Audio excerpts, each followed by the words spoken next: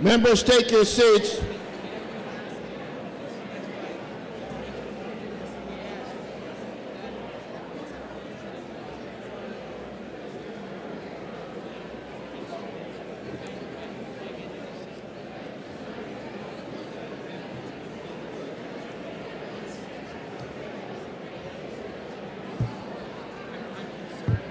Members, take your seats. We got a long day ahead of us. Sooner we get going, the quicker we'll be done.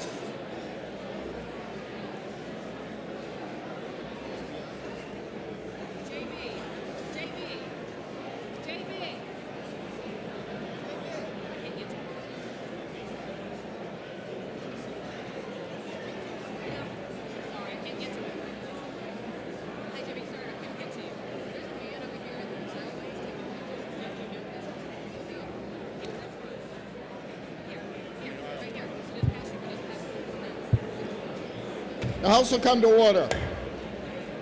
Chair recognizes the member from Auburn. Representative Osborne moves the House adjourned from the session of May 4th, 2023. Are you ready for the question? All those in favor say aye. Aye. Those opposed, nay. The ayes have it, and the House is adjourned. The House will attend to a prayer by guest chaplain, Reverend Denis C. Brunelle, interim rector at St. Paul's Episcopal Church in Concord.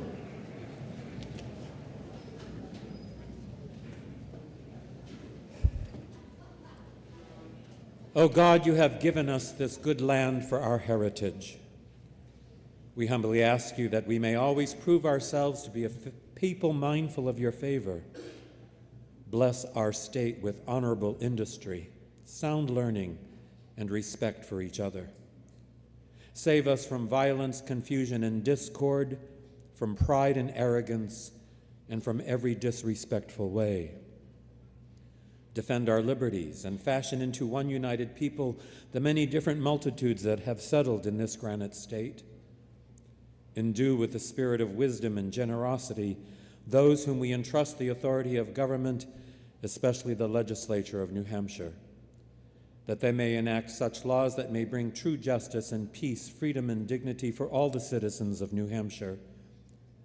In time of prosperity, fill our hearts with thankfulness, and in the day of trouble, let our willingness to honor each other prevail for the welfare of all people. Amen.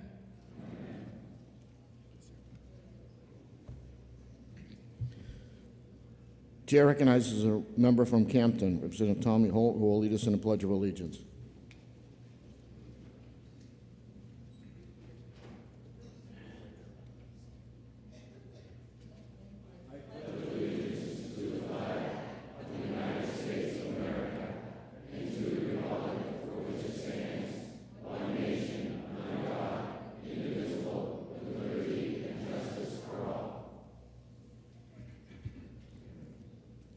The Chair now recognizes the member from Bristol, Representative Carroll Brown, who will now sing our national anthem.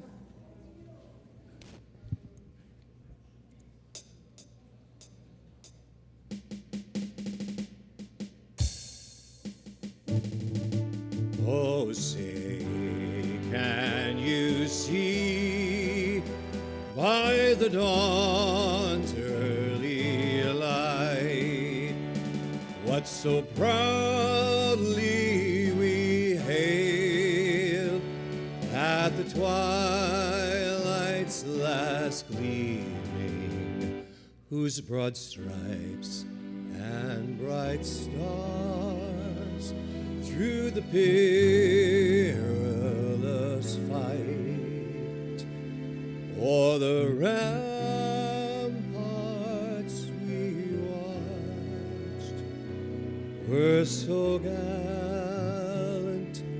streaming, and the rocket's red glare, the bombs bursting in air, gave proof through the night that our flag was still there. Oh, say does that star-spangled banner yet wave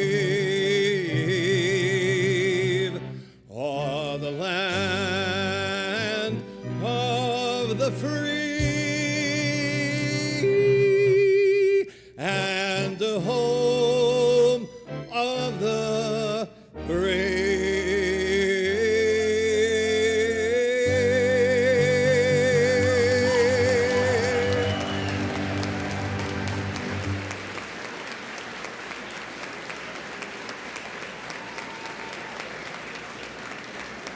Thank you.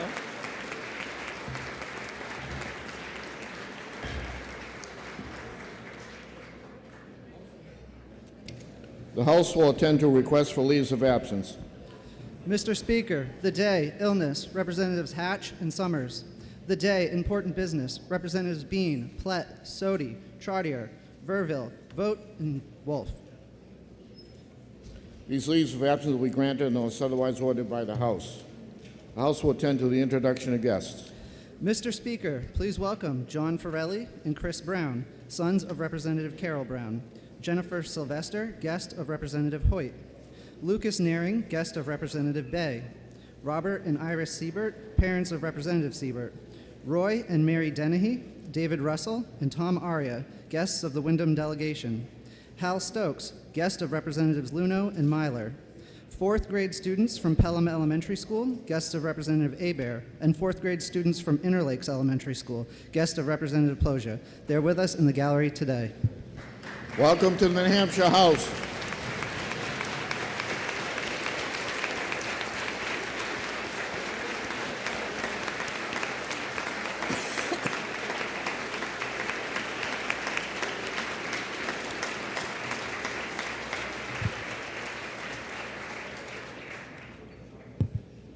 The chair recognizes Representative Grody and Kate Murray for memorial remarks for the former member from Newcastle, the Honorable David Borden.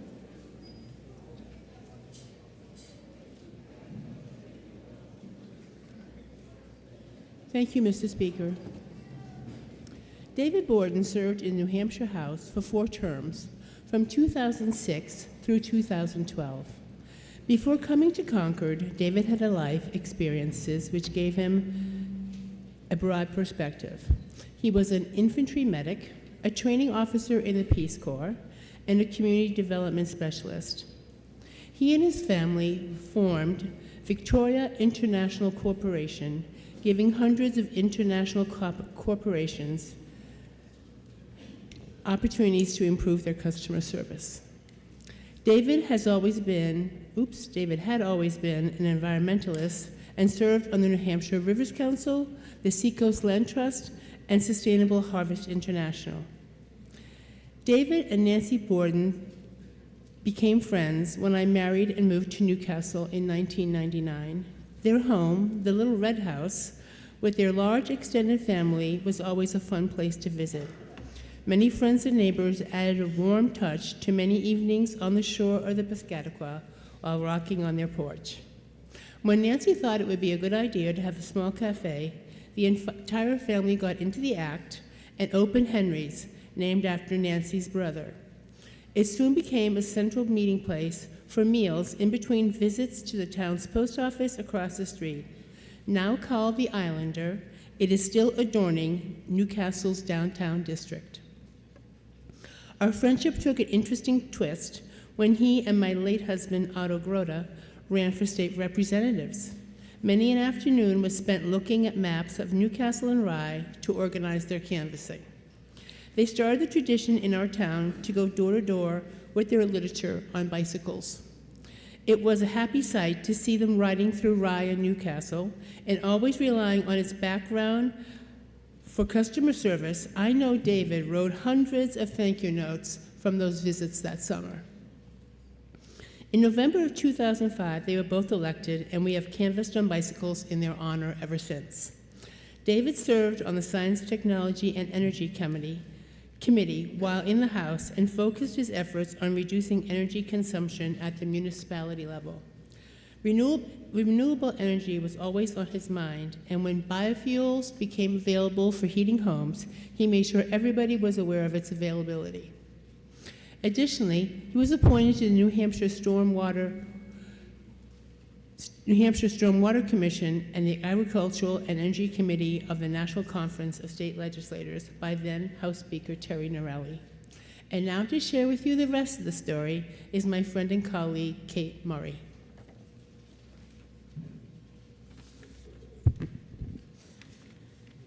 Dave Borden passed away Wednesday, May 3rd, 2023. He was born April 14th, 1936, and raised on a farm in Vermont. As you heard, his fingerprints can be found all over New Hampshire on projects that will continue to benefit Granite Staters. One of his last projects was to initiate in the town of Newcastle the Safe Path, which affords a safe walking path along Route 1B all through Newcastle for children going to school, walkers, runners, families with strollers. The path is nearing completion. Newcastle is a small, tightly knit community where word travels quickly. So when David decided not to run again, word got back to me that my name was being bandied about as someone to run for his seat. I'd never considered the idea before, and my first reaction is that the legislature was not for me. I knew there was going to be a meeting to discuss the possibility of my running, and I figured I had better go to protect myself from absentee volunteerism. You know, when you leave to use the restroom and you come back and now you're chair. No. Yet after the meeting and hearing people talk, I could reconsider it, and here I am. David took on the role of mentor, teacher, guardian angel, debate partner, so many roles I could not list. He told me that he would go campaigning with me door to door in Newcastle and in Rye. We walked and we cycled and we drove. I was the only one who fell off the bike. And I wish I knew how many miles that we traveled. Every time before we went out, I told him, you don't have to go with me. I can do this by myself, and there are tons of other people who are willing to go with me. He told me that he wasn't exactly doing this for me, even though he was. But he went on to add that he was doing this so that when my tenure was over, it would be my turn to go door to door with the person who followed me, just as he was doing with me now. I did not know that was going to be part of the job, but I can see that's exactly what I will be doing. It's like, thanks a lot, David, for that. But this defines an important characteristic, which made David so special. He did not think a lot about the present, or even the near future. He was thinking always of the long, long game. He was never thinking of himself. He was thinking of others. He was the farmer who planted the trees that he would never taste, but that would be enjoyed and valued by every subsequent generation. There are many of these trees in Newcastle, many more across the state of New Hampshire. This is his legacy, and this creates and ensures his immortality. Thank you, David. You are loved, and you sure will be missed. Thank you. Please rise for a moment of silence in honor of our former member.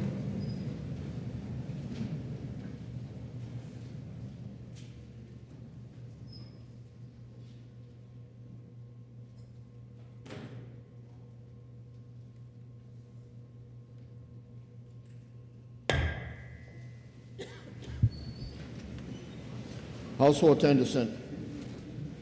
What reason, member rise? Mr. Speaker, I move the memorial remarks be placed in the permanent journal. Without objection. House will attend to Senate messages. Mr. Speaker, the Senate concurs with the House in the passage of the following entitled bill with amendment, and the passage of which amendment the Senate asks the concurrence of the House. House Bill 252, exempting certain agricultural operations from certain municipal noise ordinances. Representative Aaron moves we concur and is recognized to speak. Thank you, Mr. Speaker. This bill was amended by the Senate to remove agritourism from the municipal noise ordinance exemption that was in this bill. And our committee concurs, and we hope that you will agree with us and vote to concur with this bill. Thank you. The motion is to concur with the Senate message on House Bill 252. Are you ready for the question? All those in favor say aye. Aye. Those opposed, nay. The ayes have it.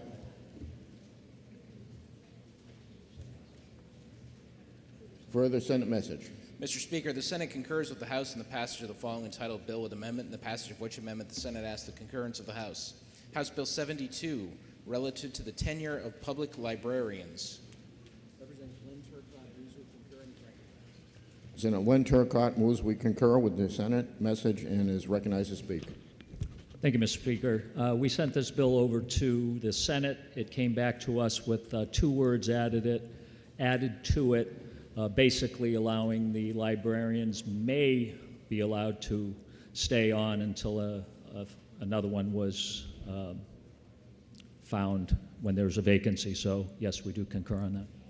The motion before us is to concur with the Senate message on House Bill 72. Are you ready for the question? All those in favor say aye. Aye. Those opposed, nay.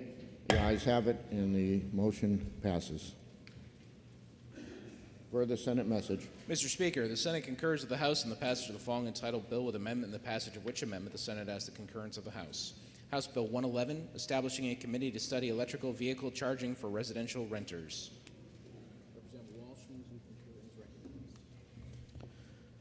Representative Walsh moves we concur and is recognized to speak. Thank you, Mr. Speaker. The original bill had 3 representatives on this valuable committee and 3 senators. The Senate amendment changes it to 1 senator. 1, 3, 5, 8, it really doesn't matter. They rarely show up anyway. We ask that you concur. The motion before us is to concur on House Bill 111. Are you ready for the question? All those in favor say aye. Aye. Those opposed, nay. The ayes have it, and the motion is adopted. Recognize the clerk for a further Senate message. Mr. Speaker, the Senate concurs with the House in the passage of the following entitled bill with amendment, and the passage of which amendment the Senate asks the concurrence of the House. House Bill 137, relative to boating safety equipment rules and vessel numbering rules, and establishing a committee to study boat registration fees. Senator Walsh moves that we concur and is recognized to speak. Thank you, Mr. Speaker. The Senate amendment simply adds 1 organization to this committee, the New Hampshire Camp Directors Association. We ask that you concur. Motion before us is to concur on House Bill 137. Are you ready for the question? All those in favor say aye. Aye. Those opposed, nay. The ayes have it, and the motion is adopted. Chair recognizes the clerk for a further Senate message. Mr. Speaker, the Senate concurs with the House in the passage of the following entitled bill with amendment, and the passage of which amendment the Senate asks the concurrence of the House. House Bill 268, relative to the furnishing of special number plates to the Liquor Commission, Division of Enforcement and Licensing, and official cover plates for the House and Senate clerks.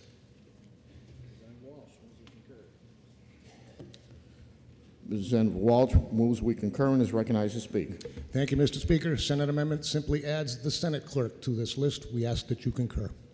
The motion before us is to concur on House Bill 268 FN. Are you ready for the question? All those in favor say aye. Aye. Those opposed, nay. The ayes have it, and the motion passes. We now move on to the consent calendar. Mr. Speaker, from the Committee on Criminal Justice and Public Safety, Senate Bill 58, removed by Representatives Hull, Leon, Hines, Tom Mannion, Reed, Granger, Gerhard, Post, Horrigan, and Burnham. From the Committee on Resources, Recreation, and Development, Senate Bill 60, removed by Representatives Hines, Tom Mannion, Reed, Granger, Hull, Phillips, Wheeler, Diane Kelly, McCarter, and Cushman. From the Committee on Resources, Recreation, and Development, Senate Bill 160, removed by Representative Hines, Reed, Horrigan, Granger, Santanastaso, Tom Mannion, Burnham, Gerhard, Hull, and Phillips. From the Committee on Science, Technology, and Energy, Senate Bill 54, removed by Representatives Corman, Vose, Kaplan, Nodder, Doug Thomas, Wendy Thomas, Summers, Munns, Bernardi, and McGee. Are there any other bills removed from the consent calendar? Representative Osborne moves that the consent calendar with the relevant amendments as printed in the day's House record be adopted. Are you ready for the question? All those in favor say aye. Aye. Those opposed, nay. The ayes have it, and the consent calendar is adopted. The House will now attend to the regular calendar. Will everybody make sure you turn on your voting stations?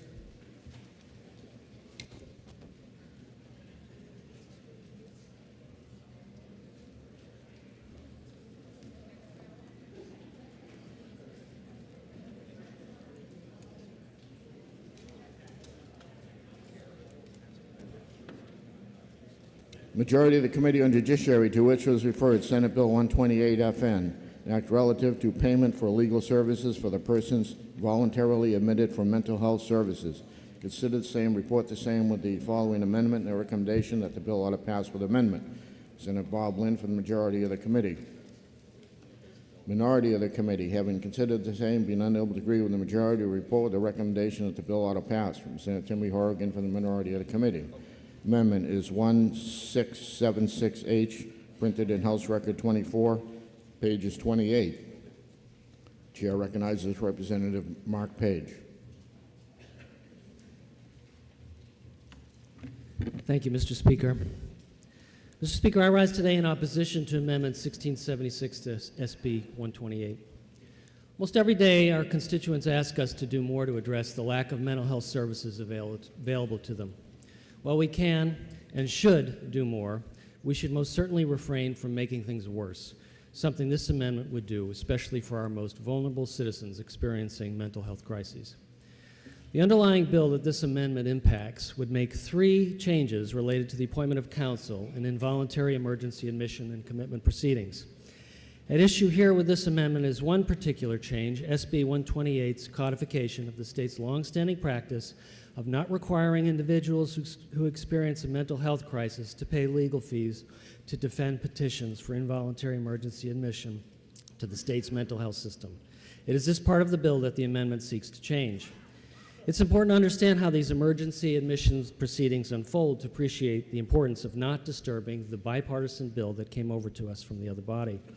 Generally, involuntary commitment starts when someone files an involuntary emergency admission or an IEA petition, stating that a person has a mental illness causing them to be a danger to themselves or others.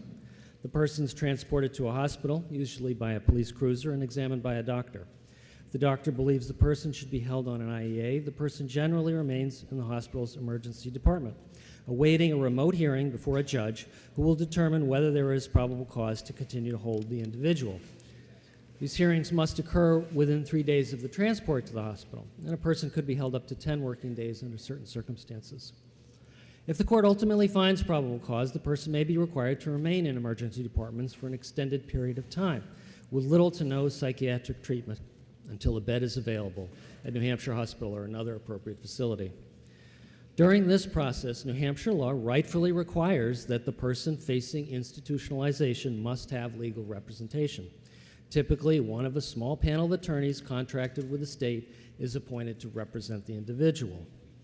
This amendment would require non-indigent individuals to pay for their court-appointed attorneys, a cost which currently averages $100 per IEA case and may not exceed $600 per involuntary commitment cases. If a court cannot determine indigency, which will be likely in most cases, The Office of Cost Containment makes the determination and could pursue collection. At first blush, this amendment might seem fair. It says if someone is indigent and cannot pay for legal representation, they should not pay. In the alternative, if they are not indigent, they should pay legal representation costs. The amendment resolves any free rider problem to the extent it exists, it would seem. But the amendment's a study in paradox. While it may appear to make things fair and serve the taxpayer interests, it does just the opposite. To begin with, it is fundamentally unfair to force someone in a mental health crisis for required legal representation in a proceeding intended to deprive them of their liberty and brought against them only because they are in crisis. They would be forced to pay for that.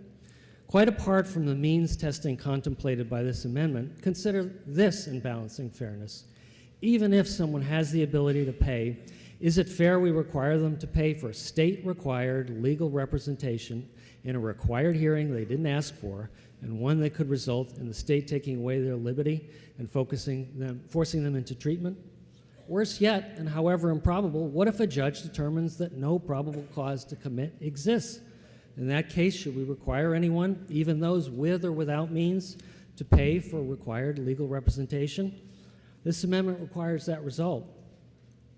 Moreover, and we heard testimony to this effect, pursuing collection of a payment only exacerbates someone's mental health crisis, thus effectively contributing to the very conditions that led to the involuntary proceeding.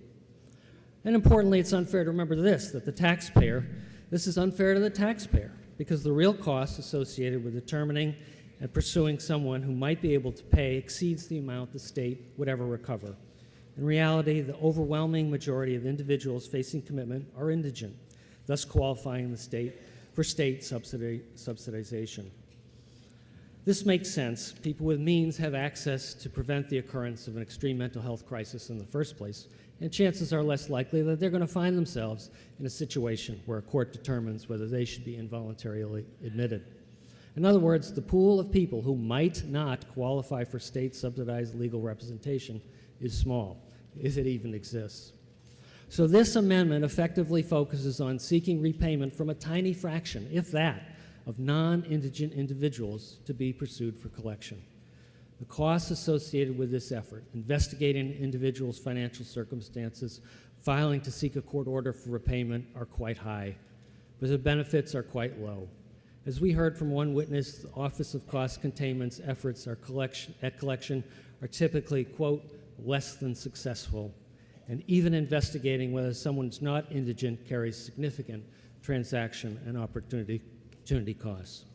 In sum, the amendment creates costs too high to the taxpayer and too high in costs of disregarding principles of fundamental fairness, and I urge my colleagues to reject this amendment. Thank you, Mr. Speaker. Chair recognizes Representative Lynn.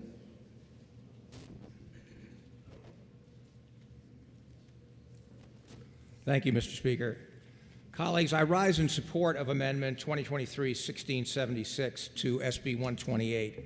SB 128, as it came to us from the other body, does two things. First, it transfers responsibility for making payments for legal counsel provided to indigent persons sought to be involuntarily admitted to the state's mental health system from the Department of Health and Human Services, where such responsibility currently lies, to the Judicial Council, which is responsible for the payment of legal counsel for other types of cases, such as criminal, juvenile, and abuse and neglect cases. This part of the bill makes perfect sense, and nothing in the proposed amendment changes this aspect of the bill. However, the other thing that the bill does is to eliminate the requirement that persons who can afford to pay for legal counsel be required to do so. The requirement that persons who can afford to do so pay for legal counsel in involuntarily admission proceedings has been a part of our law since RSA Chapter 135C was first enacted in 1986. And I respectfully submit there has been no showing made of any reason to change that requirement. Yet the way SB 128 is currently worded, if a very wealthy person, and yes, it is not only poor people who can suffer from mental illness, were petitioned to be involuntarily admitted, such person would have the right to a court-appointed attorney, and the state would have no ability to recover payment of the costs of providing such services from the person in question. There is simply no valid reason for placing this cost burden on the taxpayers when the person in question has the ability to repay. The amendment before you changes this part of the bill so as to require repayment of the costs from, and I have to emphasize this, from persons who are able to do so.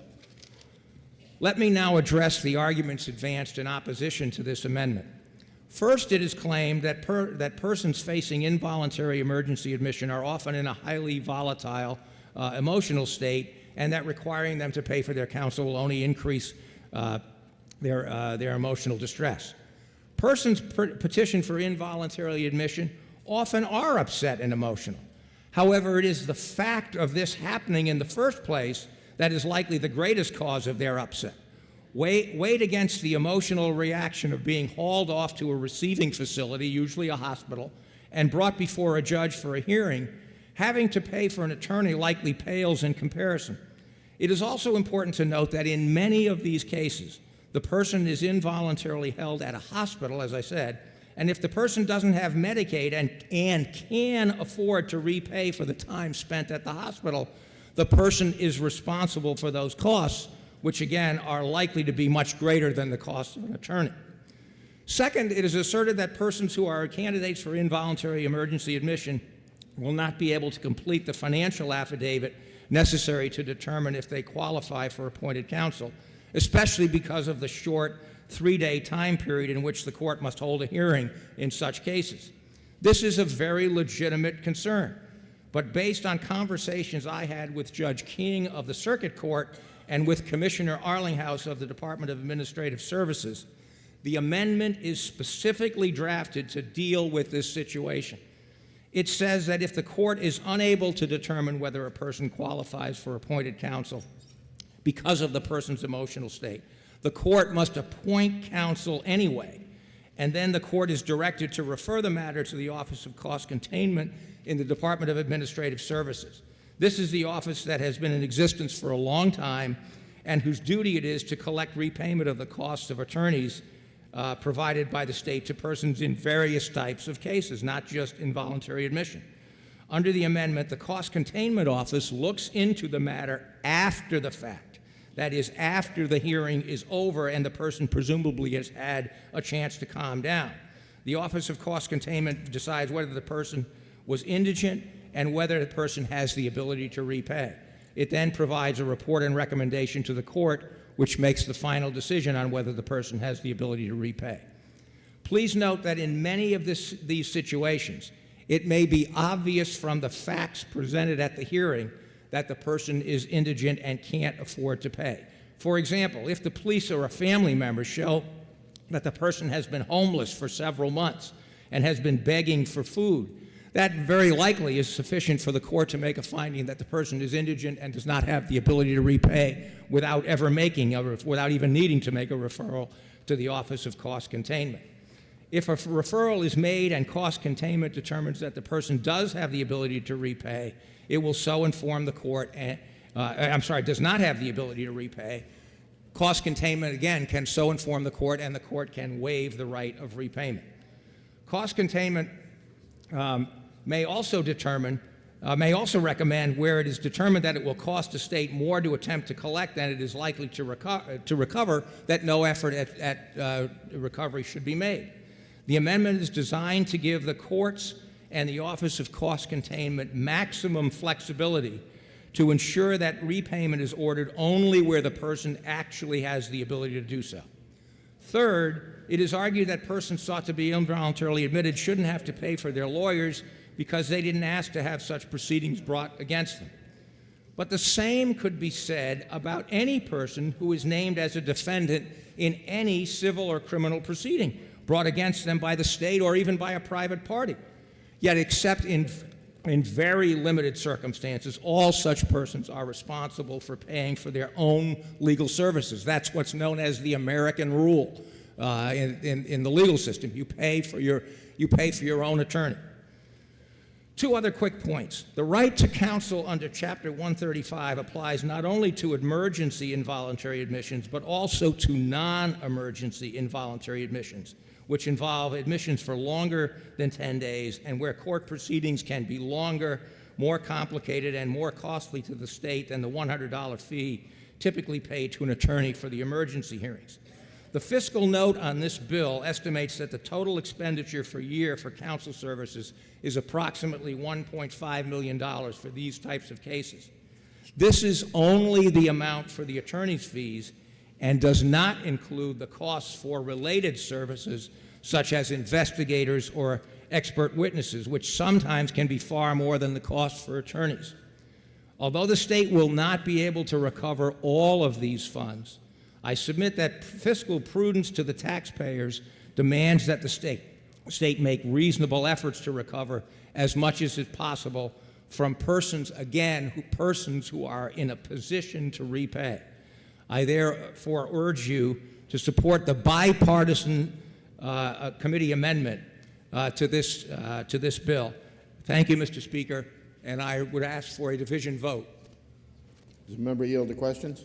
Yes. Member yields. You may inquire. Thank you, Representative, for taking my question. That was a lot of words. But out of it, I think most of us want to know, if someone can repay, they would have to repay. How much are we talking about? Isn't it capped? What's the amount these people would have to repay, if you can? Yes, under the law as it now stands, and this bill would not change this aspect of it, the amount of the fees for attorneys are set by the court, and as as the prior speaker mentioned, for involuntary emergency admission, that's the admission for the 10-day period. The fee right now is $100. For the longer ones, which which can be for much more than 10, the fee right now is $600 for the attorneys. But again, bear in mind that does not include the other services, which sometimes can be much more than the amount of the attorney's fees. Thank you. And I do ask for a division vote if I could, Mr. Speaker. A division has been requested. Members will take their seats.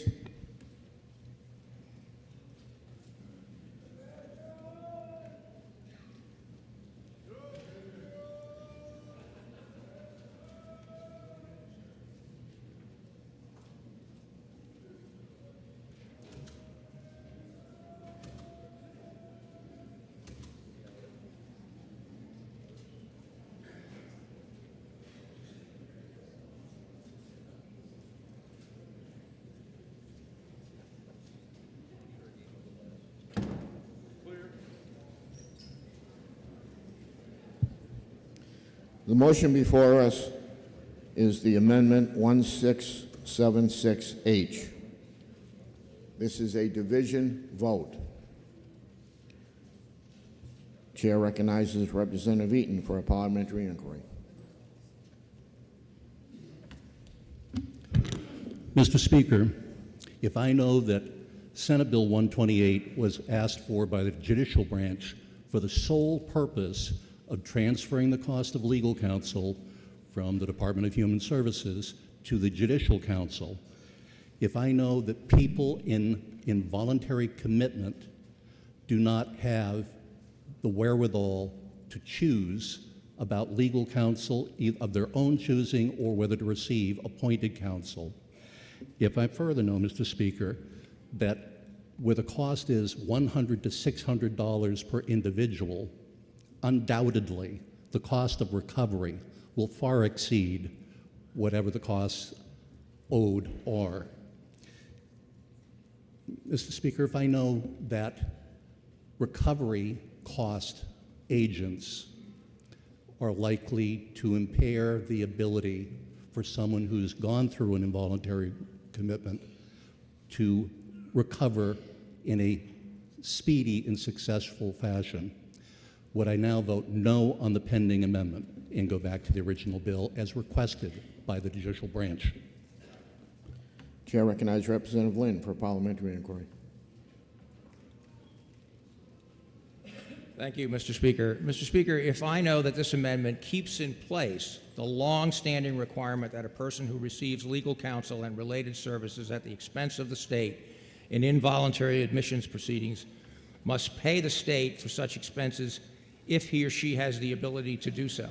And if I know that the amendment is worded in such a way as to give the Office of Administrative Services, which has expertise in this collection area, not only in these kind of cases, but in all other kinds of cases, and is not in any way a heavy-handed collector, and can exercise its discretion to waive collection where it either feels that the person doesn't have the ability to, or that it would cost more, then would I keep this aspect of the law the way it is by pressing the green button to approve this amendment. Thank you, Mr. Speaker.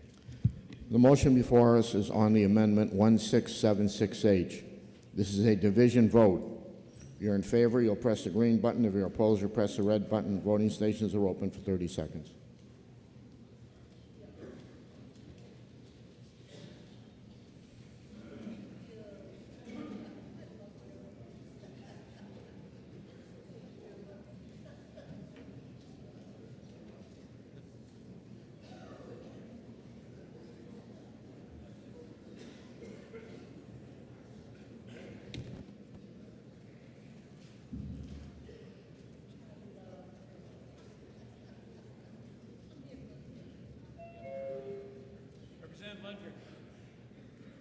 Representative Lunder, thank you.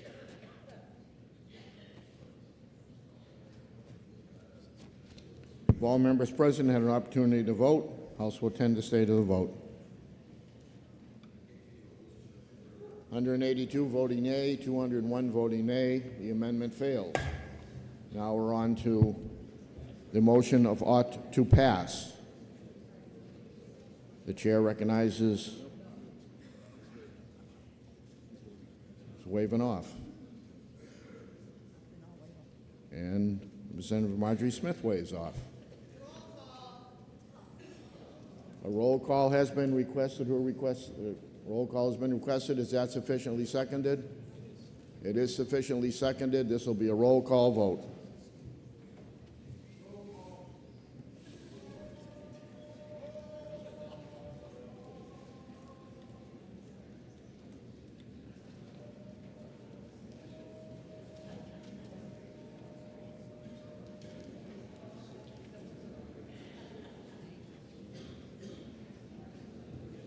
Not yet.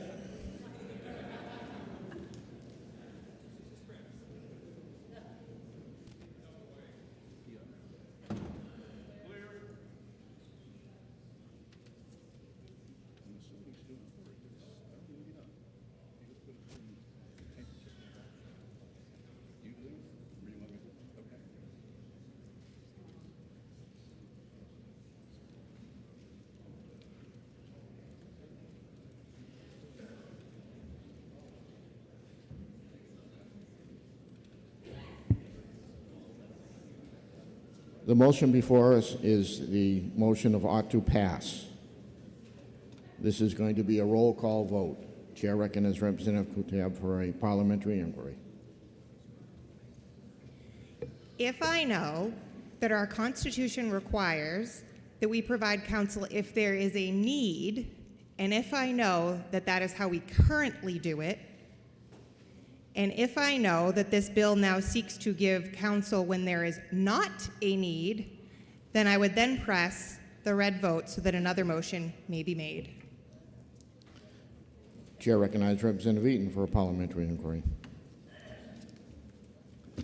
Mr. Speaker, if I know by virtue of the statement involuntary commitment, counsel is required, and if I know the bill on a bipartisan basis simply moved to change who pays the bill, not whether it gets paid, who pays it. And Mr. Speaker, if I know that people in crisis are not simply upset, they are in crisis and need legal counsel, would I now vote yes on the bipartisan vote for SB 128? The motion before us is ought to pass on Senate Bill 128. This is a roll call vote. If you're in favor, you'll press the green button. If you're opposed, you'll press the red button. Voting stations are open for 30 seconds.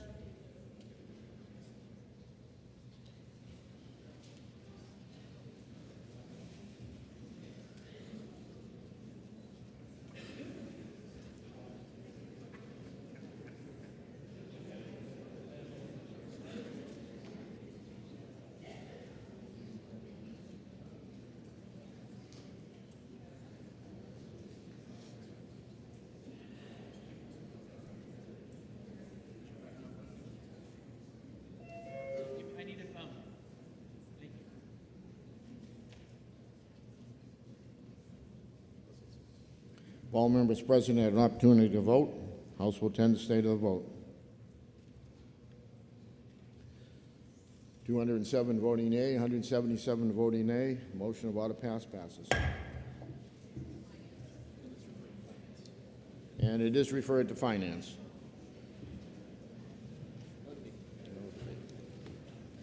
Committee on Public Works and Highways, to which was referred Senate Bill 258.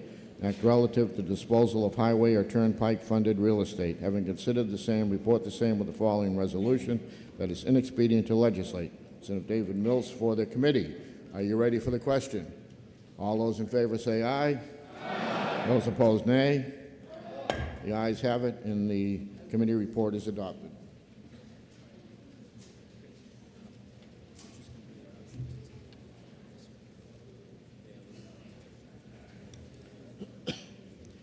Majority of the Committee on Resource Recreation Development, to which was referred Senate Bill 164 FN Local, an act relative to consideration of the biodiversity in the Land and Community Heritage Investment Program. Having considered the same, report the same with the following resolution. Resolved that it's inexpedient to legislate. Senator Andy Renzullo from the majority of the committee. Minority of the committee, having considered the same, being unable to agree with the majority, report the recommendation the bill ought to pass. Senator Jessica LaMontagne for the minority of the committee. Chair recognizes Representative Vail for a motion. Thank you, Mr. Speaker. I make a motion to table this bill.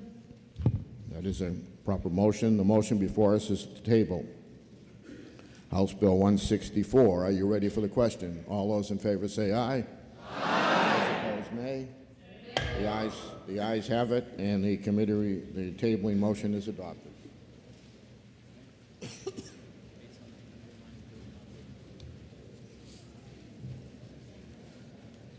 Majority of the Committee on Ways and Means, to which was referred Senate Bill 120 FN, an act relative to charitable gaming license applications, wages, stakes, and bonds. Consider the same, report the same with the following amendment, a recommendation that the bill ought to pass with amendment. Senator Walter Spilsbury from the majority of the committee. Minority of the committee, having considered the same, being unable to agree with the majority, report with the following resolution. Resolved that it's inexpedient to legislate. Representative Richard Ames from the minority of the committee. The amendment is 1577H, printed in House Record 24, page 28. Are you ready for the question on the amendment? All those in favor say aye. Aye. Those opposed, nay. The ayes have it, and the amendment is adopted. The chair recognizes Representative Malloy.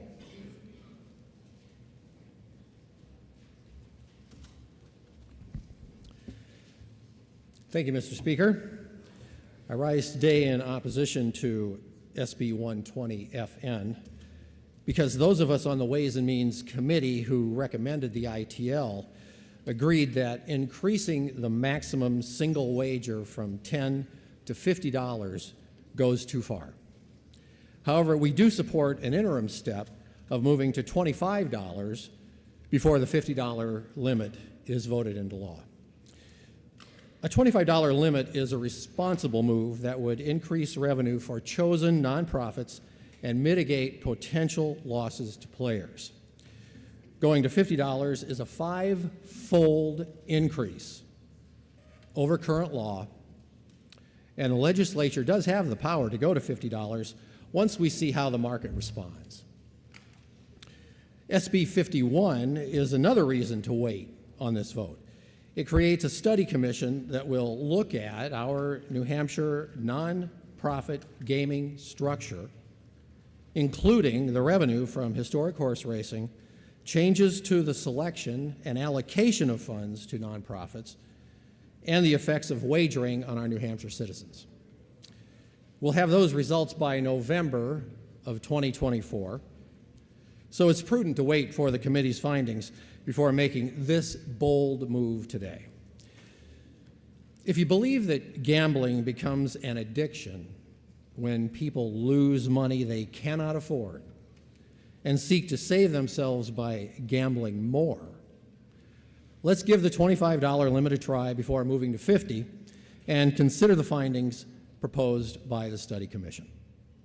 I believe we'll make a more informed decision about the risks of problem gambling and the amount of money raised for the chosen New Hampshire nonprofits. Thank you very much. Chair recognizes Representative Spilsbury. Thank you, Mr. Speaker. Mr. Speaker, colleagues, I rise in support of SB 120, which makes a host of changes to current law governing charitable gaming, essentially for the purpose of reducing bureaucratic hurdles and raising various caps that have been placed more or less since 2006. The only point of difference between the minority and the majority is the one question just addressed, whether to raise the current cap from $10 to $50. The perception seems to be that the amount we raise the cap to is going to make a difference in where the general or typical or average wager is placed. We don't believe that's true. Currently, with a $10 cap, the typical wager is $1 or $2. That's where most participants play. So the point of the cap is not to elevate the practices of the typical gainer. The point of the cap is to allow gaming operators to appeal to and draw in a narrow niche of high-stakes gamers, many of whom are coming across the border to where most of these operations are played. We don't believe there's a harm. The bill is a very good bill across the board, and this is not a sufficient reason to vote against it. Please support the committee's OTPA.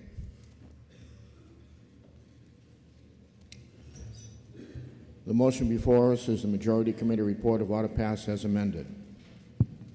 Are you ready for the question?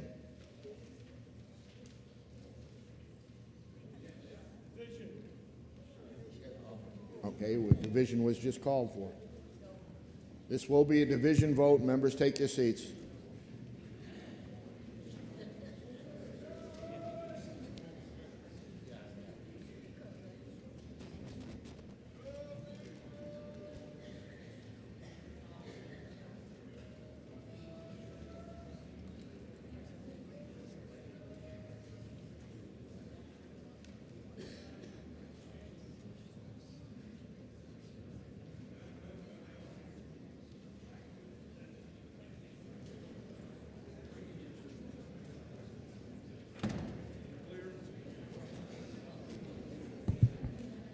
The motion before us is order passed as amended on House Bill 120. This is a division vote. Chair recognizes Representative Bolton for a parliamentary inquiry. Thank you, Mr. Speaker. If I know that as executive director of a New Hampshire nonprofit that I find charitable gambling very helpful in supporting many charities throughout the state, and if I know that previous House votes have supported increasing the single wager from $10 to $25. But if I also know that an increase to $50 goes too far and may contribute to problem gambling, would I now press the red button and oppose passage of SB 120? Thank you, Mr. Speaker. Chair recognizes Representative Doucette for parliamentary inquiry. Thank you, Mr. Speaker. Mr. Speaker, if I know this body has supported charitable gaming for the last, I believe it's 17 years. I also know that the House approved a bill that did have the $25 max bet in it, and that went to the wayside on the other side of the wall. And if I know that the charities count on these dollars, and we cannot let the perfect be the replacement for the good. Would I vote green on the ought to pass motion? The motion before us, the majority committee report of ought to pass as amended on Senate Bill 120. This is a division vote. If you're in favor, you'll press the green button. If you're opposed, you'll press the red button. Voting stations are open for 30 seconds.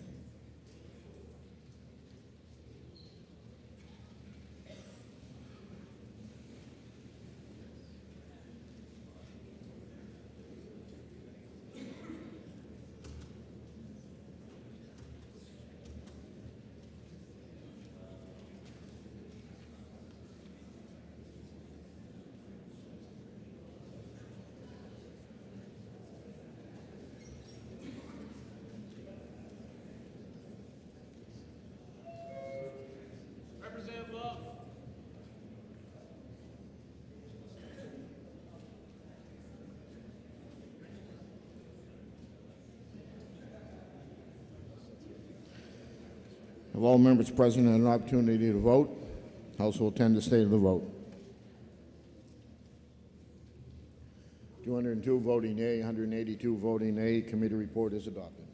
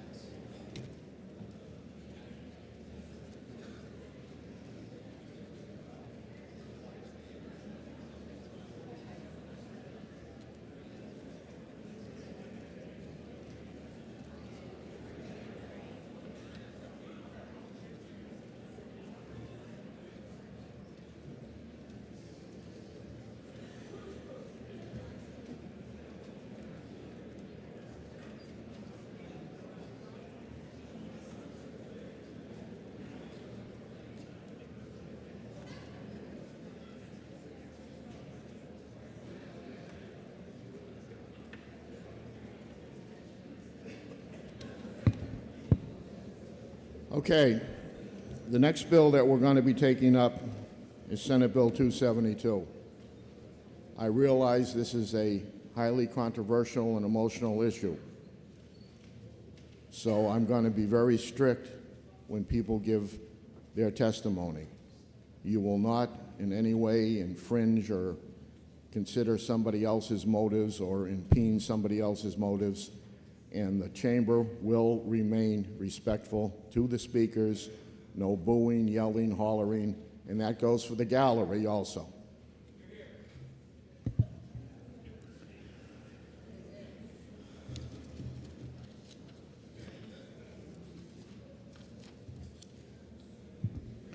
Committee on Education, to which was referred Senate Bill 272 FN, establishing a parental bill of rights in education. This comes to us without recommendation. Representative Ladd moves ought to pass. The first amendment is the bill's on second reading, open to further amendment. Oh, for what reason does a member rise? I move indefinite postponement of Senate Bill 272.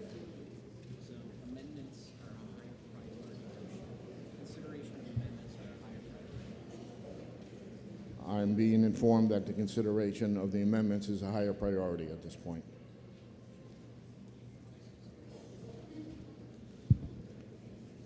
So we're on to the First Amendment, which is Floor Amendment 1818.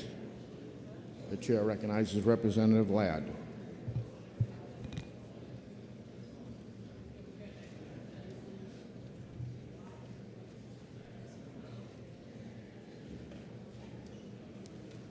Thank you, Mr. Speaker. Amendment 1818 is 272. This amendment would change the definition of school that's within this bill. Currently, the definition in the bill states that a school is, without limitation, any school board, school district, school administrative district, or public charter school. The amendment changes that definition to read those organizations I just mentioned and any entity that directly or indirectly receives state funds for education. So now we've opened this thing up and we've gone a lot farther than the law will actually permit us to go. Up in my neck of the woods, a number of our students attend elementary school in Vermont. Samuel Morey School down in Orford is in Fairleigh, Vermont, and part of the interstate government district we have up there between Fairleigh, Vermont, and Orford, New Hampshire. So now what we're doing, we're passing legislation here that's going to authorize or try to authorize what's happening to New Hampshire students in another state governed by state laws of that state, and also that intergovernmental school district is governed by articles of agreement and policies and school board decisions approved by the Congress of the United States of America. So we're going to override that as well. Not a bad idea, but we shouldn't be doing it. Also, there are a number all up and down that Connecticut River. We have our students going to schools and entities which receive funds from the state of New Hampshire. Our career technical education centers, we have 5 receiving centers in Vermont to take our students from New Hampshire. What we're again doing is passing legislation which is going to tell how the state over there is going to do their business.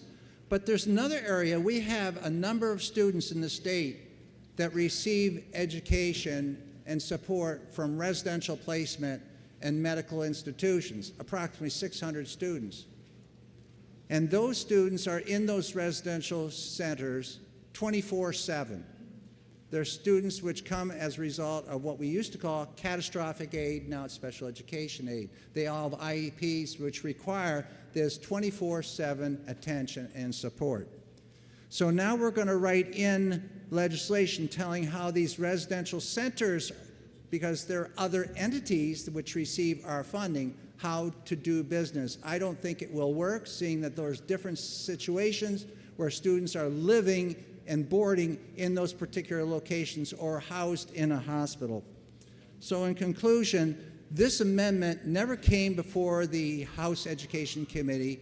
This error would have been caught, but no, it's a floor amendment, and we did not have a proper hearing on it. It is simply not ready for legislation. Thank you very much, Mr. Speaker. The motion before us is Floor Amendment 1818. Senator Sweeney has requested a roll call. Is that sufficiently seconded? It is sufficiently seconded. This will be a roll call vote on the amendment. Members, take your seats.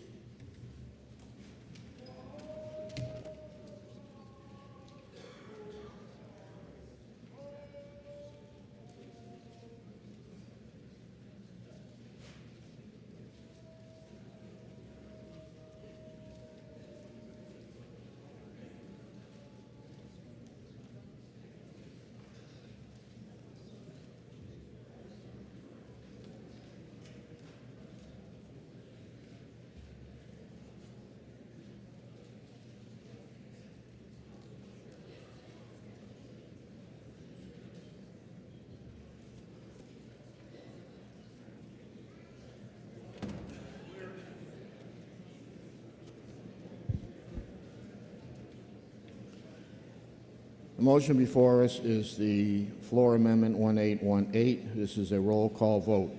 Chair recognizes Representative Magliore for a parliamentary inquiry. Thank you, Mr. Speaker. Mr. Speaker, if I know parents' rights should follow a student regardless of the school they attend, and if I know that non-public schools should be subject to the same state regulations as public schools, especially when accepting funds, then would I press the green button to support this amendment? Thank you, Mr. Speaker. Chair recognizes Representative Ladd for parliamentary inquiry.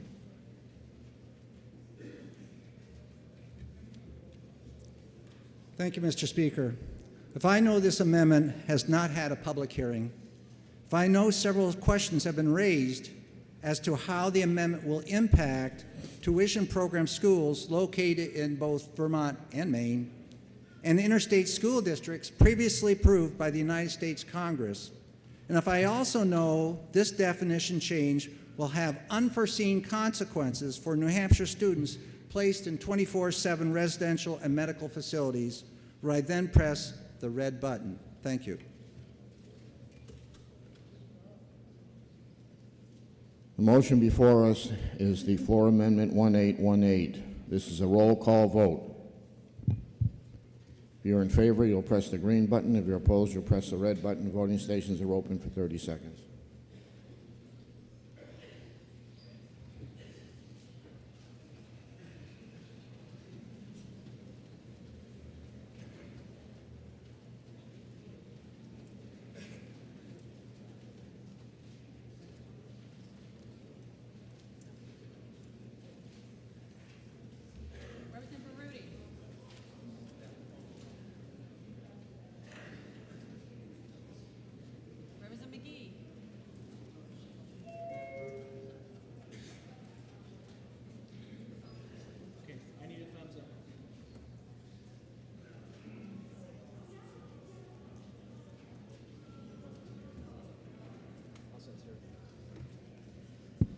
All members present had an opportunity to vote. House will attend the state of the vote. 196 voting yea, 188 voting nay. Committee amendment is adopted. Floor amendment is adopted. The next floor amendment is offered by Representative Merchant, 1819. There is no debate. We will have parliamentary inquiries. Representative Sweeney has requested a roll call. Is that sufficiently seconded? It is sufficiently seconded. This will be a roll call vote. Members take their seats.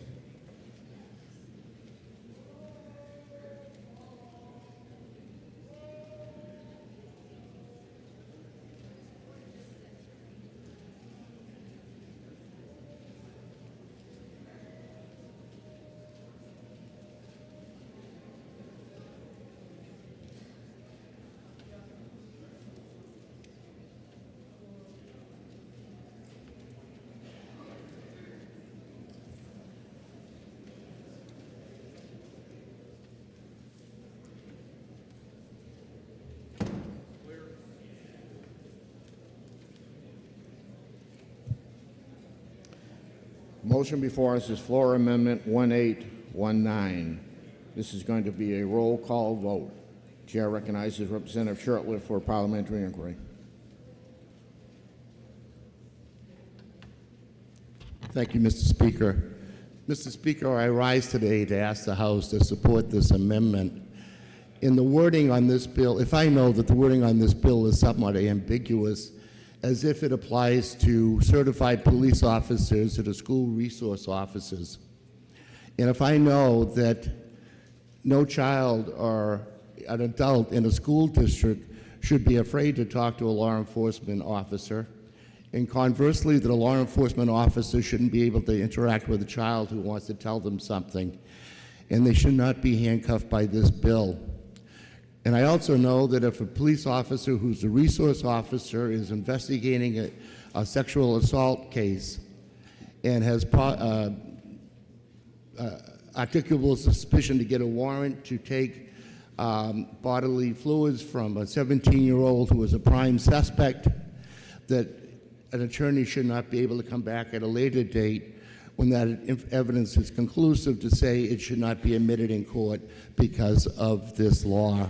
I would ask the House to please vote green on this amendment and not handcuff our law enforcement officers in New Hampshire.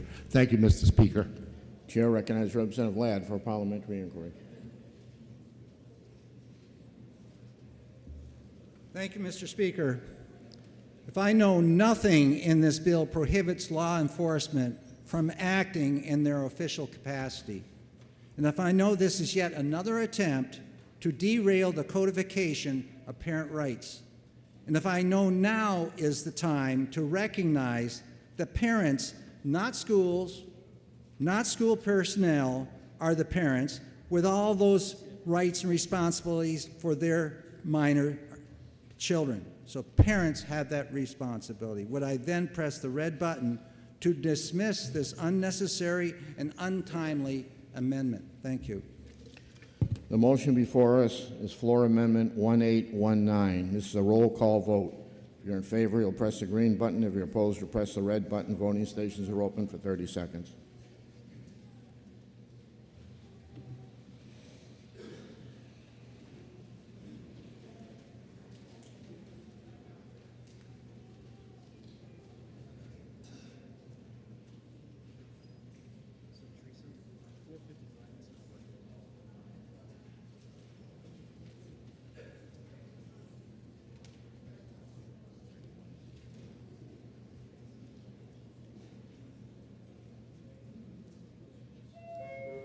Representative Munns.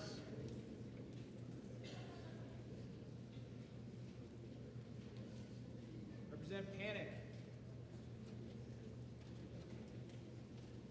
Representative Dolan.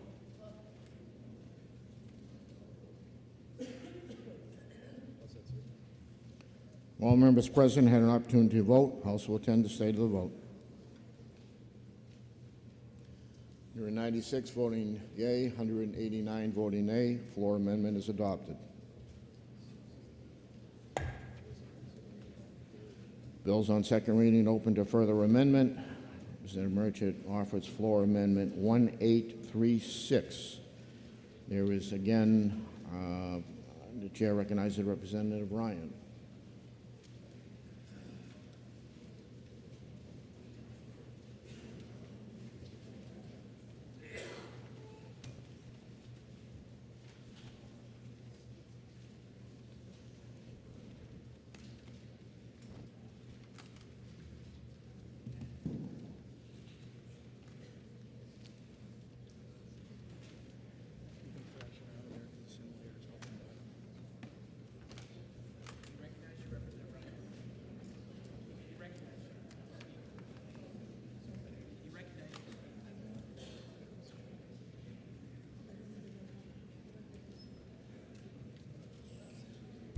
My apologies. Thank you, Mr. Speaker.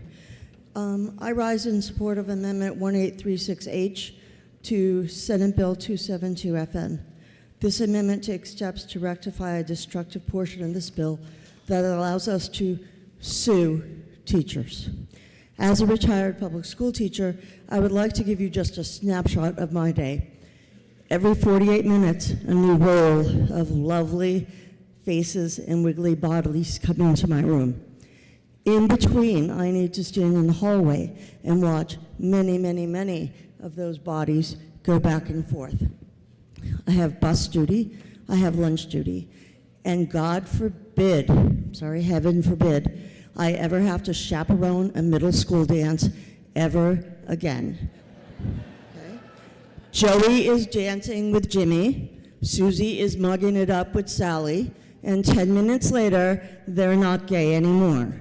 No disparaging of the children who truly have those issues. But if I have to keep a record and call every one of those parents every single time I see Susie and Sally hugging in the hallway, we will never have another public school teacher again. I strongly encourage you to go to your public schools and substitute for your less than $100 a day and see for your very own self what this bill will do to our public schools and our teachers. Thank you. The motion before us is floor. Will the member yield to a question? Will a member yield to a question? Member does not yield. Representative Sweeney has requested a roll call. Is that sufficiently seconded? It is sufficiently seconded. This will be a roll call vote. Members, take your seats.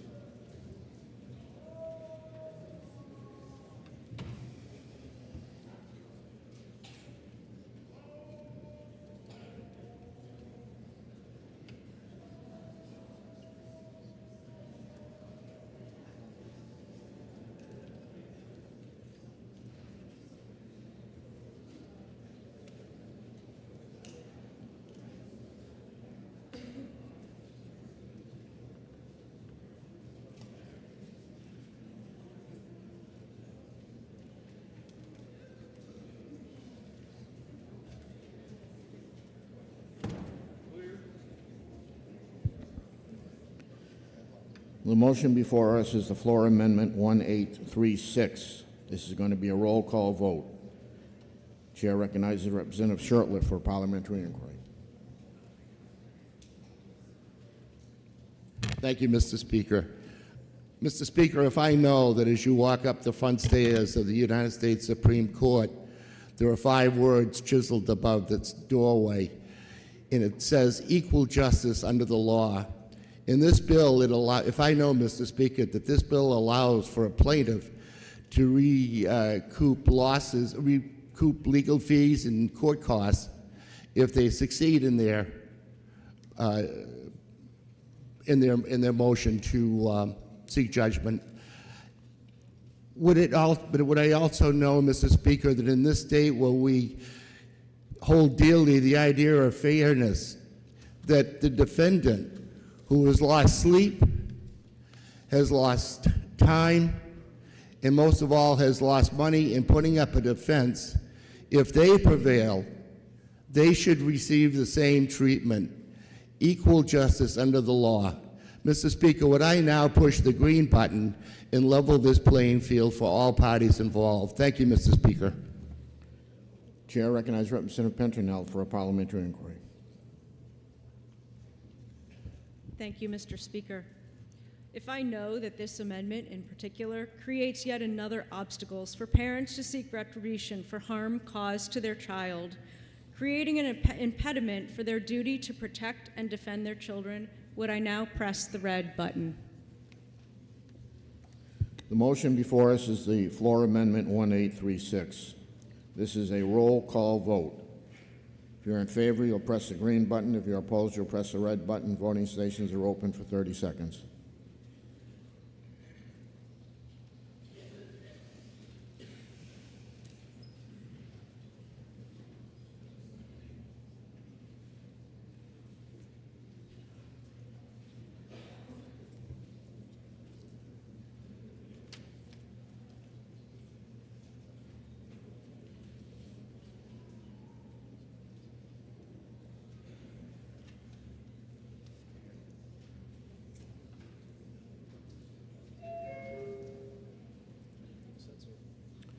If all members present have an opportunity to vote, House will attend state of the vote. 198 voting yea, 187 voting nay. The floor amendment is adopted.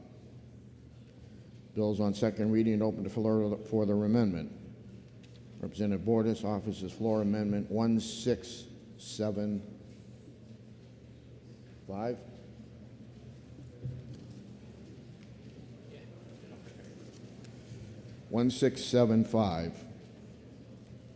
Chair recognizes Representative Houle.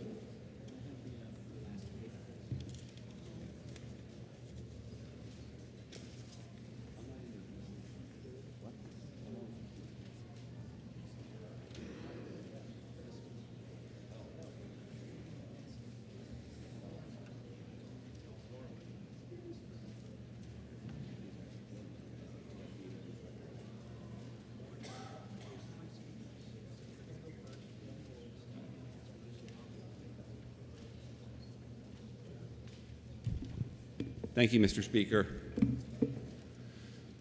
The amendment before us is short. It's less than a line long. 12 words, actually, if I don't include the RSA numbers and the letters at the end. What could go wrong with a short amendment?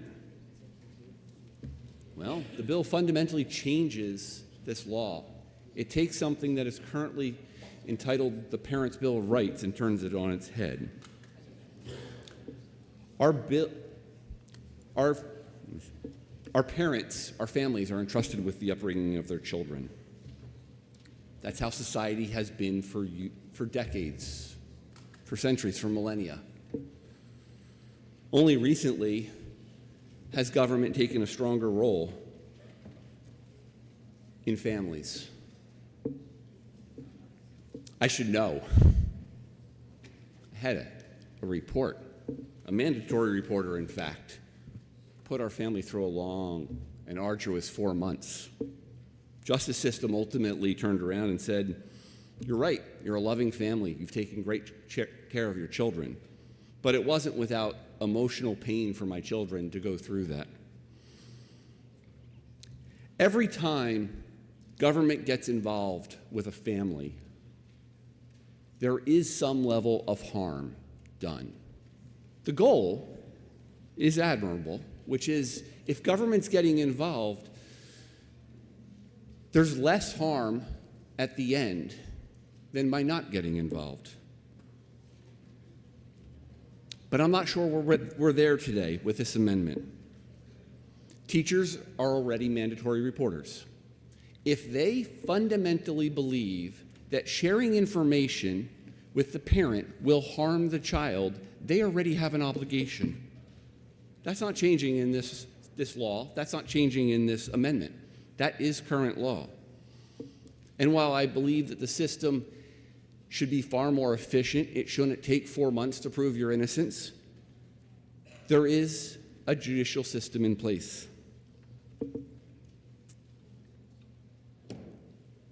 8 years ago, this chamber voted on a bill relative to 18-year-olds getting suntan, or going to the suntan salons. I don't know who was in the chamber back then. I know I was. Had a couple of votes against it. But we deemed as a legislature that we should not allow those under the age of 18 to go get a suntan. They can go hang out on their balcony all day long. That's not a problem, but they can't go to a suntanning salon. I don't know whether that was a good idea or not. There was a child who had contracted melanoma at the time, made a good argument at the committee level and eventually on the floor, and it passed. But this body decided that something as mundane as getting a suntan was worth government getting involved in. That's just what happened. What we're talking about today is something where children are far more impacted than a suntan, and I believe that the state believes that parents have a right to know that information up front. This is not about, as a prior speaker said, mandatory reporting at the middle school dance of so-and-so dance with so-and-so. I'm not sure that's what we're talking about.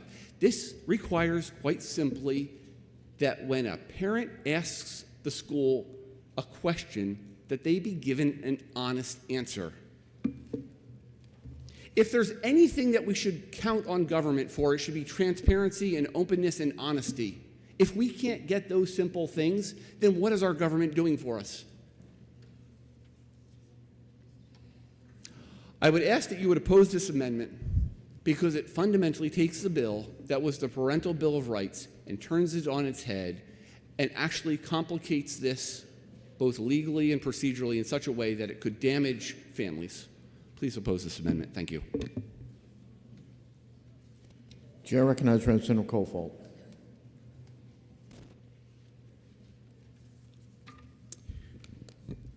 Thank you, Mr. Speaker. Like everybody else in this chamber, I have received a number of emails recently, both for and in opposition to Senate Bill 272. Interestingly, a number of those emails that oppose the bill have a subject line that speaks to the need to protect New Hampshire youth. That raises a question. Who are we protecting them from? Just this past Sunday, we celebrated Mother's Day. We elevated mothers, we put them on a pedestal, as we should. In another month, we'll celebrate the virtues of fathers and fatherhood. And yet, by deleting sections T through W in this bill, we're rolling that back. We're just not sure, this amendment says, we're just not sure that parents can be trusted. Last year, the chair of the Democratic Party famously said that if a parental bill of rights passes and parents learn that their child is gender nonconforming, there's a possibility that they might beat their child to death.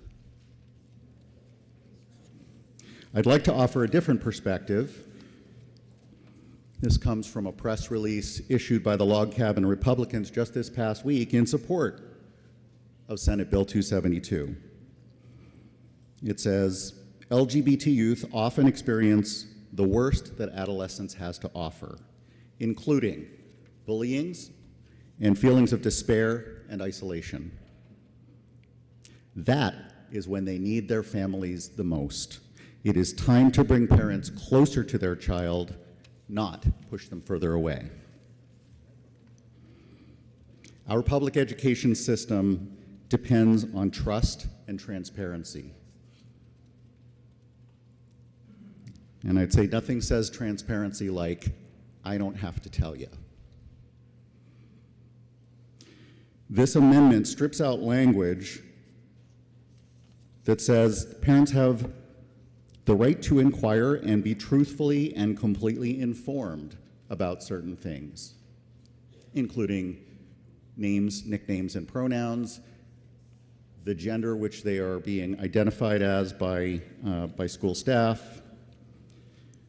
It even strips out a provision that says parents have a right to know what kind of extracurricular activities their kids are involved with. This amendment flies in the face of what we believe when we celebrate Mother's Day and Father's Day and elevate mom and dad to the role that we really recognize is vitally important in our society. Mr. Speaker, I ask my colleagues to please vote against this amendment. Thank you. Chair recognizes Representative Borders.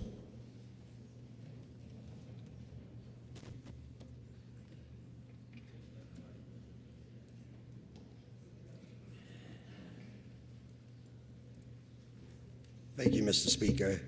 This amendment, 1675H, is a basic, simple, bipartisan compromise, taking out the most controversial parts of the so-called Parental Bill of Rights. We are focused on parental rights. Every single one in here, I'm sure, can agree we are for parental rights. What sections T through W do is target a minority group of citizens, and it actually forces teachers and guidance counselors and government interference in the children's privacy. Children also should have some privacy. Excuse me, please don't laugh. Children should have some privacy in their class, in their homes, in their schools. I know I used to go to my guidance counselor and discuss situations that I not necessarily wanted my parents to know. Well, guess what? If this bill goes with those lines in it, our guidance counselors have to rat out our students. I was going to give a big, long speech, but there's a lot of speakers here today, so I urge everyone to vote yes on this amendment. Thank you. The motion before us is the floor amendment 1675. This Representative Sweeney has requested a roll call. Is that sufficiently seconded? It is sufficiently seconded. This will be a roll call vote. Members, take your seats.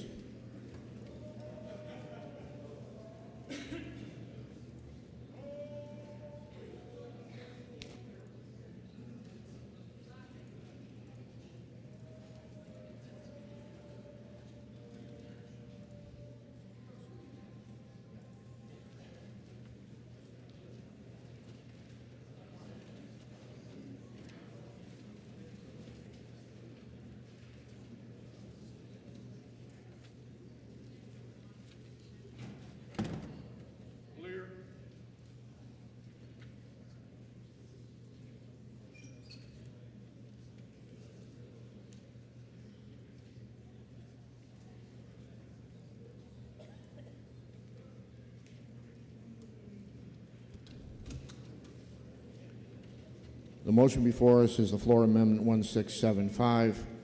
This will be a roll call vote. Chair recognizes Representative Borders for a parliamentary inquiry.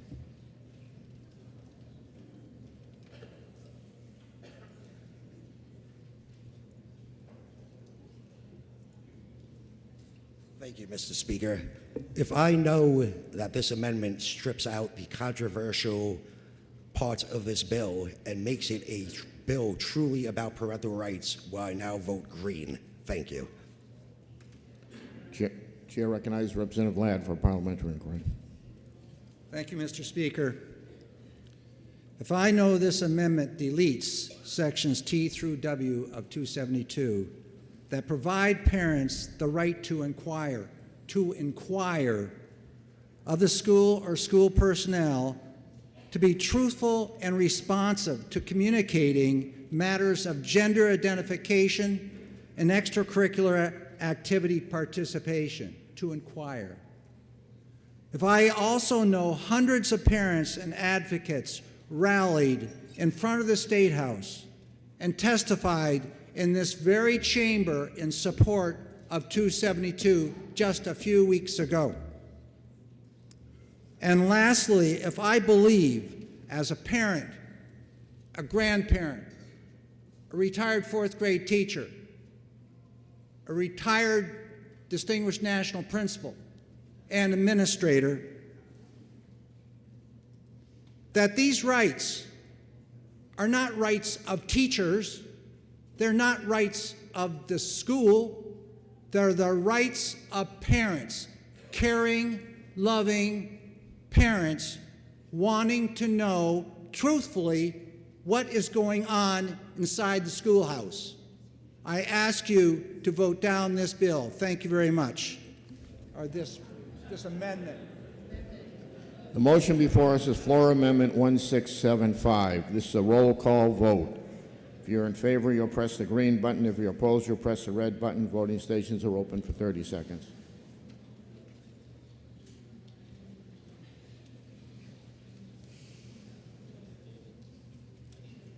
Representative Hewitt, thank you.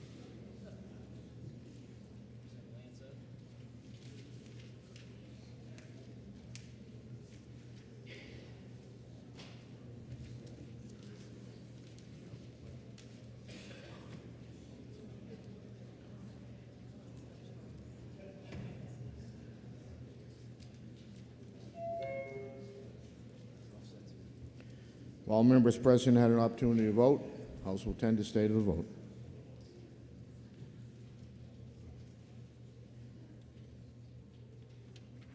(201) voting yea, 184 voting nay. Floor amendment is adopted. For what reason the member rise? Mr. Speaker, having voted on the prevailing side of the last amendment, I would like to move reconsideration of the last amendment. I would like to urge the body to vote no, and I would request a division vote, please. It is in order.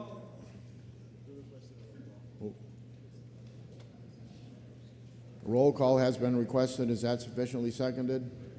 It is sufficiently seconded. This will be a roll call vote on reconsideration.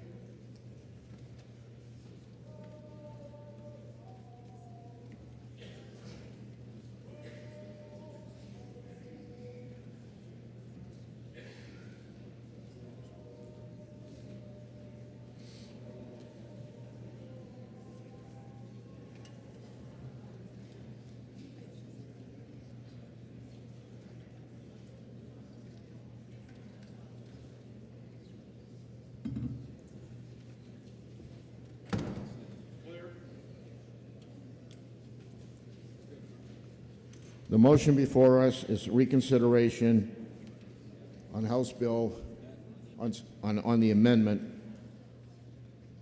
1675. This is a roll call vote. If you're in favor, you'll press the green button. If you're opposed, you'll press the red button. Voting stations are open for 30 seconds.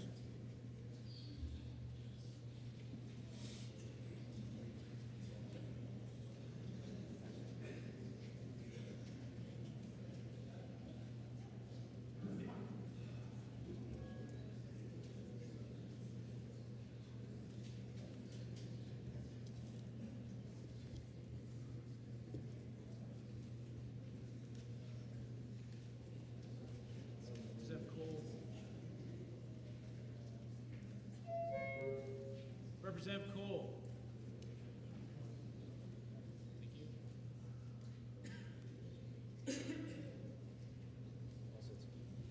While members present had an opportunity to vote, House will tend to stay to the vote. 184 voting aye, 201 voting nay. Reconsideration fails. Bills on second reading open to further amendment. Representative Hines offers floor amendment 1886. Chair recognizes Representative Hines.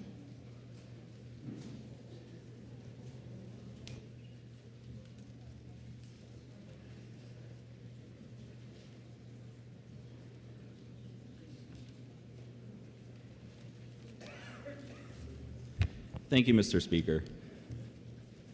We all agree parents have constitutional rights. You know who also has constitutional rights? Children. The one person's rights cannot be infringed upon another. When people talk to me about this bill, they correctly pointed out that constitutional rights generally go against the government. This bill, the underlying bill, is telling the government, schools, what to do. As such, it is infringing upon various constitutional rights of everyone. It includes what my amendment does to say that students have the right to privacy, freedom of religion, freedom of association, freedom of speech, and due process. Decades ago, the U.S. Supreme Court addressed an issue dealing with First Amendment in schools. They said students do not shed their First Amendment rights at the schoolhouse gate. I will suggest that the same is also true for all those other constitutional rights.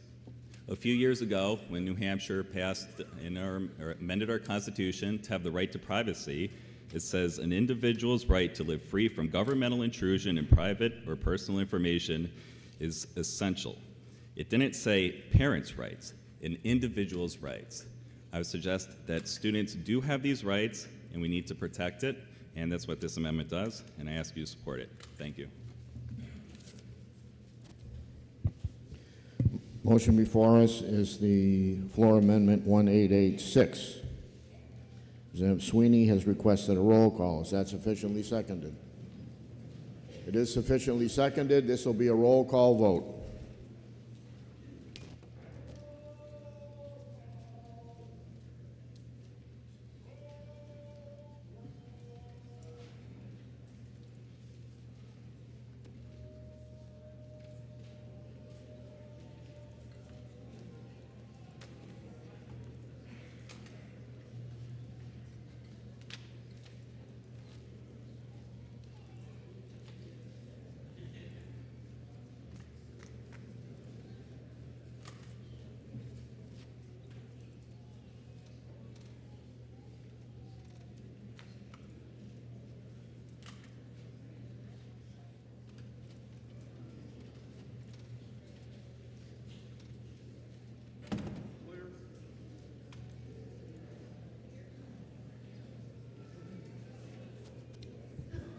Motion before us is the floor amendment 1886. This is a roll call vote. Chair recognizes Representative Hines for parliamentary inquiry.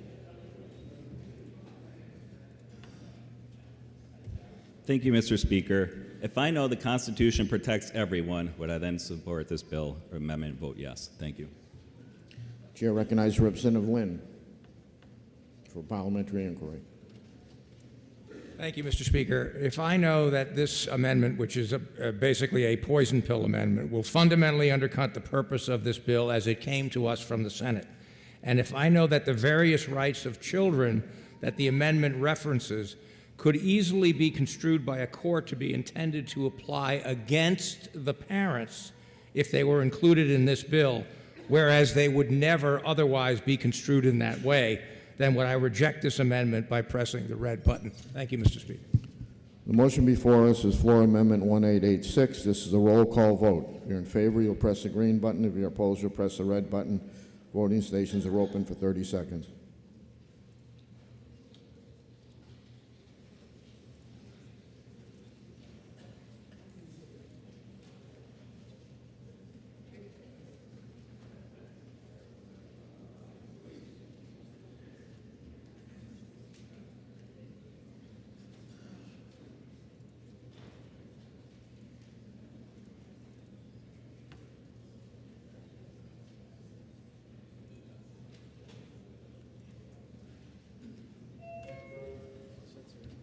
All members present had an opportunity to vote. House will attend the state of the vote. 198 voting aye, 187 voting nay. The amendment is adopted. Bills on second reading open to further amendment. Representative Hines offers floor amendment 1907. Representative Hines, recognized to speak.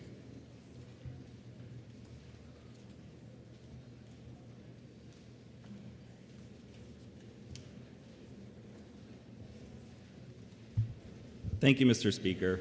This amendment's more narrow than my last one. I don't know if it was the intent of the bill or not, or an oversight, but my position is the underlying bill would essentially prohibit, or not prohibit, if a student tells their school counselor something, then that counselor is required, or psychologist required, to tell that information to the parent under the underlying bill.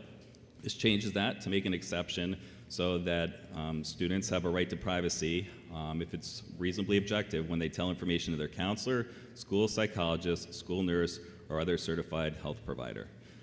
When people talk about secrets, I have a different word for that. It's called privacy. If kids are going to a psychologist or a counselor and they're telling them very intimate things, knowing that that's going to be relayed to their parent when they ask, I suggest they're less likely to tell the psychologist that, and they're less likely to get the help that they need. If parents want to ask a question of their child, you should be asking the child, not the school. Different things that people could tell a counselor include their sexual identity, gender identity. It could be whether they are sexually assaulted. Could be information regarding STD testing, different information regarding birth control. A lot of intimate things that someone could be telling a counselor. I suggest that should stay between them and the counselor. I would expect the counselor might talk the child through this and ultimately say, hey, it would be best to get your parent involved with this. But at the end of the day, it should be the student being the one to make that decision. In a case, Sterling v. Borough of Minersville, there was a case where a police officer found an 18-year-old and a 17-year-old engaged in, say, a same-sex relationship, and they threatened to tell that person's parent about that relationship. That person committed suicide. This parent then sued, and the Supreme Court, or not the Supreme Court, the Third District allowed the lawsuit to go forward, saying matters of personal intimacy are protected from threats of disclosure by the right to privacy. So this is a limiting bill, and I would suggest it's needed so that students can get the mental health help that they deserve. Thank you. Motion before us is the floor amendment 1907. Representative Sweeney has requested a roll call. Is that sufficiently seconded? It is sufficiently seconded. This will be a roll call vote. Members, take your seats.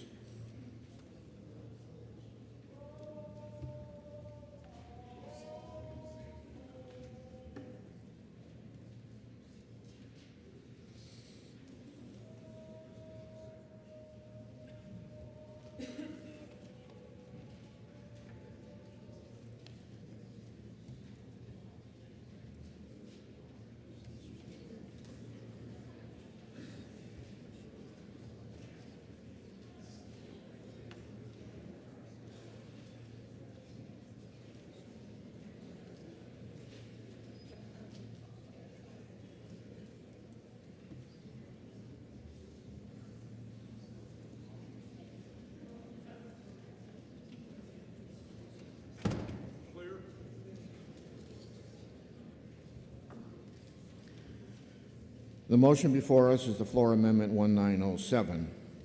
This is a roll call vote. Chair recognizes Representative Hines for parliamentary inquiry. Thank you, Mr. Speaker. If I know our laws already protect confidentiality with school psychologists, would I then extend that protection and enable or keep it for children? And vote green. Thank you. Chair recognizes Representative Cordelli for a parliamentary inquiry. Thank you, Mr. Speaker. Mr. Speaker, if I know that this amendment provides counselors with secrecy provisions that are contrary to their ethical standards, which required a balanced approach and discussion with parents, and if I know that this amendment provides for unknown student confidentiality rights, would I now vote for parents by pressing the red button. The motion before us is Floor Amendment 1907. It's a roll call vote. If you're in favor, you'll press the green button. If you're opposed, you'll press the red button. Voting stations are open for 30 seconds.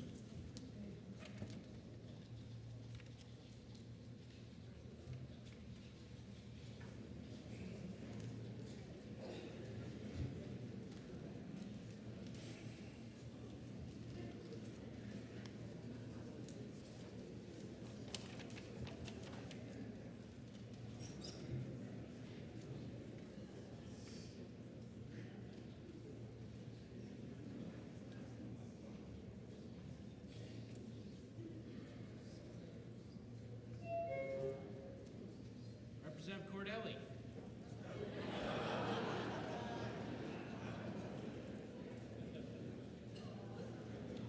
Representative Buras.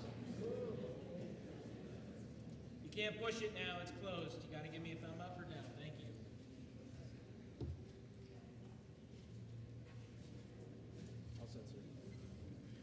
If all members present had an opportunity to vote, House will attend to state of the vote. 198 voting yea, 187 voting nay. Floor amendment is adopted. The question is now on order pass as amended. For what reason does a member rise? Thank you, Mr. Speaker. Move indefinite postponement of Senate Bill 272. Motion is in order. For what reason does a member rise? Mr. Speaker, I move to lay 272 on the table. That is a higher priority motion, so the motion before us will lay 272 on the table. A division has been requested. Roll call has been requested. Is that sufficiently seconded? It is sufficiently seconded. Okay.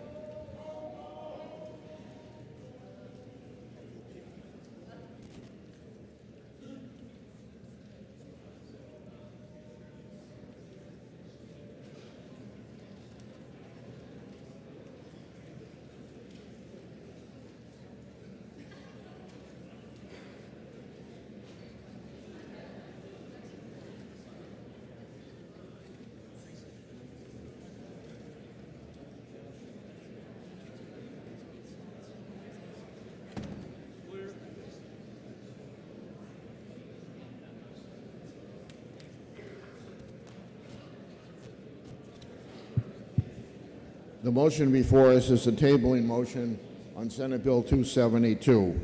This is a roll call vote. Chair recognizes Representative Sweeney for a parliamentary inquiry.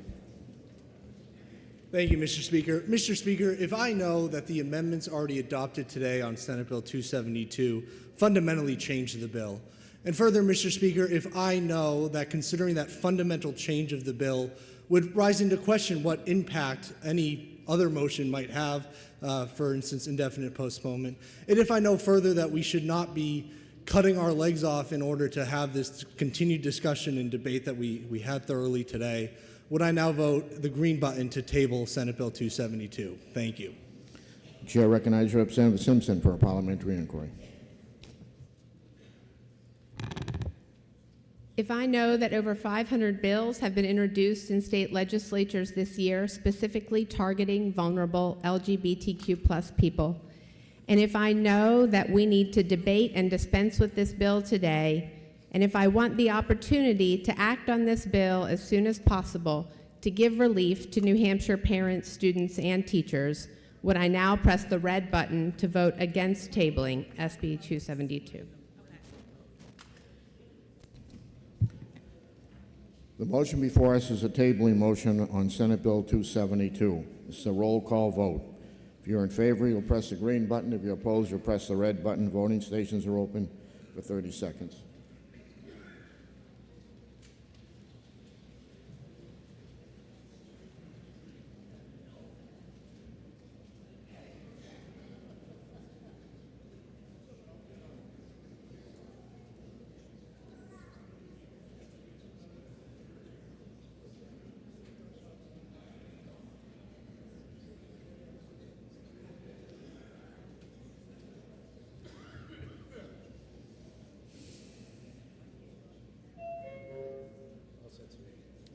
All members present had an opportunity to vote. House will attend the state of the vote. There are 86 voting yea, 199 voting nay. The motion to table fails. We're back to the motion now with indefinite postponement. Thank you. My point of order was that the previous speaker assigned motive. They assigned motive that there was legislation specifically targeting a group, and that is assigning a motive.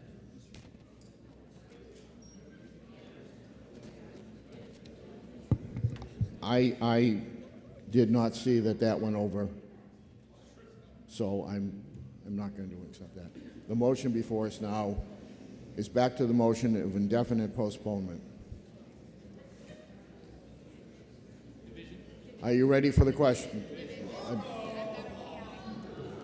Roll call has been requested, is sufficiently seconded, is sufficiently seconded. This will be a roll call vote.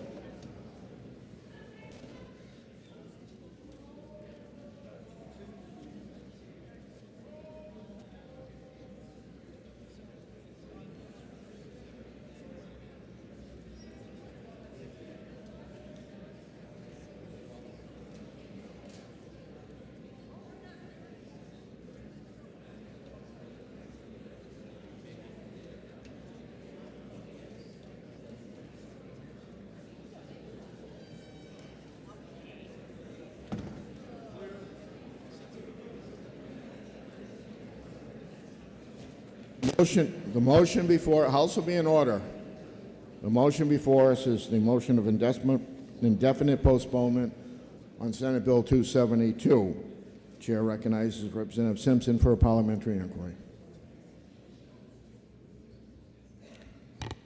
Thank you, Mr. Speaker.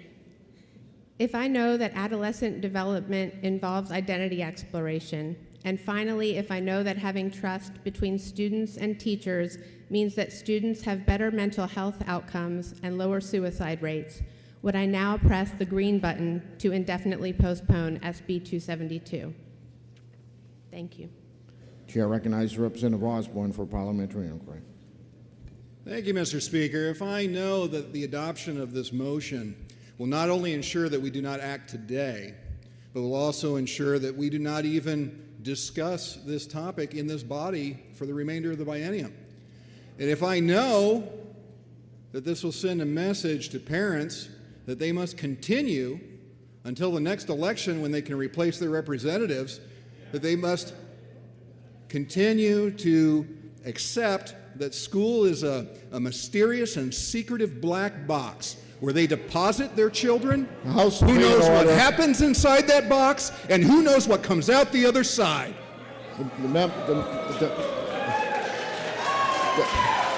The House will be in order. If I further know, Mr. Speaker, that we will be sending a message to parents that they have no choice but to avail themselves of the already wildly successful Education Freedom Account program, which thankfully we have expanded this year to service even more children than ever before. Would I now press the red button and oppose this motion?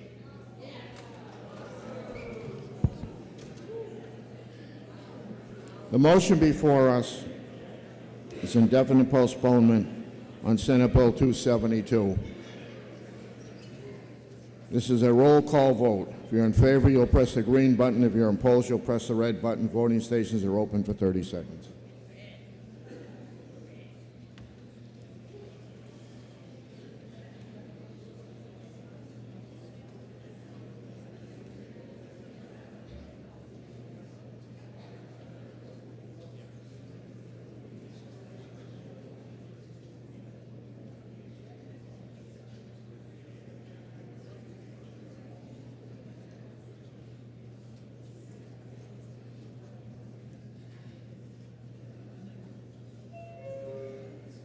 Representative Southworth.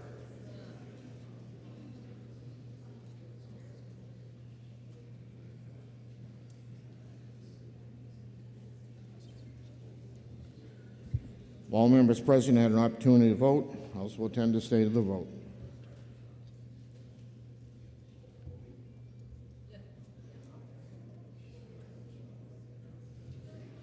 195 voting yea, 190 voting nay. Indefinite postponement is adopted. House will be in, we have lunchtime announcements. Chair recognizes Representative Dutsey for an announcement.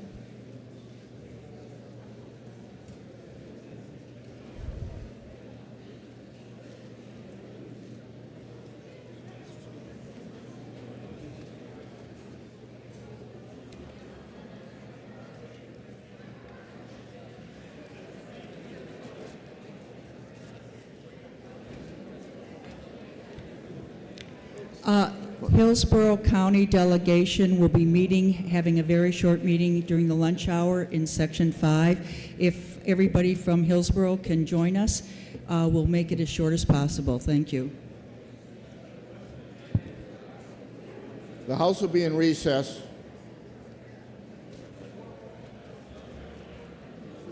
until 1:15.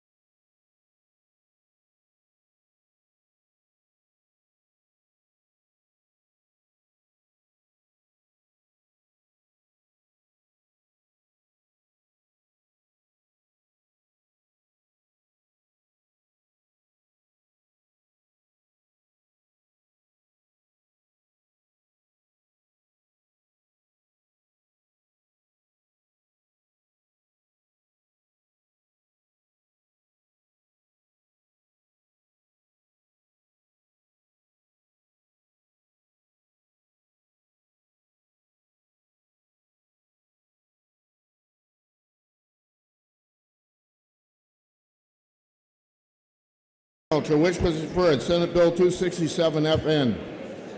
An act requiring the Commissioner of Department of Environmental Services to... The House will be in order. To consider cumulative impacts analysis and rules statutes. Having considered the same, report the same with the following amendment and a recommendation. The bill ought to be printed in House Record 24, pages 36. Are you ready for the question on the amendment? All those in favor say aye. Aye. Those opposed, nay. The ayes have it, and the amendment is adopted. This is going to be a division vote with only PIs. So members, take your seats.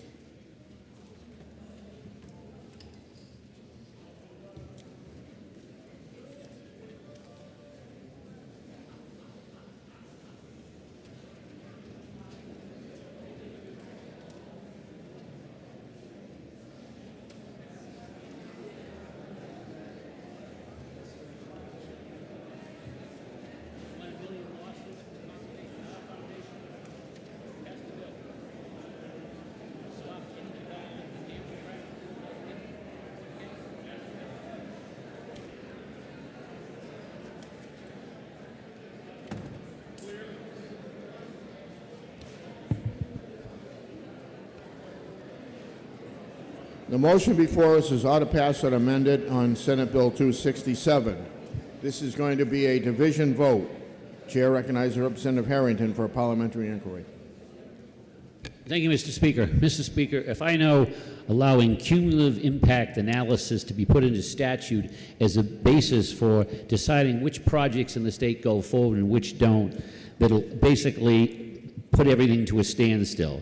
And if I know, Mr. Speaker, allowing this type of analysis has no end to it.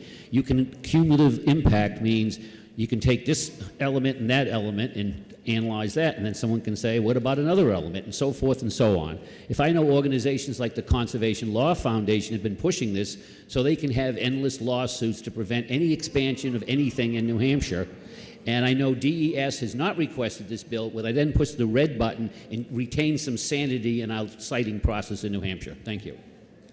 Chair recognizes Representative Creighton for a parliamentary inquiry. Thank you, Mr. Speaker.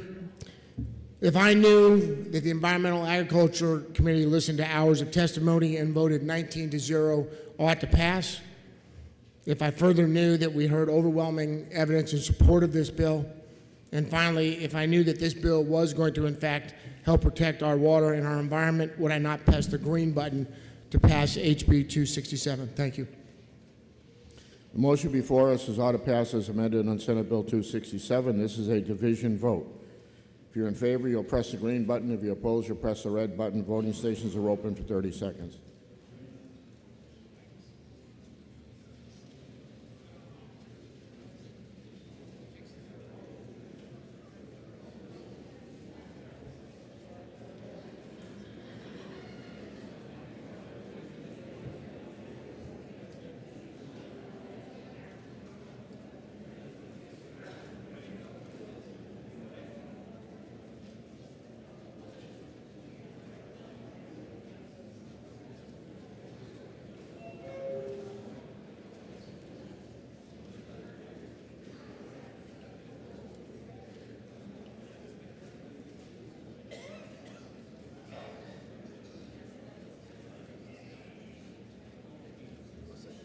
All members present had an opportunity to vote. House will attend state of the vote. 302 voting yea, 77 voting nay. Committee report is adopted. And it is going to finance.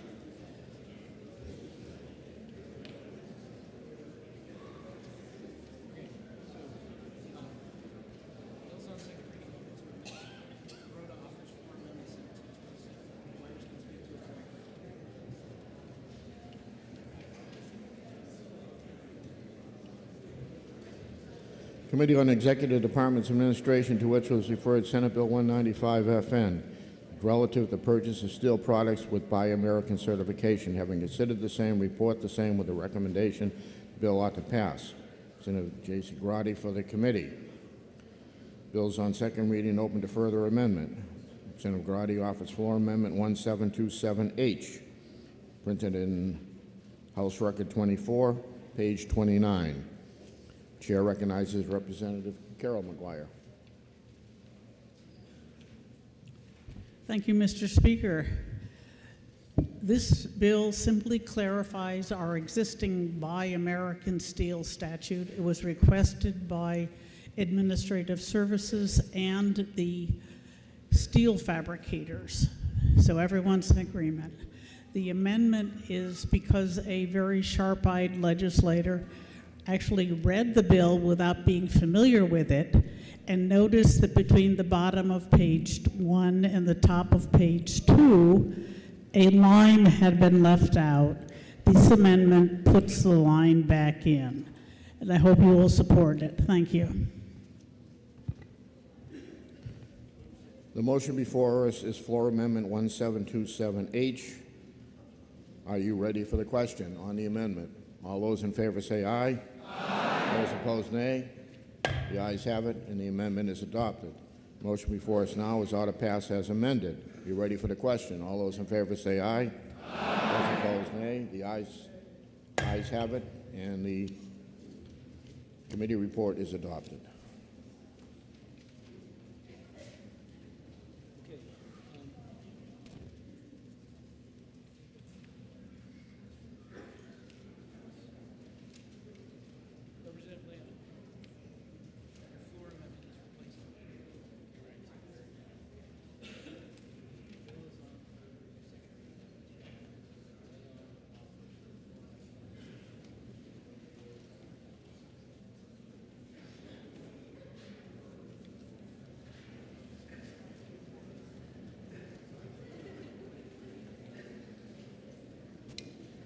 Adjourn the Committee on Health and Human Services and Elderly Affairs, to which was referred Senate Bill 32FN, an act relative to opioid abatement trust fund. Having considered the same, report the same with a recommendation the bill ought to pass.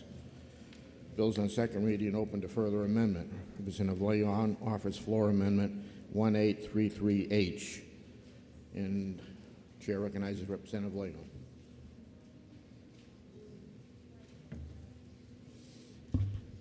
Thank you, Mr. Speaker. Today I rise in support of this amendment, which combines the minority amendment with the language of House Bill 287. This bill came to our committee without a solid definition of harm reduction, and despite opening up the critical opioid trust fund to what could be a blank check. Recognizing that contaminated street drugs cause great harm for the drug consumers in our state, and recognizing that New Hampshire has no eyes on the street to sample, or maybe I should say assay, the contaminants in street drugs, the minority of committee believed that the most clear and present danger for harm reduction would be to ensure that we are going to test those street drugs for contaminants. This has always been a two-pronged approach. We could fund it, but unless we change the laws so that the testing equipment is no longer considered drug paraphernalia, it wouldn't be possible to use any funds for that in the state. So what we have done here is to specify that we would use these funds for drug testing, and then also to add back House Bill 287, which was passed unanimously. Unfortunately, our colleagues on the other side of the wall are looking to reduce this just to fentanyl test strips. But we have other threats here that are in our opioids. We have Tranq. That's the drug that does not respond to Narcan. We don't know how much of it is in our street drugs. In other states, they have surveillance and they have street-level testing, and they're able to see which communities it's moving into so that people can be appropriately cautious. And perhaps some of those users will decide to go into treatment and to avoid those street drugs, to avoid that clear and present threat of death. If you're dead, you can't recover, and we should give people the tools in order to do this. So the amendment in front of you is intended to focus our limited opioid abatement dollars on drug testing, as opposed to a broader definition of harm reduction, and to also have the legal framework in order to do this. I ask for your support so that we can have fewer drug users that are unknowingly taking dangerous, deadly contaminants like fentanyl, Tranq, and others. Thank you. Chair recognizes Representative Nagel.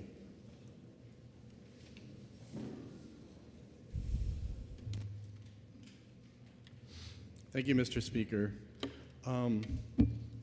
For every complex social problem, there is a solution that's neat, simple, and wrong. That's the story of my life. Anyways, first of all, I would like to begin by thanking Representative Leon for bringing this issue up. It's an extremely important issue. It's something that we really need to think about.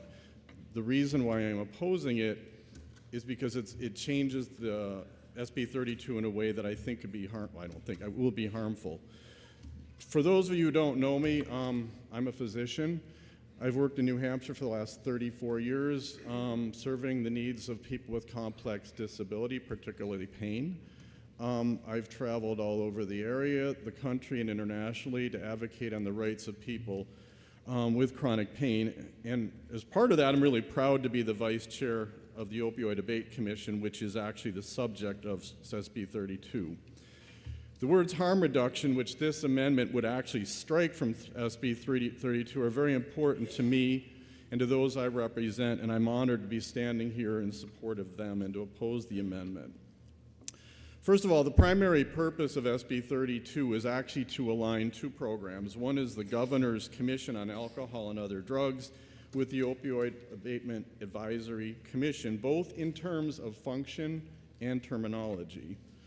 The Governor's Commission was created in 2000 to address what at that time was already an important existing drug crisis, and we've had a drug crisis for as long as the 40 years as I've been here. Alcohol has been a huge problem, and that was one of the major reasons that was created. Its function is to advise the Executive Department and the Legislature on the delivery of effective collaborative and coordinated prevention, treatment, and recovery substance use programs and other services. The action plans that they've created for this next 2 years and for the previous 2 years stress harm reduction as a priority.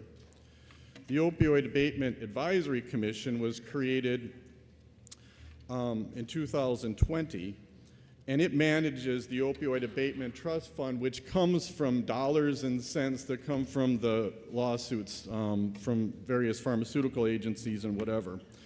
As part of our function, we review grant applications and award funding to deserving community and government agencies using one or more of 16 different criteria which are in statute.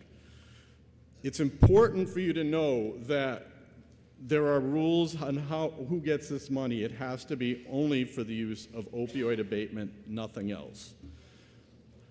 One of the things that's missing from this statute, though, is that there's no mention of harm reduction, and that's what SB 32 seeks to remedy and includes the words support secondary and tertiary prevention through harm reduction programs as a criteria for dispensing funds. A critical pillar of both programs, then, is harm reduction, which is a comprehensive preventative strategy. It is not a single intervention. I've been working with people with complex disabilities my entire life, and the one thing that we have learned is that single modality treatment does not work. You can give somebody methadone, but methadone alone does not work. You can give somebody buprenorphine, buprenorphine alone does not work. You need to have people working together in a collegial, cooperative environment for effective treatment, prevention, whatever. And that is what harm reduction actually is. The thing that bothers me a lot is that this has been acknowledged in Eastern medicine for over 2,000 years. We in the West are slow in catching on to this. I would say that the insight of stressing harm reduction as a primary strategy for managing substance use disorder in New Hampshire is both ingenious and necessary. This is consistent with published opinions from the Substance Abuse Mental Health Services Administration, which I will from here on in refer to as SAMHSA because I don't feel like saying all those words, and the RAND Corporation, who state harm reduction is a critical evidence-based element to the strategic success of opioid abatement programs. As part of a comprehensive strategy, SAMHSA outlines 7 elements to harm reduction, which have been shown to prevent death, injury, disease, overdose, infectious disease transmission, and misuse. All of those are present in the Governor's statement, Commission statement.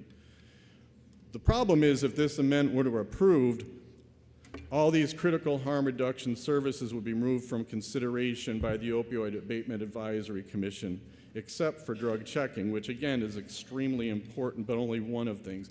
I would say that this is functionally like asking me to build a house, giving me a toolbox, but only putting a screwdriver in it. While drug checking is important, this amendment would arbitrarily deny many other very worthy programs access to funding that they desperately need and would unnecessarily harm those in need of comprehensive, integrative, interdisciplinary services by denying them access to those services. We do have a very large drug problem in this state, which I'm sure everybody in this room is aware of. Real people who could benefit from these funds are unnecessarily suffering from pain, addiction, mental health disorders. They need this funding now, and they deserve a better comprehensive care plan. This amendment would unnecessarily create a barrier, which I would ask us not to create. And I would also like to add that Representative Leon is totally right. One of our big concerns was definitions, and we will talk about that with SB 239. We do have a definition of harm reduction, which we will share for you at that time, that I think clarifies a lot of this. For these reasons, though, I would ask you to please press the red button so that this overly restrictive amendment may be defeated and more in need may have access to life-saving services. Thank you.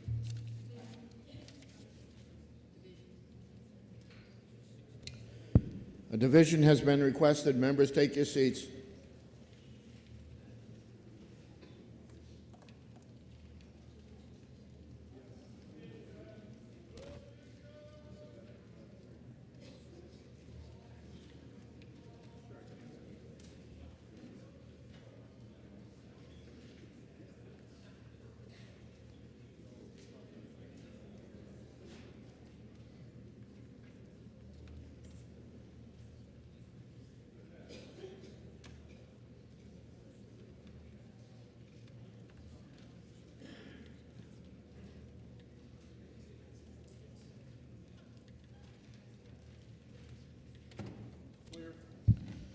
The motion before us is the lay on floor amendment 1833H.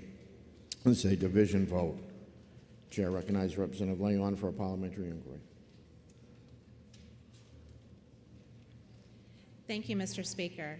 If I know that $381 million is a large amount of money, but still has a lot of areas where it needs to serve, and if I know that it is critical to make sure that we emphasize that we need to have drug checking available in this state, would I then press the green button to support this amendment? Thank you. Chair recognizes Representative Nagel for a parliamentary inquiry. Thank you, Mr. Speaker. I've just been asked a wonderful question that I've added a little part to. Mr. Speaker, if I knew that people with chronic pain, who represent 66 million people in America, 1.25% of people, or million people in hospice and in palliative care, who previously got decent pain management prior to the public policy response to opioid epidemic, who now can't get it, would now be able to access funds if harm reduction was included in our definition. And if I know that this amendment, or this bill without amendment, passed our committee with a vote of 16-3, and if I know many worthy organizations desperate for funding and manpower which provide life-saving harm reduction services for opioid use disorder would be denied access to opioid abatement funds if this amendment passed, and if I know it is critical that these two commissions share well-established, evidence-based, nationally and internationally accepted terminology and practices,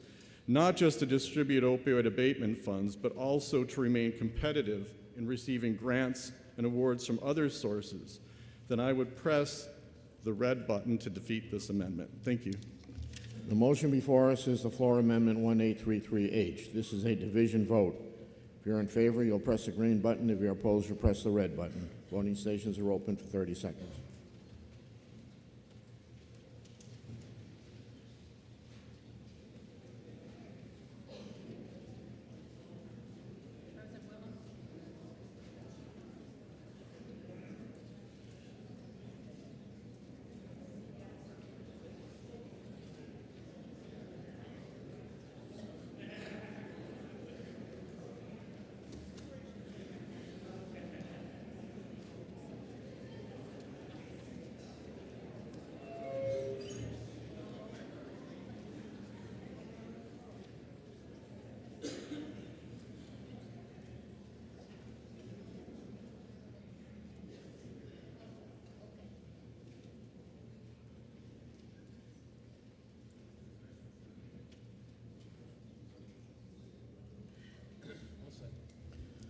Have all members present had an opportunity to vote? House will attend the state of the vote.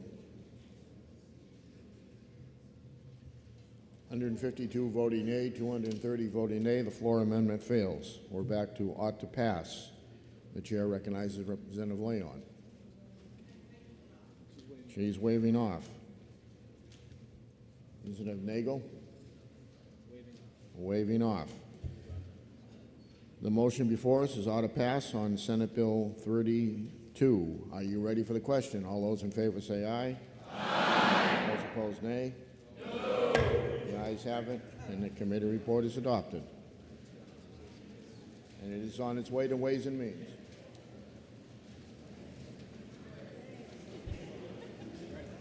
Sanborn in the chair.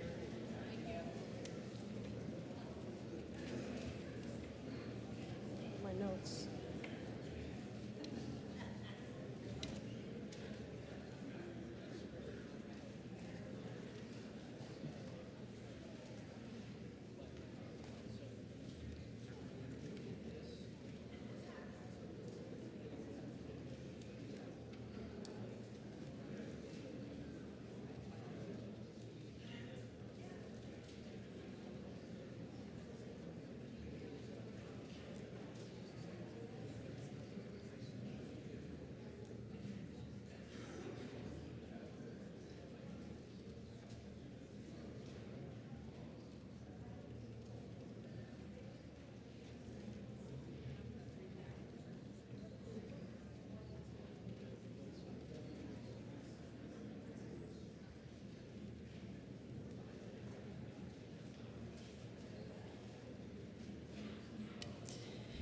The majority of the Committee on Health, Human Services, and Elderly Affairs, to which was referred Senate Bill 85, an act relative to emergency behavioral health services and behavioral health crisis programs. Having considered the same, report the same with the following resolution. Resolved that it is inexpedient to legislate. Representative Erica Leon for the majority of the committee. The minority of the Committee on Health, Human Services, and Elderly Affairs, to which was referred Senate Bill 85, having considered the same, being unable to agree with the majority, report the recommendation that the bill ought to pass. Representative Joe Shapiro. Chair recognizes Representative McMahon to speak against the committee report.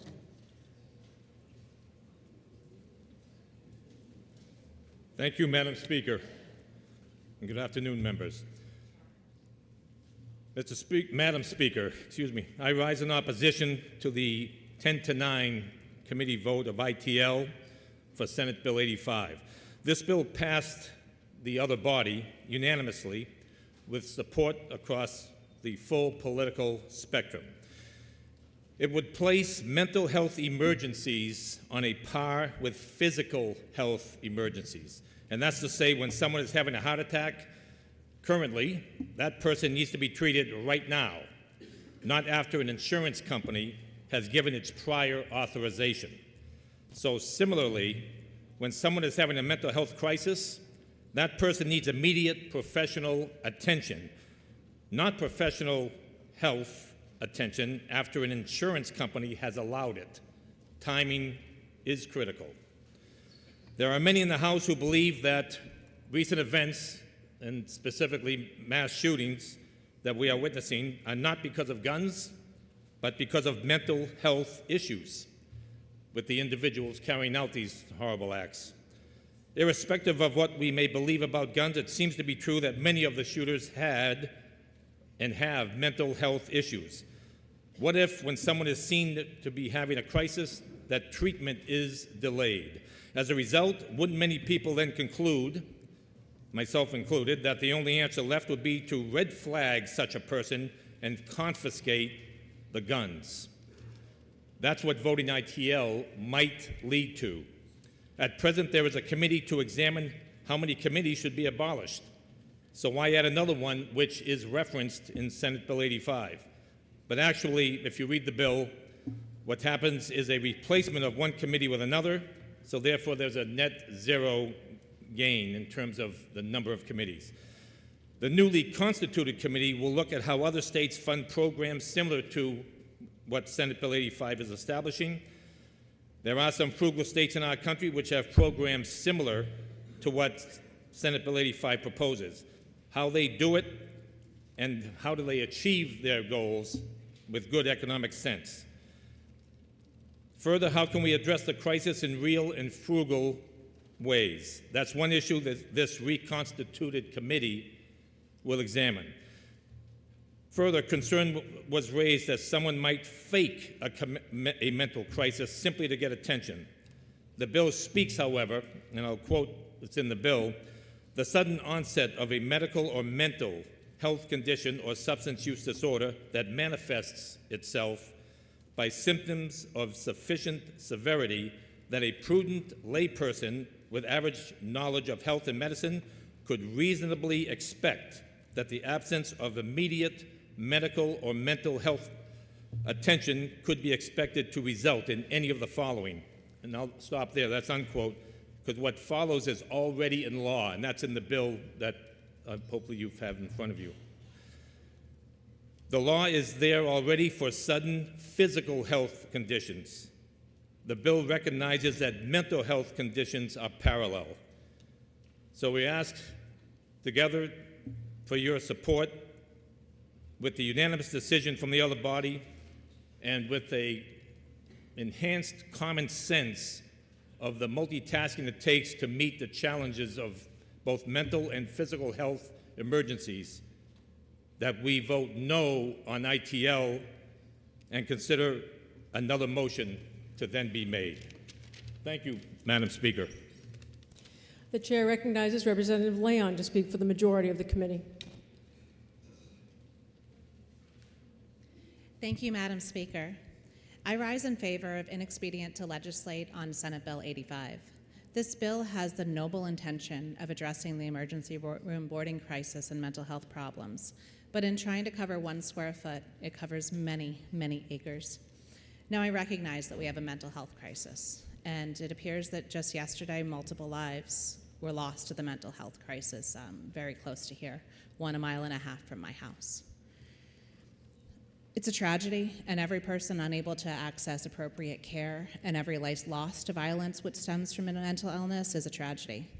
But we don't solve this problem by providing a solution that is so broad as to use precious resources in an inefficient manner.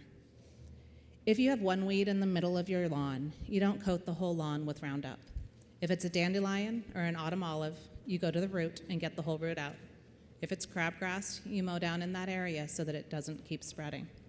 If you have a mental health crisis that's as large as we have, you make sure that you're not increasing your mandates for insurance coverage so much that you lose access to the very limited care providers that we have today. We need to have other processes in order to be able to increase the amount of care that we are able to provide. And having a massive, broad-reaching increase in insurance mandates in order to try to address a problem is not the right solution. We're going to dilute our offerings, and we're not going to get to where we need to be. Simply put, this bill has good intentions, but the unintended consequences will set us back, not move us forward. Therefore, I ask that you support the inexpedient to legislate motion. Thank you. The motion before the House is the majority recommendation of ITL on Senate Bill 85. Are you ready for the question? Division has been requested. This will be a division vote. All members will take their seats.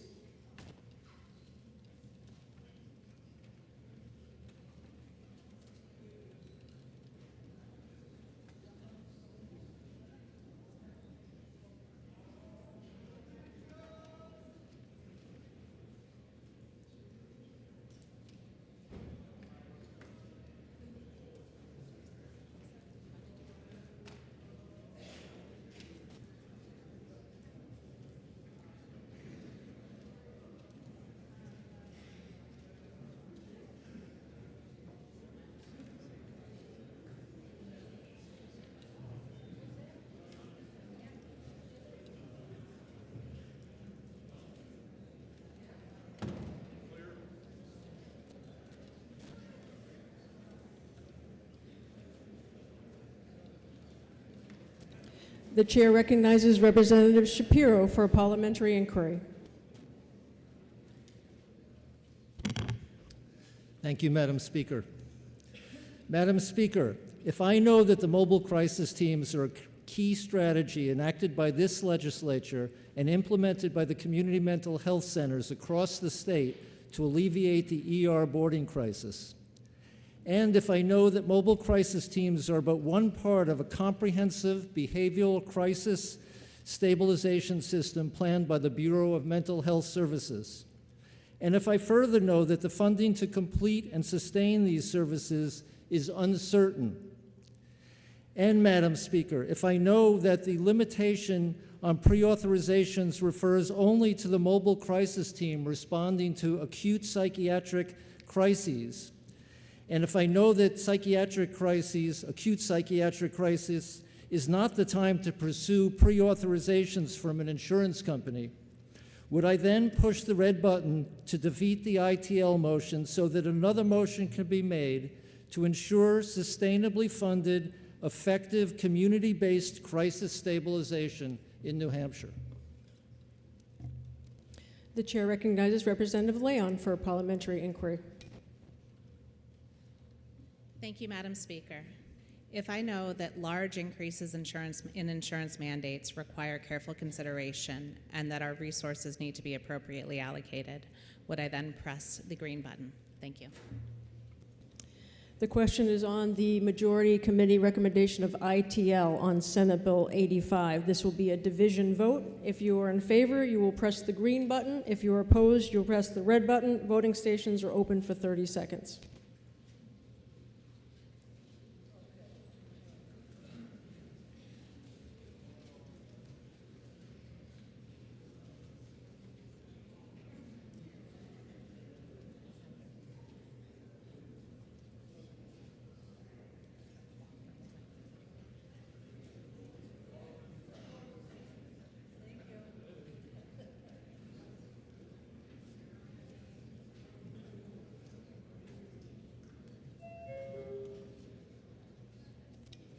Have all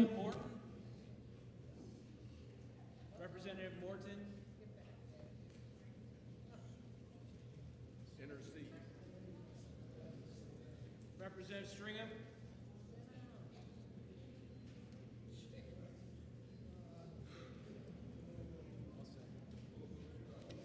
Have all members present had the opportunity to vote? The House will attend to the state of the vote. With 159 in the affirmative, 223 in the negative, the motion fails. For what reason does the member rise? I move ought to pass. Representative Weber moves ought to pass on Senate Bill 85. And a division has been requested. Members will please take their seats.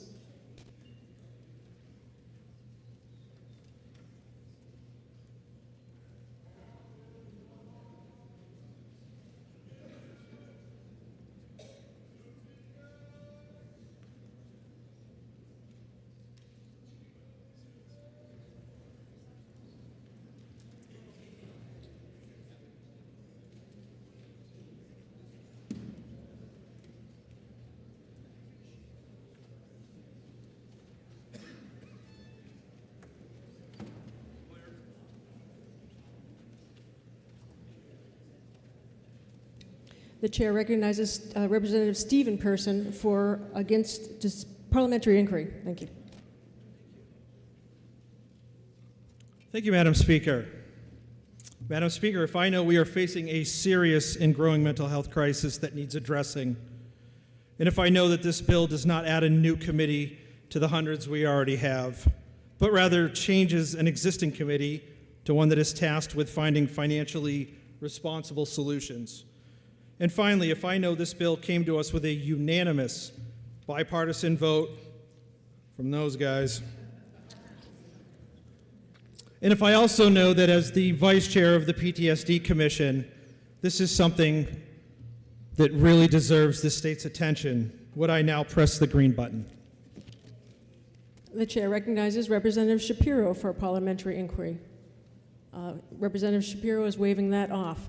The question is on the ought to pass motion on Senate Bill 85. This will be a division vote. If you're in favor, you'll press the green button. If you're opposed, you'll press the red button. Voting stations will be open for 30 seconds.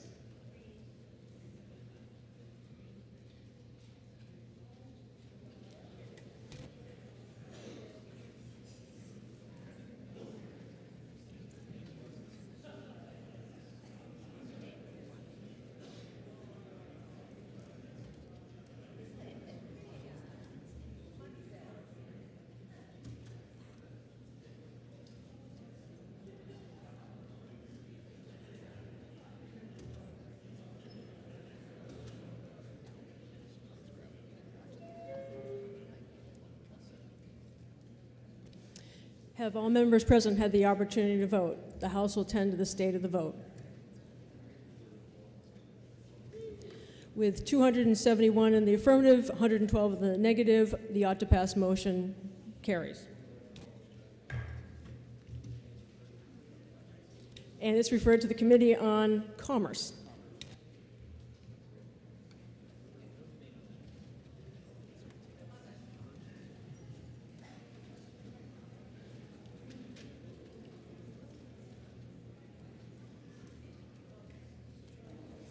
The majority of the Committee on Health, Human Services, and Elderly Affairs, to which was referred Senate Bill 127 FN, an act relative to certain programs administered by the Department of Health and Human Services, having considered the same, report the same with the following amendment and the recommendation that the bill ought to pass with amendment. Representative Wayne McDonald for the majority of the committee.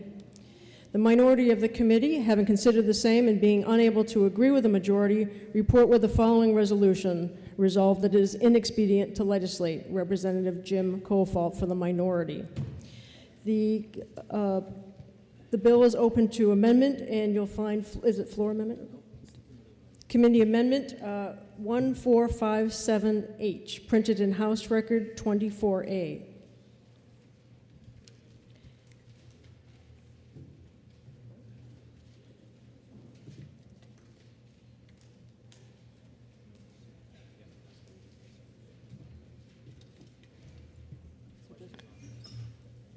Question is on the amendment.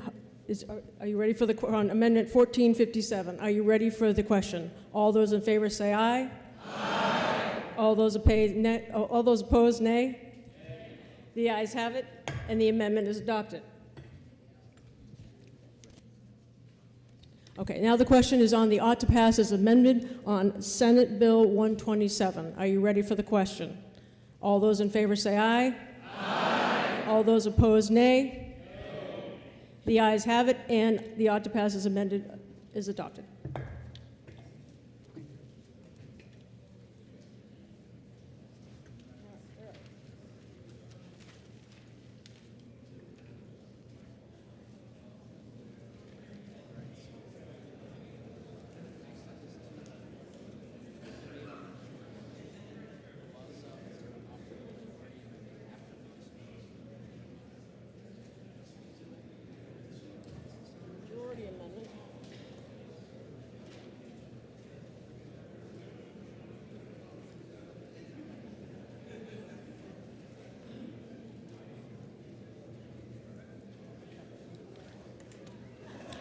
The majority of the Committee on Health and Human Services and Elderly Affairs, to which was referred Senate Bill 200, an act relative to optometrists, having considered the same, report the same with the following amendment and the recommendation that the bill ought to pass with amendment. Representative Gary Merchant for the majority of the committee.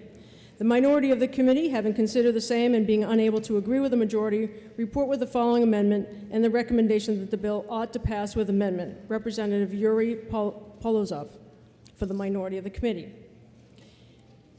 The motion before us is Majority Amendment 1568H, printed in House Record 24. Are you ready for the question? All those in favor say aye. Aye. All those opposed say nay. No. The ayes have it, and the amendment is adopted. The bill is open to further amendment. Minority Amendment number 1583H, printed in House Record 24 on page 30. Chair recognizes Representative Polozov to speak to the amendment. Thank you, Madam Speaker. I rise in support of Amendment 1583H. The underlying bill will prompt optometrists to administer COVID vaccines, which is a miracle drug for public health funding. It's free, and yet it provides billions of dollars for manufacturers and millions in federal transfers for New Hampshire health organizations, and it gives immunity to those involved, legal immunity. But what about real immunity? Since this bill was introduced, new scientific data showed that they're waning effectiveness, if at all. Antibody level drops so fast that it would require several boosters a year to keep up. Moreover, Nature peer-reviewed journal this month on May 2nd published that individuals with COVID-19 vaccinations had a high risk of all forms of retinal vascular occlusion. Do you want optometrists to inject something that in 2 years causes occlusion in your eyes? And federal agencies since recognize that there's connections between these vaccines and strokes, and lowered doses of these vaccines for certain demographics. Not because it's too efficient, because it doesn't stop transmission and doesn't prevent disease, because it's dangerous. If we use optometrists to vaccinate, everyone hesitant, hundreds will die. And it's a bipartisan position of the Health, Human Services and Elderly Affairs Committee that side effects of COVID-19 vaccines are underreported. That's why we just voted for majority amendment. But majority amendment doesn't go far enough.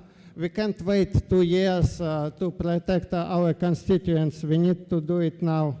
This medicine disproportionately harms liberal constituents who, on this specific issue, trusted former president and our governor administrations, saying that it is safe and effective.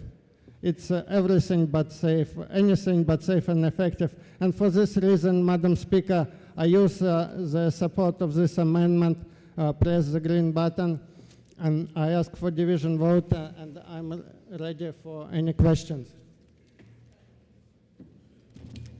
Would the representative yield for a question? The representative yields. You may ask your question. Thank you, Madam Speaker, and thank you, Representative, for taking my question. Is there an importance to address this, some of these new vaccine technology, even as we see now with the flu vaccine introducing mRNA technology? Thank you for these questions.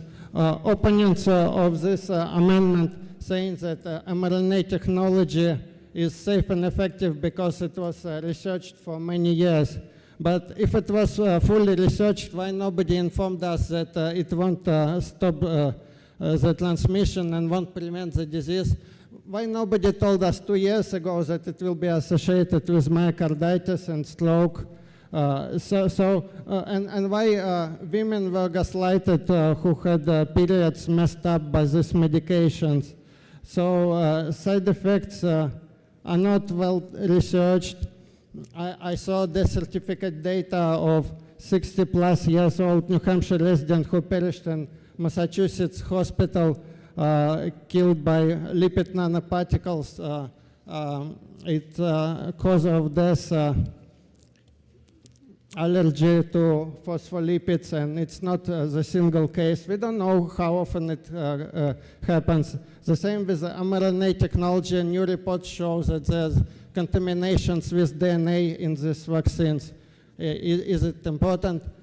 Finally, most common case, they're saying that spike protein itself that is being produced in the body after this vaccination can have cardiotoxicity and other effects.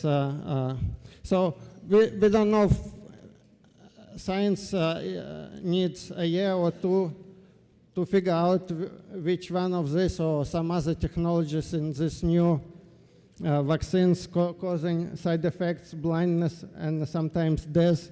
So the only thing I'm asking is give us a year or two to properly research this topic. Thank you. The chair recognizes Representative Kofalt. And I'll mention that a division vote has been requested, so you want to start moving toward your seat. Thank you, Madam Speaker. Many members of this chamber may know that I have a keen interest in the topic of vaccination. I've introduced a number of bills that have to do with it. That interest is driven by several principles, including patient consent, parental consent, and maximizing freedom, both for practitioners and for patients. The underlying bill to which this amendment applies expands freedom It increases the number of people who are authorized to administer vaccines in the state of New Hampshire, to include optometrists. That authorization extends only to administering vaccines to adults, not to children. This amendment, in my view, limits freedom. Like my esteemed colleague who just spoke, I also believe that the COVID-19 vaccines and mRNA vaccines have not been proven to be safe and effective. That's why I personally have chosen not to get the COVID vaccine. I respect the rights of everyone else in this room and out there to make up their own mind about whether or not they want to get that vaccine. By amending this bill, we are expanding freedom to allow more people to give vaccinations, but then we are clawing back some of that authorization by saying, well, you can only do certain kinds of vaccinations. So in the spirit of maximizing freedom for patients and practitioners, I urge my colleagues to vote no on this amendment so that we can pass a good, clean bill that expands freedom. Thank you, Madam Speaker. The motion before us is Amendment 1583H. This will be a division vote. Members will please take their seats.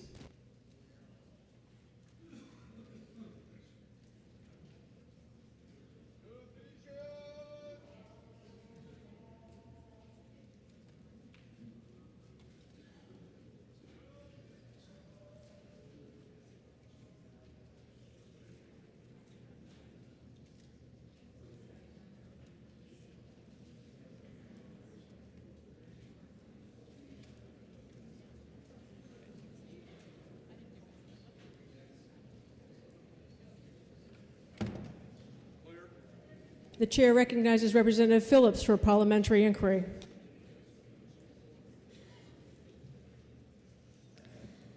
Thank you, Madam Speaker. If I know that optometrists will be under enormous pressure if this bill passes, and if I know that they typically do not listen to patients' hearts, do not take patients' blood pressure, and do not have a handle on the patient's full medical history, and if I know that side effects associated with COVID-19 vaccines are underreported, and finally, if I know that more peer-reviewed studies were published regarding blindness and even deaths caused by these vaccines, would I now press the green button to allow for a reasonable delay for these new under-tested technologies? The chair recognizes Representative Merchant for parliamentary inquiry. Thank you, Madam Speaker. If I know this amendment does not support patient freedom of choice, and if I know an appropriately trained optometrist may safely administer a vaccine, and if I know this amendment failed the committee with a solid bipartisan vote, would I now push the red button to defeat the amendment? Thank you. The motion before us is on Amendment 1583H. This will be a division vote. If you're in favor, you'll press the green button. If you're opposed, you'll press the red button. Voting stations are open for 30 seconds.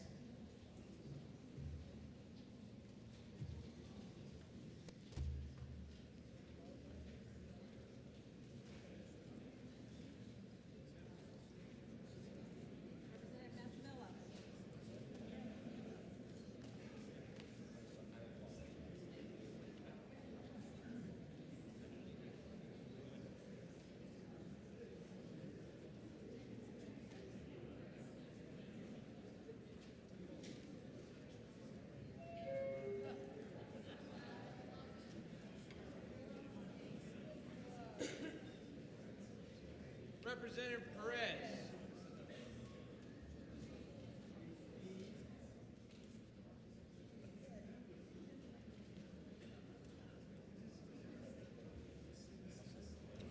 Have all members present had the opportunity to vote? The House will attend to the state of the vote. With 105 votes in the affirmative, 275 in the negative, motion fails. The motion before us now is on the ought to pass as amended with Amendment 1568H. Are you ready? And the chair recognizes Representative Merchant for parliamentary inquiry. No.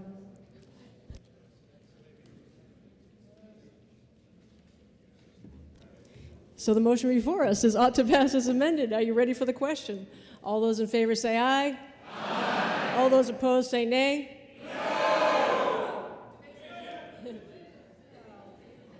The ayes have it, and the motion is adopted.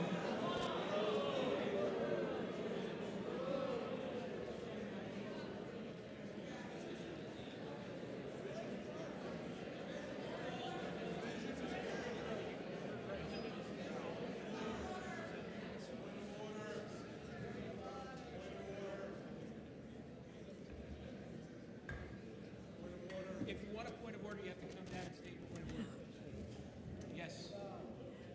Yes. What reason does remember wise? Thank you, Madam Speaker. I believe a division vote was called for before you pulled down the gavel. Therefore, I think we should do the division. I did not hear that. Let me consult with the clerk.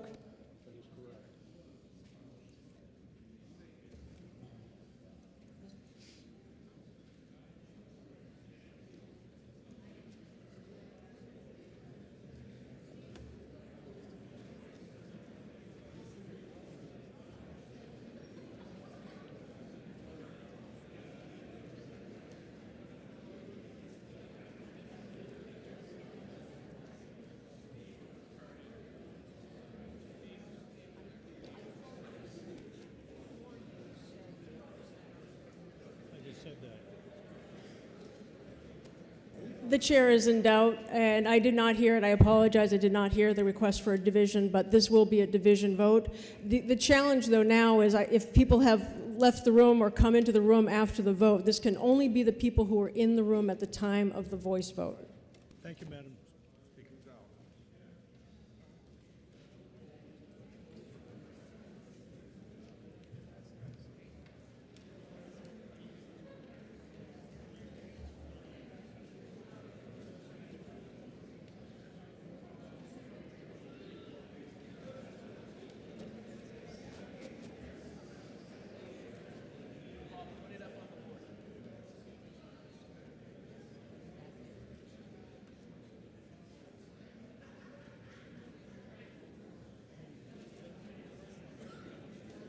The motion before us is ought to pass as amended on Senate Bill 200. This will be a division vote. If you are in favor, you press the green button. If you're opposed, you press the red button.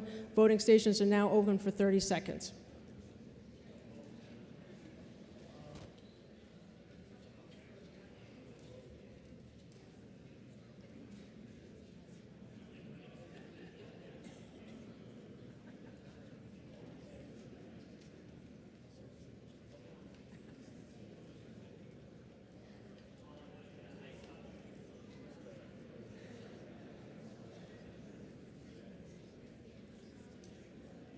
Representative Corcoran. Representative Corcoran.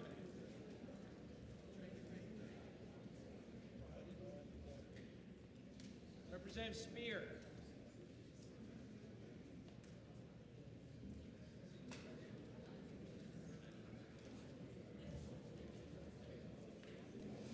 Have all members present had the opportunity to vote? The House will attend to the state of the vote.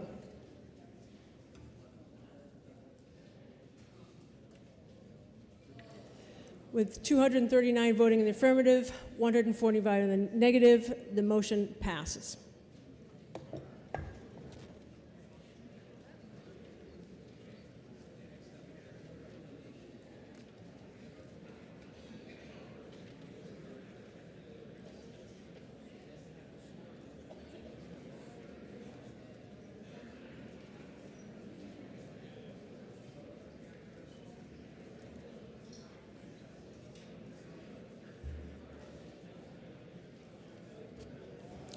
The Committee on Health and Human Services and Elderly Affairs, to which was referred Senate Bill 239 FN, relative to use of harm reduction services to treat alcohol and other substance misuse, comes to us without recommendation.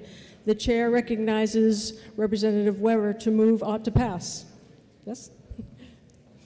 With Amendment 1754. So moved. The motion before us is ought to pass on 1754. Are you ready for the question? All those in favor say aye. Aye. All those opposed, nay. Division, I will request a division on that. I am unclear on the vote. Members who are already in the room, please, to vote on this. This will be a division vote.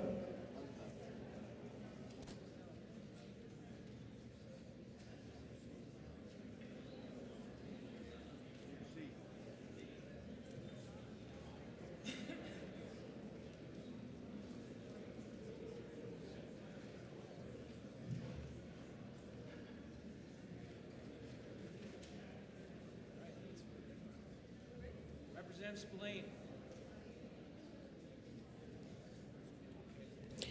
The question is on Amendment 1754. This will be a division vote. If you're in favor, you'll press the green button. If you're opposed, you'll press the red button. Voting stations are open for 30 seconds.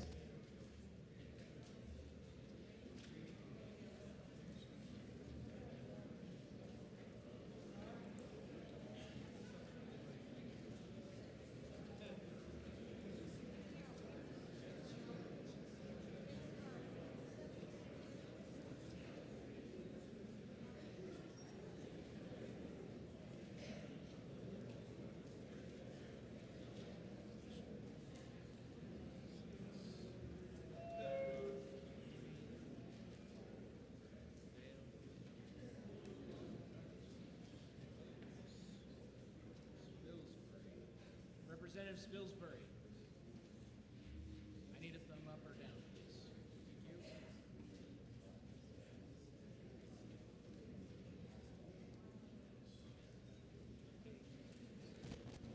you. Have all members present had the opportunity to vote? The House will tend to the state of the vote.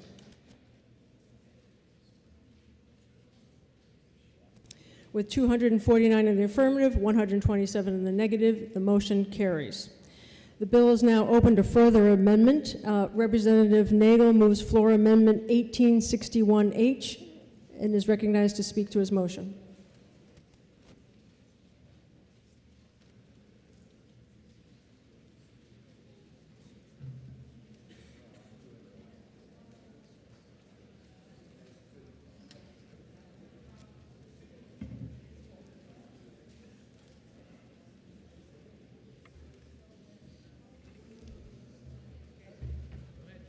I'm waiting for quiet.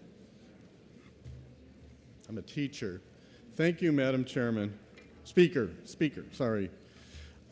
The running theme of Senate Bill 239 was aligning the terminologies in the Governor's Commission and the Opioid Abatement Advisory Commission with best practice, nationally accepted language, specifically replacing the word substance abuse with the broader term substance misuse, which would allow us to increase certain groups with access to abatement funds, including pain-related issues that we talked about earlier. But more importantly, as we're going to talk about now, with emphasizing harm reduction strategies. The problem is that neither of those two terms was defined in statute, whereas substance abuse is defined in the Controlled Drug Act. The term misuse does appear in RSA 12J, which creates the governor's permission, but again, it's not defined. The term harm reduction does not appear anywhere, but prominently appears in the last two governor's commission action plans. We concluded that these two definitions both needed warranted definition by statute. What you just voted on actually created a definition for misuse, but it created a definition for harm reduction that many of us had a problem with. So we talked a great deal about how to fix that. Initially, we used the SAMHSA definition that basically harm reduction is an approach that emphasizes engaging directly with people who use drugs to prevent overdose and infectious disease transmission, improve physical, mental, and social function of those served, and offer low-threshold options for accessing substance use disorder, treatment, and other health care. Some of us felt that that definition was too narrow. Some of us felt that it was too broad. So a couple of us sat down, tried to figure that out, and what we did was we looked at a number of national websites, also the Governor's Commission existing language, and that's what we came up with was what you see now is the current Amendment 1861. It reconciles these concerns by reiterating SAMHSA definition of harm reduction and limiting the scope to 8 harm reduction interventions, which are both listed by SAMHSA and already exist in the Governor's Commission Action Plan.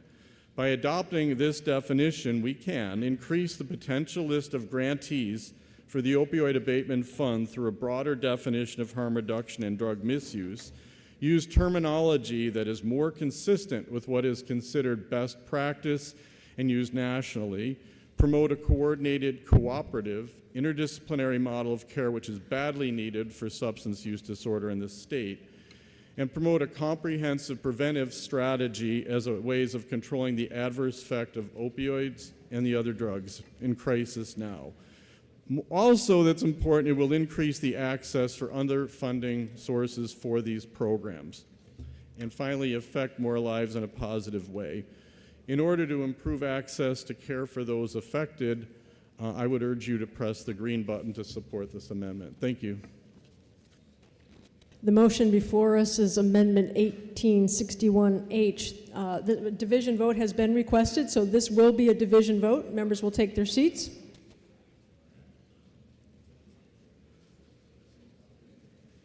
Thank you for requesting it early.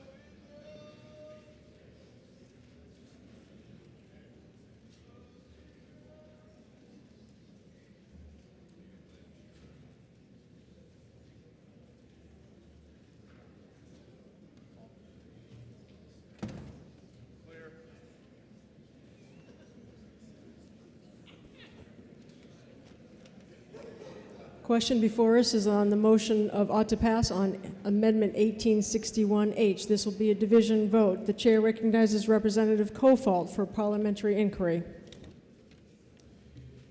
Thank you, Madam Speaker. Madam Speaker, if I know that a majority of the committee supports the intent of this bill, but that without a clear definition of harm reduction, the current version of the bill offers virtually a blank check to spend money on anything that advances, quote, social and mental well-being. And furthermore, if I know that 15 members of the committee voted against the ITL motion because they really want to support the underlying intent of this bill, would I then press the green button to pass this amendment so that we can vote for the bill in good conscience? Thank you, Madam Speaker. The question before us is on ought to pass on 1861H. This will be a division vote. If you're in favor, you'll press the question is on the amendment. On the floor, Amendment 1861H. If you are for the amendment, you'll press the green button. If you're opposed, you'll press the red button. Voting stations are open for 30 seconds.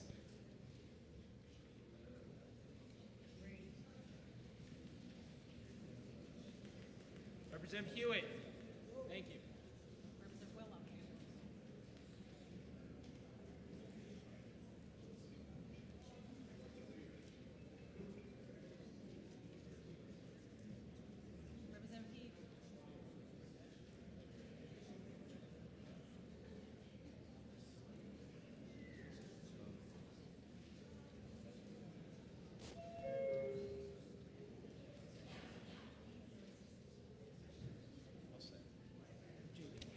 Have all members present had the opportunity to vote? The House will attend to the state of the vote. With 359 in the affirmative, 18 in the negative, the motion carries.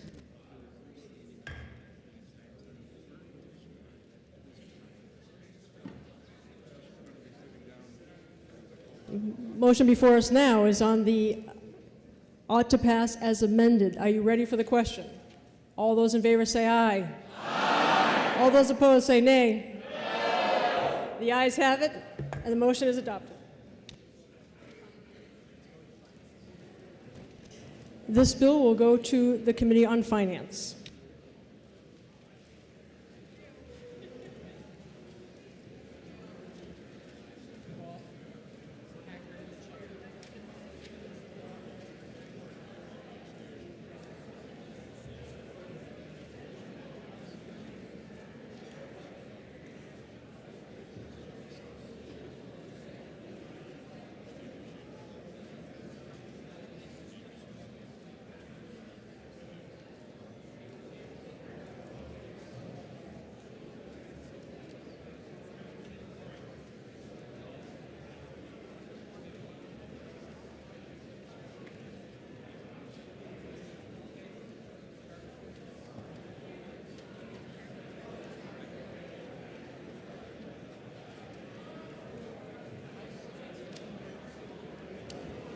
The House will be in order.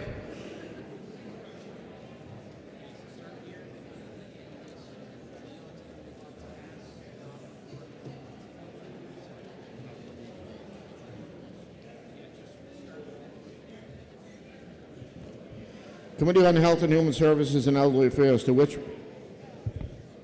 the House will be in order. To which was referred Senate Bill 263 FM, extending the New Hampshire Granted Advantage Health Care Program and reestablishing the Commission to evaluate the effectiveness and future of New Hampshire Granted Advantage Health Care Program. That comes to us without recommendation.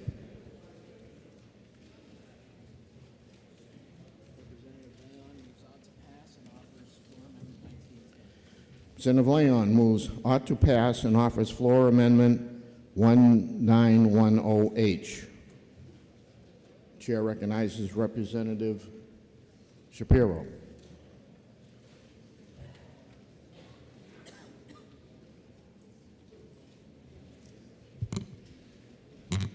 Thank you, Mr. Speaker. Honorable colleagues, I stand before you to speak in opposition to this amendment that will reduce the reauthorization of Granted Advantage to a 6-year term. Medicaid expansion has provided ready access to medical care for low-income Granted staters for the past 9 years, and SB 263, as it arrived from the other body, seeks to permanently reauthorize it when it expires at the end of this year. This was the clear and emphatic recommendation of the Commission created to evaluate the effectiveness of Granted Advantage.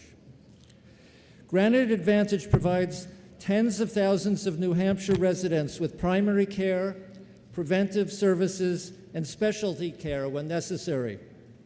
It has resulted in significant reduction in uninsured residents and in uncompensated care costs, while also reducing insurance rates on the individual market. Additionally, Granted Advantage has contributed to a healthier and more resilient workforce.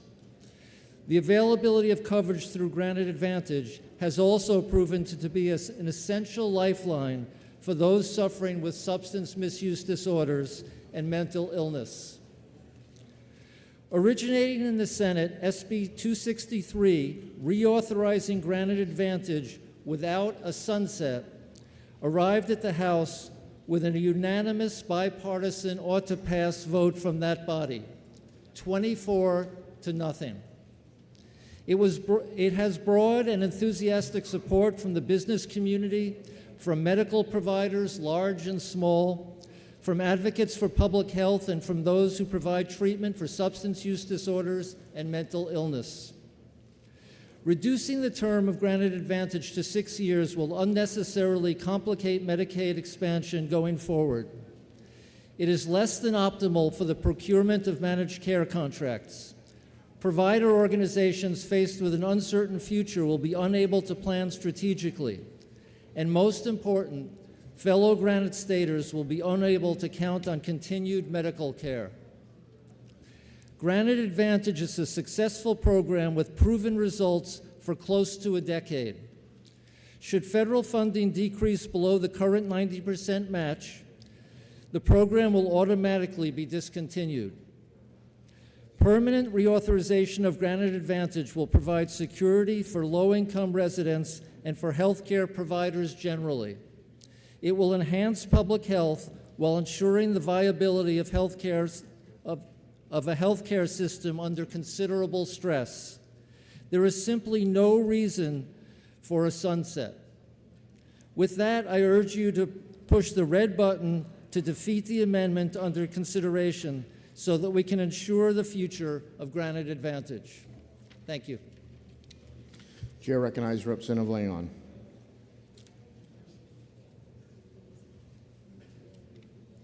Thank you, Mr. Speaker. I rise today in support of the residents of our state who make between 100% and 138% of the federal poverty level. Those who aren't disabled, aren't pregnant when they enter the program, who aren't of retirement age, and don't have children to qualify them for traditional Medicaid. Medicaid expansion serves a far smaller group of people than your emails may suggest. This is a group of people who haven't traditionally been included in safety nets.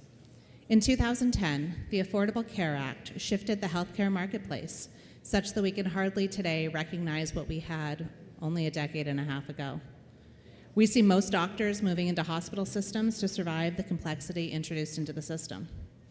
The Unaffordable Care Act created Medicaid expansion as a way to address the problems it created, and the group of Granite Staters served by this program really have no other solutions today.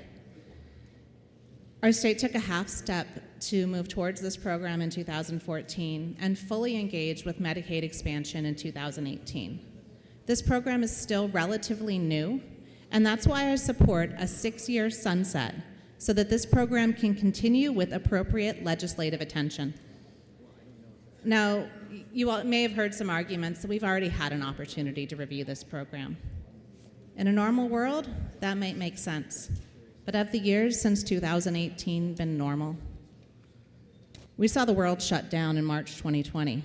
At the same time, the federal government prohibited states from removing anybody from Medicaid and Medicaid expansion until the expiration of the public health emergency, which ended 7 days ago. This is still a very shifting landscape, and it is far too early to make this program permanent. If you look at the language that would be made permanent, there are several sections that are outdated. Some refer to dates in 2019 for a waiver request.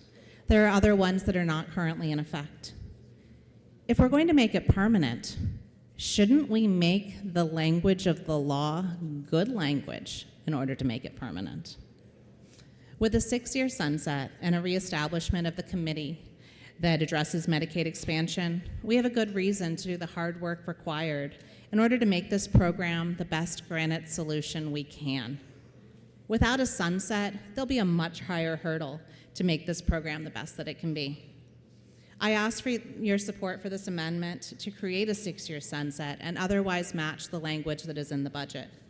We owe our careful attention to this matter to the tens of thousands of Granite Staters who participate in the Granite Advantage program, and we can do that best by passing this 6-year sunset. So this time frame is actually a sweet spot for the managed care organization contracts. 5 years gives you the best cost while still having the flexibility to renegotiate future contracts to look at the landscape. 5 years ago, nobody had heard of COVID. Now nobody hasn't heard of it. The world changes, and we don't want to make things permanent. I think a 5-year contract would be the best way to serve the people of the state. So we can best serve our constituents by passing the 6-year sunset. And I urge you to support this amendment. And Mr. Speaker, I ask for a roll call vote.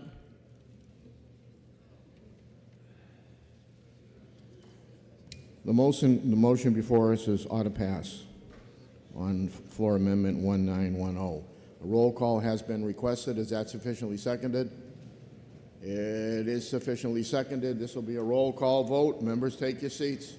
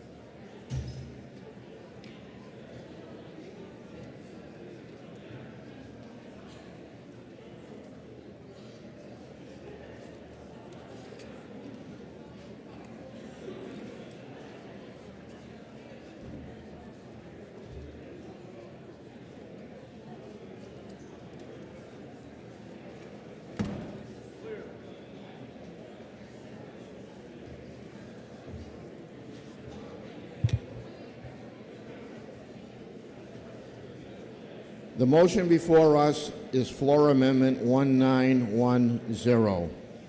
This is a roll call vote. Chair recognizes Representative Weber for a parliamentary inquiry.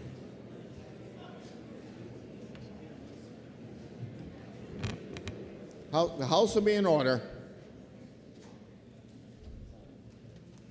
Thank you, Mr. Speaker. If I know that Senate Bill 263, unamended, is supported by a large coalition of organizations with direct interests in promoting the health of Granite Staters and by countless individual Granite Staters, and if I know that Senate Bill 263, unamended, promotes access to health care, a healthy workforce, and reduces uncompensated care and cost shifting.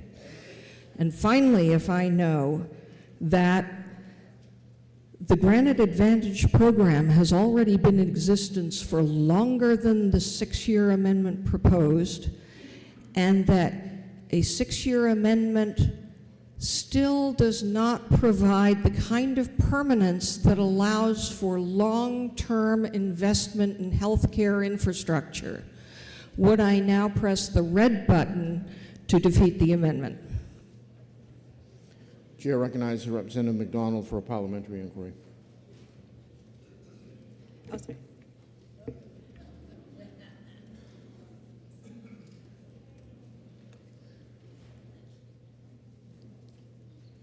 Thank you, Mr. Speaker.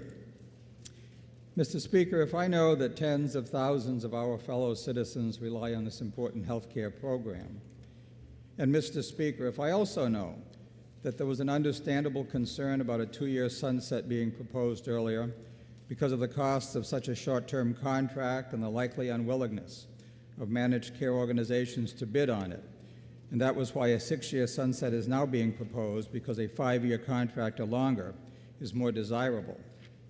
And Mr. Speaker, if I know that the healthcare industry is a very dynamic one, which is constantly changing, and that the needs of the people it serves are always changing also. And finally, Mr. Speaker, if I know that many hundreds of bills are considered by this legislature every single year, and that a sunset for this program ensures that we will give this very important program the review and attention it very much deserves, and make certain it doesn't get buried by all of the other proposed legislation, then, Mr. Speaker, would I press the green button and pass this amendment? Thank you. The motion before us is Floor Amendment 1910. This is a roll call vote. If you're in favor, you'll press the green button. If you're opposed, you'll press the red button. Voting stations are open for 30 seconds.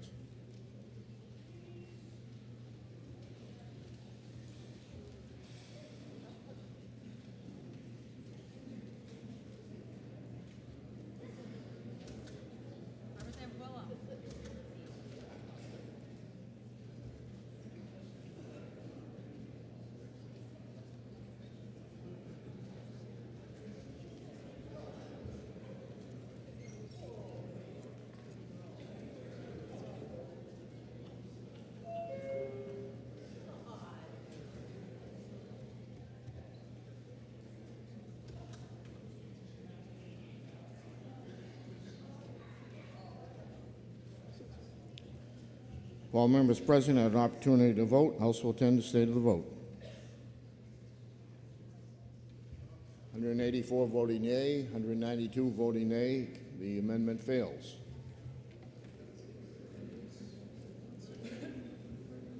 It's on second reading, open to further amendment. Representative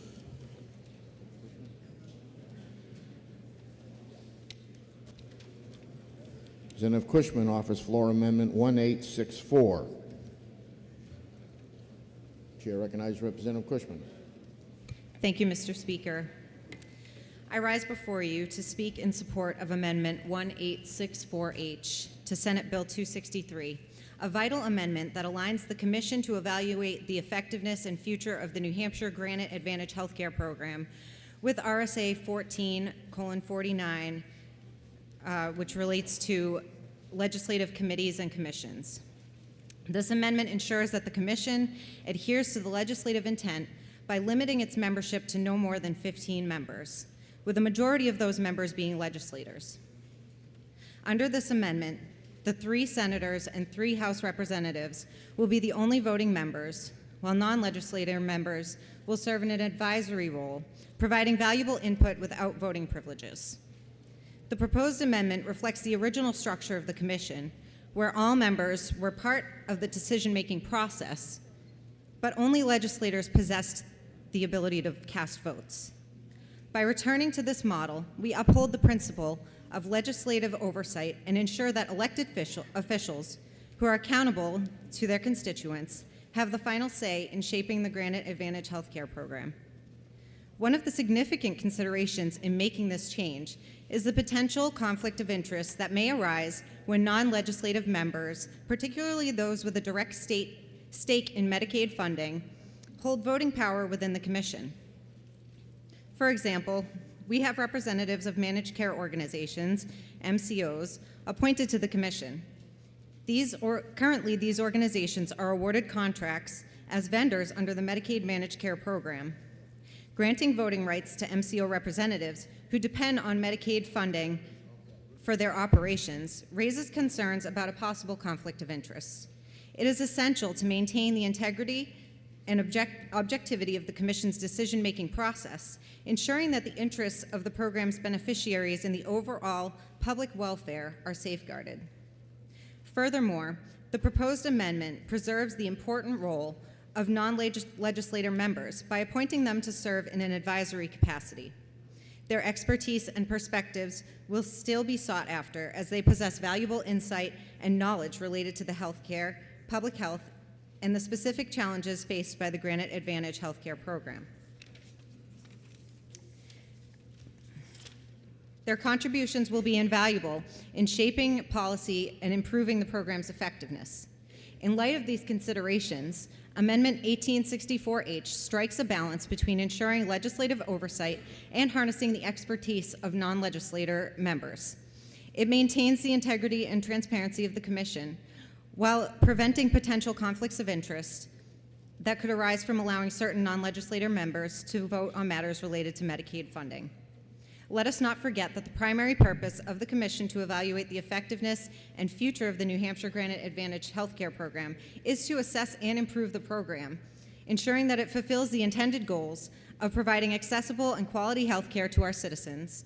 By clarifying the roles of voting and advisory members through this amendment, we reinforce the commitment to a fair and impartial evaluation process that prioritizes the well-being of our constituents. In conclusion, I urge you each and every one of you to support Amendment 1864 to Senate Bill 263 by aligning the Commission with RSA 1449 and restricting voting rights to legislators who uphold the principles of legislative oversight and mitigate potential conflict of interest. Together, let us ensure the effectiveness and sustainability of the Granite Advantage healthcare program while maintaining the highest standards of accountability and public trust. Thank you for your attention, and I encourage you to vote in favor of Amendment 1864H. And Mr. Speaker, I request a roll call vote. Thank you. And the question requests a roll call. Is that sufficiently seconded? It is sufficiently seconded. This will be a roll call vote. Members, take your seats.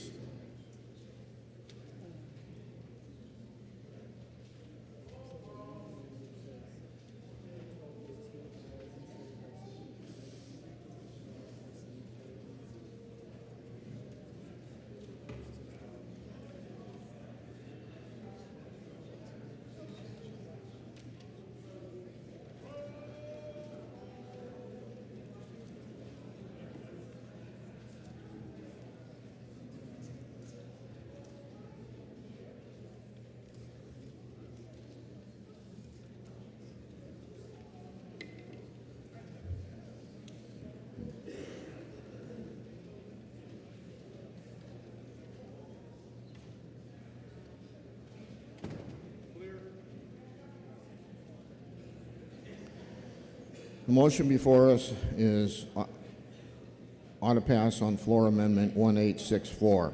This is a roll call vote. If you're in favor, you'll press the green button. If you're opposed, you'll press the red button. Voting stations are open for 30 seconds. Oh. My mistake. This is a roll call vote, and the chair recognizes Representative Weber for a parliamentary inquiry. Thank you, Mr. Speaker. If I know that Senate Bill 263, unamended, is supported by a large coalition of organizations with direct interests in promoting the health of all Granite Staters and by countless individual Granite Staters, if I know that Senate Bill 263, unamended, promotes access to health care, a healthy workforce, and reduces uncompensated care costs and cost shifting. And finally, Mr. Speaker, if I know that a commission does not vote on anything except recommendations, which are recommendations to this body, and that members of industry sit on advisory commissions regularly without any conflict of interest, would I now press the red button? Chair recognizes Representative Cushman for parliamentary inquiry. Thank you, Mr. Speaker. If I know that this amendment brings the Commission to evaluate the effectiveness and future of the New Hampshire Granite Advantage Healthcare Program into compliance with state law, and if I know that it ensures continued valuable input from stakeholders while also ensuring elected officials who are accountable to their constituents have the decision-making power, would I support this amendment by pressing the green button? Now I'll try this once again. The motion before us is the floor amendment 1864. It's a roll call vote. If you're in favor, you'll press the green button. If you're opposed, you'll press the red button. Voting stations are open for 30 seconds.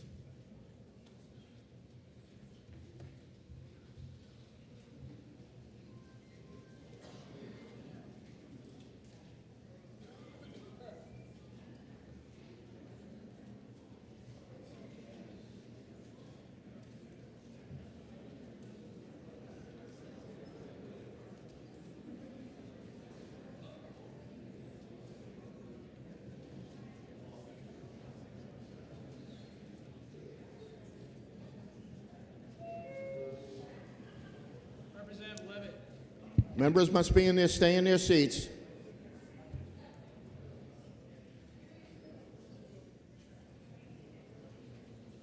Representative Axton.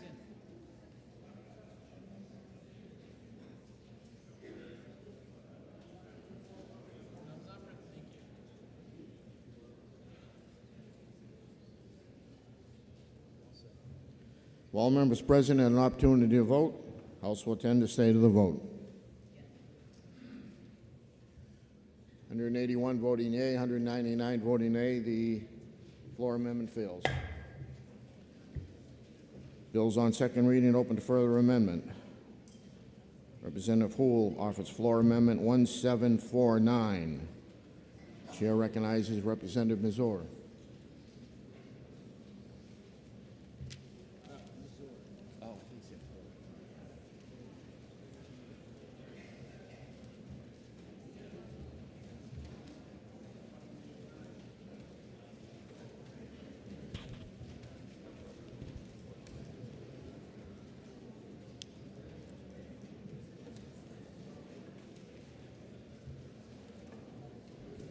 The House will be in order. Thank you, Mr. Speaker. Today, I rise before you to address an important issue that affects the well-being of our citizens and the sustainability of our healthcare system, the implementation of work requirements for Medicaid recipients. I firmly believe that introducing work requirements can bring positive changes to our society, and I urge my colleagues to consider the benefits this policy can offer. You see, Medicaid was established as a safety net program to provide healthcare access to the most vulnerable members of our society. It was never intended to be a long-term solution or permanent dependency for able-bodied individuals. Implementing work requirements is a crucial step towards fostering self-sufficiency, personal growth, and individual empowerment. By introducing work requirements, we are encouraging Medicaid recipients to actively participate in the workforce, gain valuable job skills, and ultimately achieve financial independence. Meaningful employment not only helps individuals support themselves and their families, but it also fosters a sense of dignity and self-worth, which can significantly contribute to their overall well-being. Furthermore, work requirements align with the principles of fairness and accountability. Our hard-working taxpayers fund Medicaid, and it is our responsibility to ensure that these resources are utilized appropriately and efficiently.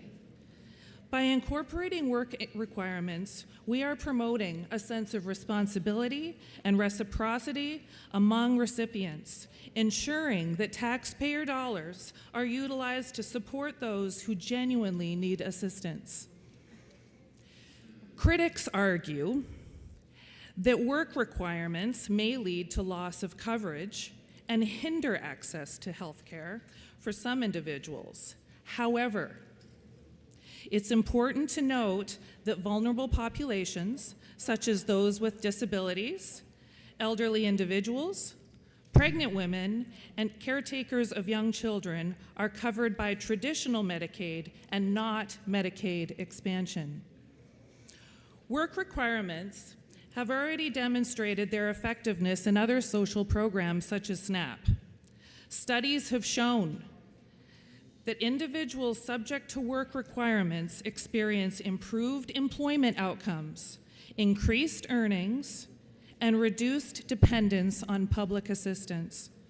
It is only logical to extend these successful principles to the Medicaid program, where similar positive results can be expected. To address concerns about access to health care, we must also focus on creating an environment that facilitates job growth, vocational training, and workforce development.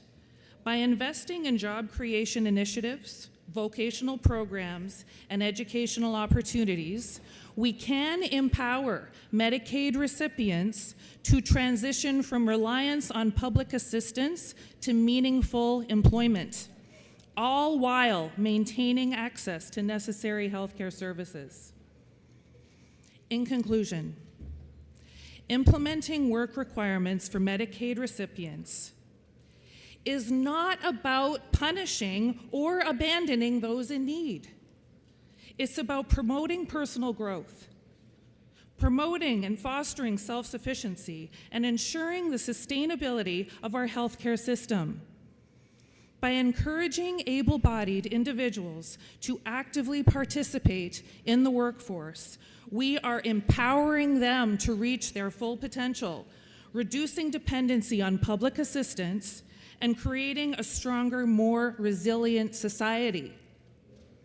I urge my colleagues to support this amendment, recognizing the transformative impact it can have on the lives of our citizens and the long-term viability of our healthcare system. Please push the green button on Amendment 1749H. Mr. Speaker, I request a roll call. Thank you very much. Senator Missouri has requested a roll call. Is that sufficiently seconded? It is sufficiently seconded. This will be a roll call vote. Does a member yield to questions? One question. Member yields, you may inquire. Thank you very much for taking my question. If you look at the law we have in place, it already had a waiver request, but that time is expired. Is there a reason it's important for us to make sure that we are having a work requirement and a waiver today? Thank you for your question, Representative. Yes, we had work requirements in place previously, but they've been overturned and not in place today. However, in Washington, D.C., they are talking about this issue right now and possibly, most likely, re-implementing work requirements. So we need to do that as well. The motion before us is Floor Amendment 1749. This is a roll call vote. Chair recognizes Representative Weber for a parliamentary inquiry. Just a minute, Representative. He's still yelling out in the hallway.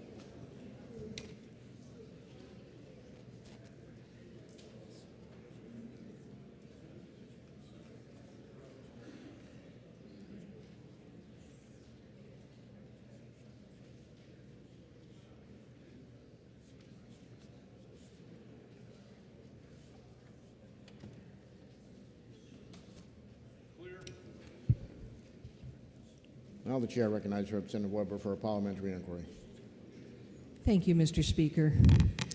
Mr. Speaker, if I know that SB 263 is unamended, is supported by a large coalition of organizations with direct interests in promoting the health of Granite Staters and by countless individual Granite Staters, if I know that Senate Bill 263 unamended promotes access to health care, a healthy workforce, and reduces uncompensated care costs and cost shifting, if I further know that the experience of the program is that 70% of the recipients are already working, and that many of the other recipients use this program as a short-term transition between one job or another, or as a way to cover recovery from an illness that has caused them to lose their job, would I now press the red button? Chair recognizes Representative Bill King for a parliamentary inquiry. Thank you, Mr. Speaker. Mr. Speaker, if I know, studies have shown individuals subject to work requirements experience improved employment outcomes, increased earnings, and reduced dependence on public assistance. And, Mr. Speaker, if I know this amendment is not about punishing or abandoning those in need, and, Mr. Speaker, if I know this amendment is about promoting personal growth, fostering self-sufficiency, and ensuring the sustainability of our healthcare system, and if I know America was founded on and operates on a system of checks and balances, would I now press the green button to approve this amendment? Thank you, Mr. Speaker. Motion before us is the floor amendment 1749. It's a roll call vote. If you're in favor, you'll press the green button. If you're opposed, you'll press the red button. Voting stations are open for 30 seconds.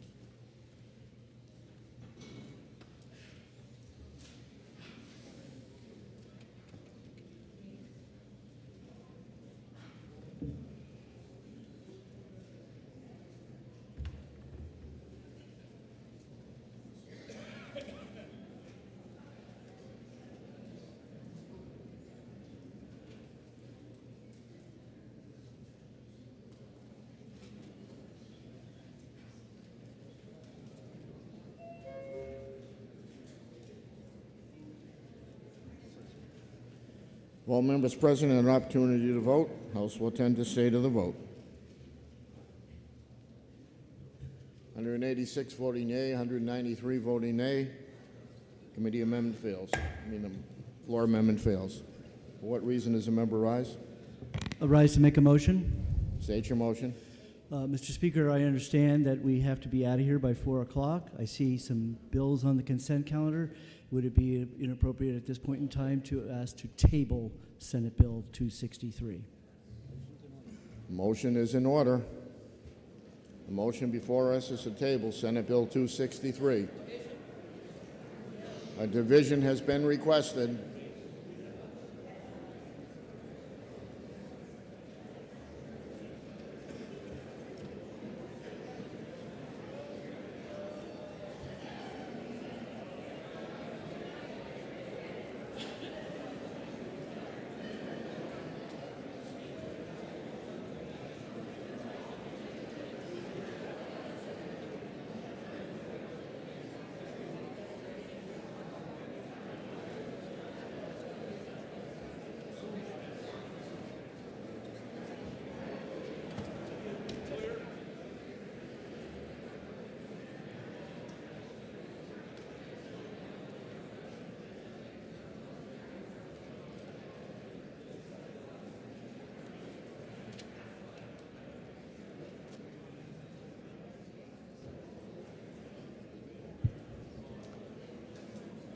The motion before us is to table Senate Bill 263.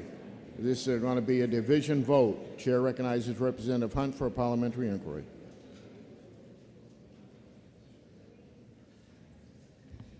Mr. Speaker, if I know the House has already taken a position on this bill in House Bill 2, if I know that the Senate has any disagreement, that will be taken up in the committee of conference. If I know that we do have a couple more bills we need to get through that are on the consent calendar, and I know we need to be out of here, or otherwise we're going to be stuck here all night while there's a road race, will I now vote yes on the pending motion? Chair recognizes Representative Weber for a parliamentary inquiry. House will be in order. Mr. Speaker, if I know that Senate Bill 263, unamended, is supported by a large coalition of organizations with direct interests in promoting the health of all Granite Staters, and by countless individuals, Granite Staters, and if I know that Senate Bill 263, unamended, promotes access to health care, a healthy workforce, and reduces uncompensated care costs and cost shifting, and finally, if I know that we have been told that the members of this court will be allowed out whenever we finish our business, but that our constituents wanted us to vote on this bill unamended, would I now resolve to stay to the bitter end, hope that some of the people offering amendments will think better of it, and press the red button? The motion before us is to table Senate Bill 263. This is a division vote. If you're in favor, you'll press the green button. If you're opposed, you'll press the red button. Voting stations are open for 30 seconds.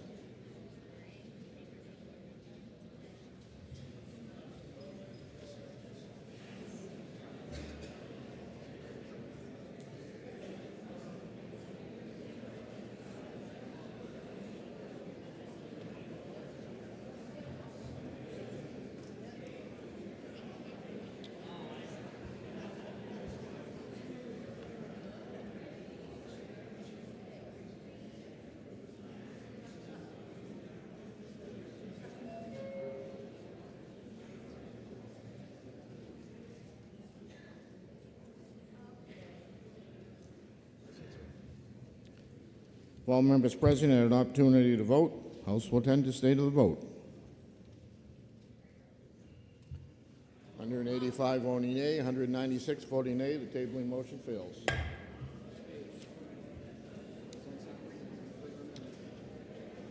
The bill is on second reading, open to further amendment. Representative Houle offers floor amendment 1869. And for what reason? Just a point of order, question to the chair. Inquiry of the chair. Inquire. Yeah, we've just heard two different people. One say that we have to be out of here at 4 o'clock. Another one says there's no time limit. Could you give us what the correct answer to that is, please?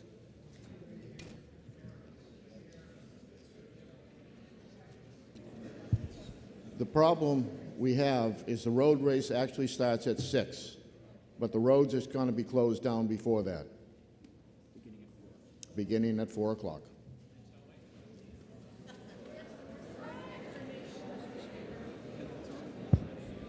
For what reason, the member rise?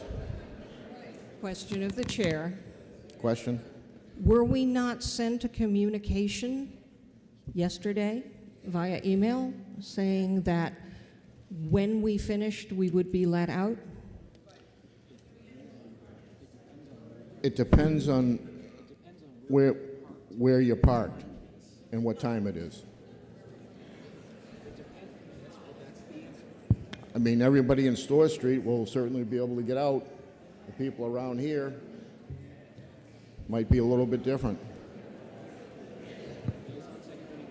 Bills on second reading open to further amendment. Representative Houle offers floor amendment 1869, and Representative Houle is recognized to speak. Thank you, Mr. Speaker. For those who haven't found it in their cluster of amendments, I'm going to read the entire thing because it's only one line long. Amend the bill by inserting after Section 7 the following and renumbering the original Section 8 to read as 9. Repeal 2018, this is chapter law, 34220, relative to the severability of the New Hampshire Medicaid and Premium Assistance Program. What is a severability clause? Quite simply, when laws are put together, if a court strikes down a section of it, unless there's a severability clause in place, potentially the whole thing is at risk. At the time that this bill was put forward, there was an open window for work requirements. That window closed after our former president was no longer in office. That work requirements is front page news in D.C. right now. What we are seeing going on is the House, under Speaker McCarthy, I think I'm allowed to, the U.S. Speaker has pushed very hard to reestablish work requirements. Our president has pushed back. We don't know the outcome of that, but we do know that it would be valuable to put back into law that clause such that the program is contingent upon having work requirements. As the former speaker talked about work requirements and the benefits, and I want to concur with her remarks, this is not to be a handout. This is to be a hand-up, this program. This is supposed to be temporary. 2 weeks ago, I sat on as a substitute on HHS to talk about this bill.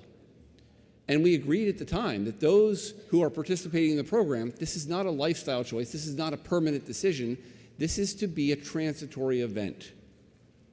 I personally experienced one of those. I lost my job at one point. 4 kids at home, no work. I understand firsthand that you need medical insurance, you need food, you need to make mortgage payments. I've seen that. I've lived that. Heck, one year our family lived below the federal poverty limit. I understand what families have to go through. But with that said, the goal was not to live there. That wasn't the destination. The destination was to get out of that situation and to get ahead. What we want is we want to make sure that the program is established and set up such that those who are trying to live off of this and take advantage of it are not in a position to do so, but those who want to use this program as a stepping stone to get ahead are allowed to do so. I would ask that you would support floor amendment, whatever number this is, 1869H. Thank you.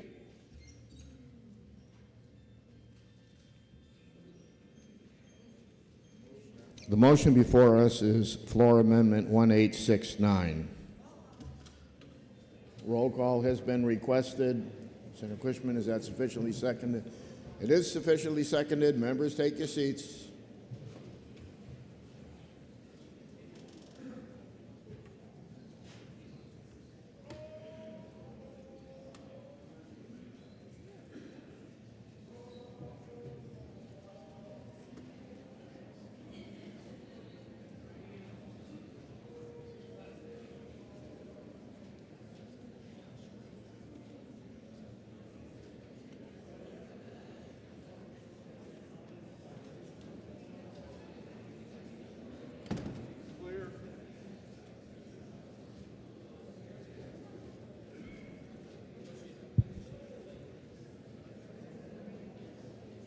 The motion before us is floor amendment 1869. This is a roll call vote. Chair recognizes Representative Weber for a parliamentary inquiry. Thank you, Mr. Speaker. If I know that Senate Bill 263 unamended is supported by a large coalition of organizations with direct interests in promoting the health of Granite Staters, and by countless individual states, Granite Staters rather, if I know that Senate Bill 263 unamended promotes access to health care, a healthy workforce, and reduces uncompensated care and cost shifting, and if I further know that the program is working just fine as it is with no further adjustments necessary, would I now push the red button? Chair recognizes Representative Turcotte. When Turcotte for a parliamentary inquiry. Thank you, Mr. Speaker. If I know this amendment would only remove the severability clause from existing chapter law, would I now press the green button? Thank you, Mr. Speaker. The motion before us is for Amendment 1869. This is a roll call vote. If you're in favor, you'll press the green button. If you're opposed, you'll press the red button. Voting stations are open for 30 seconds.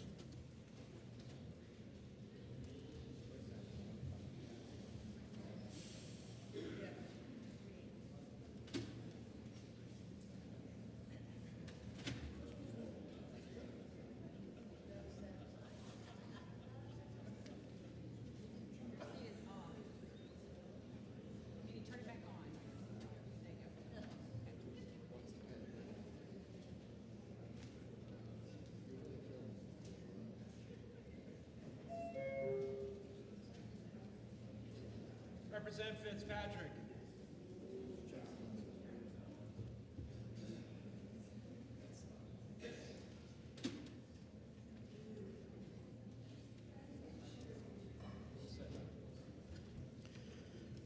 While members present had an opportunity to vote, House will attend to state of the vote. 184 voting aye, 195 voting nay. Floor amendment fails. I'm going to ask that members please stay in your seats. We're losing 3 to 5 minutes every time we have a roll call vote, and I would assume the other 23 or 24 amendments we have are going to be roll call or division votes. So the more you're in your seats, the less we have to chase you in the hallways, the quicker we'll get done. For what reason does the member rise? For a motion, Mr. Speaker. State your motion. I move to lay SB 263 on the table. Motion is in order. A division has been requested. A roll call has been requested. I assume that's not seconded. This will be a division vote. The motion before us is a floor to lay Senate Bill 263 on the table.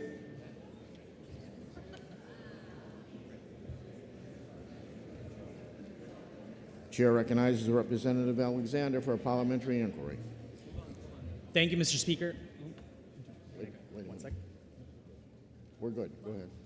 Thank you, Mr. Speaker. Mr. Speaker, if I know the House has already taken a position on this issue, and if I know that I parked in the legislative office building garage and I know that my car will not be allowed out until the late evening, would I then press the green button to lay this bill on the table? Thank you, Mr. Speaker. House will be in order. Chair recognizes Representative Weber for a parliamentary inquiry. If I know that Senate Bill 263, unamended, is supported by a large coalition of organizations with direct interests in promoting the health of all Granite Staters, and by countless individual Granite Staters, if I know that Senate Bill 263, unamended, promotes access to health care, a healthy workforce, and reduces uncompensated care costs and cost shifting, and if I know that the provisions in the budget bill were a compromise and that many of us here wish to vote for this bill without a sunset, and that we are willing to stay here for as long as it takes to get to that vote, would I now press the red button? The House will be in order. The motion before us is the tabling motion on Senate Bill 263. This is a division vote. If you're in favor, you'll press the green button. If you're opposed, you'll press the red button. Voting stations are open for 30 seconds.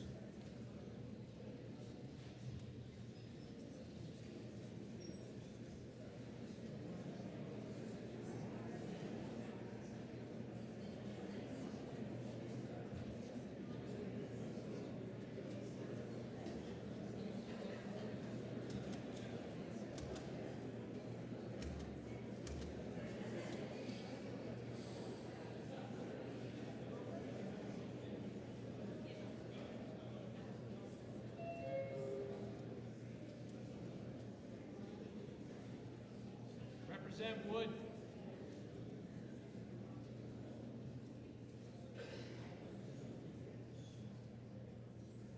Representative Vale.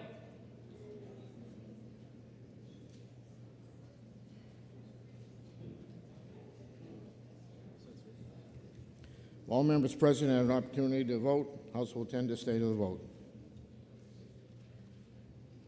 185 voting yea, 194 voting nay. The motion to table fails.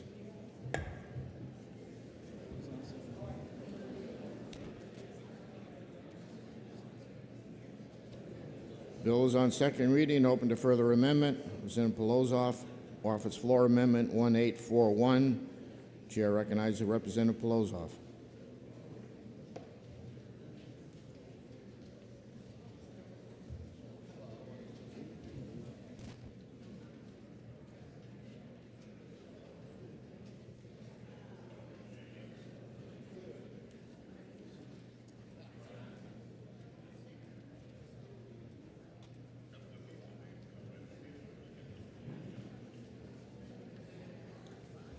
Thank you, Mr. Speaker.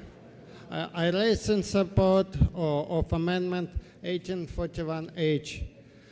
This language adds that at the time of enrollment, we acknowledge underutilization of benefits shall result in termination of benefits. And for the purpose of this section, we define narrowly underutilization of benefits as one annual physical examination with a licensed primary provider within 1 year from the date of enrollment or annual re-enrollment. This annual physical examination frequency may be extended. First, if the last visited primary care provider developed a care plan that does not require a physical examination visit in a given time frame. Or second, if the individual made all reasonable steps to schedule a physical examination appointment but was not able to get it scheduled in a given time frame for reasons beyond the individual control. This amendment is a result of bipartisan discussion. It brings together suggestions from both parties, and it enforces and encourages regular physical examinations. It is bipartisan understanding of the House Health, Human Services and Elderly Affairs Committee that regular physicals are extremely useful. They are useful to provide from catastrophic healthcare results that may result in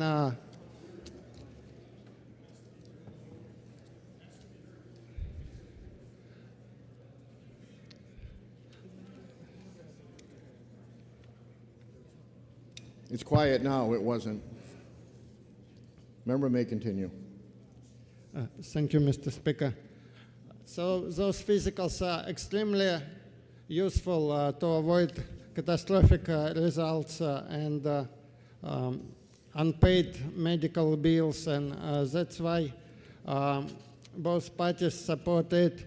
And for example, we put amendment that if individual made all reasonable steps to schedule an appointment but was not able, it excuses it from this amendment. And I ask you to put a green button to support this amendment. Does the member yield to questions? Yes, I do. Member yields. Thank you, Mr. Speaker. Thank you, Representative, for taking my question. Why is it hard to get an appointment? Does the federal pandemic response have anything to do with this?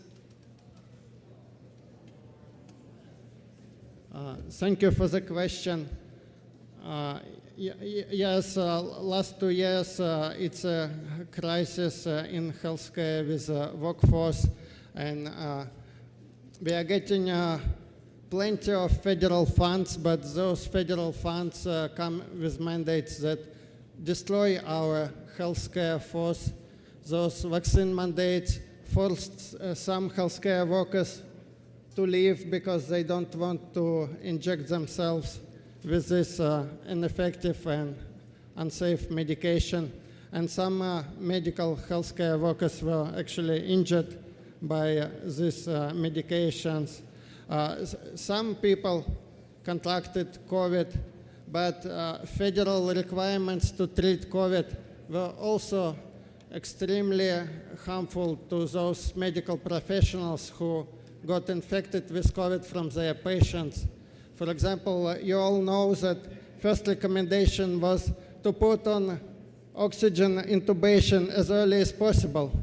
Now we know that, yes, we need oxygen to breathe, but too much oxygen too early in this illness causes more harm than good.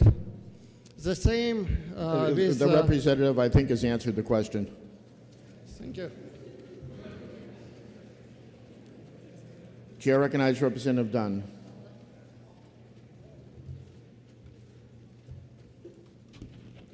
Thank you, Mr. Speaker. Mr. Speaker, honorable members of the House, I rise in support of 1841. This amendment requires a minimum utilization of benefits to remain eligible for the Granted Advantage Health Care Program. It defines the minimum utilization benefits as an annual physical requirement of a licensed primary care physician. The amendment allows for flexibility, including cases that the existing plan does not require one. Managed care organizations are reimbursed for enrolled members whether they utilize the program or not. The primary goal of managed care organizations is to encourage people to schedule and attend their primary physical. The primary care visit is needed to reduce the overall cost of the health care and reduce the uncompensated care. This is why this amendment is necessary. The amendment ensures that we have this leverage to ensure primary care visits. This amendment adds responsibility and adds protection for the taxpayer. In conclusion, it is important that the resources are not unlimited, even when subsidized by federal funds.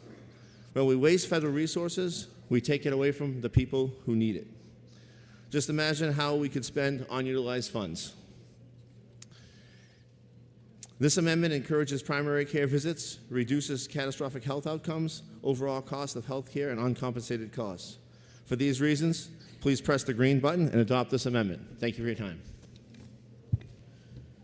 Representative Sweeney has asked for a roll call. Is that sufficiently seconded? It is sufficiently seconded. This will be a roll call vote. Members, take your seats.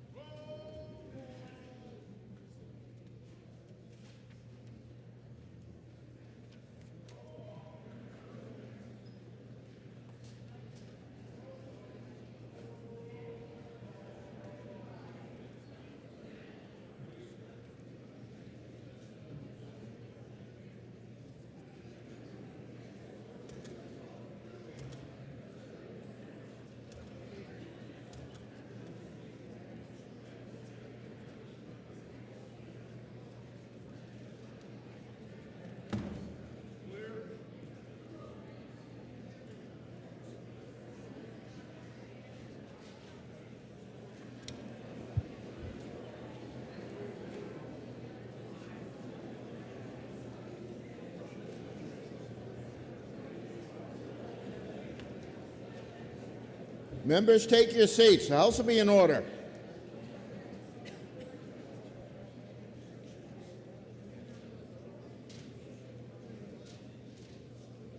Yeah. For what reason did member rise?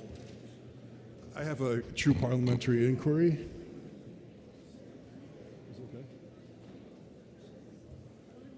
We're in the voting mode right now. Is it an inquiry of me or? It's an inquiry about the process for PIs. So the question of the chair. Okay. State your question.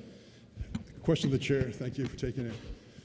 Is it dilatory for a member to get up and say the same thing over and over again? We've already heard it. Is that a dilatory thing to do?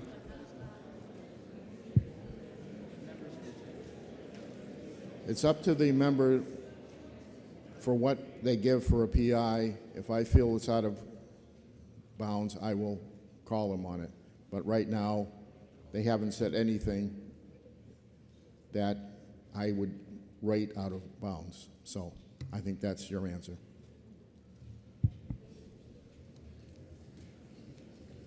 Right now, in front of us is Floor Amendment 1841.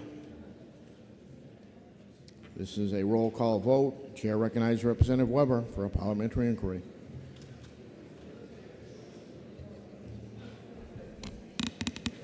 Thank you, Mr. Speaker.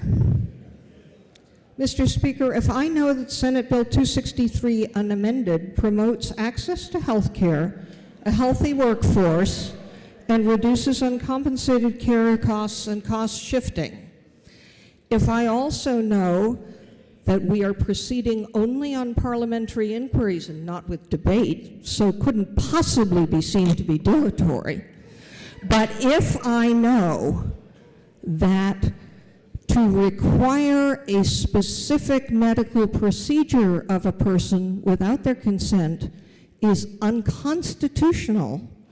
And finally, if I know that for anybody who has had to reschedule an appointment for anything, as for example when the House meets when your appointment was set for, and I know how long it takes to reschedule appointments, would I now see the lack of wisdom of this provision and press the red button? Chair recognizes Representative Carroll Brown for a parliamentary inquiry.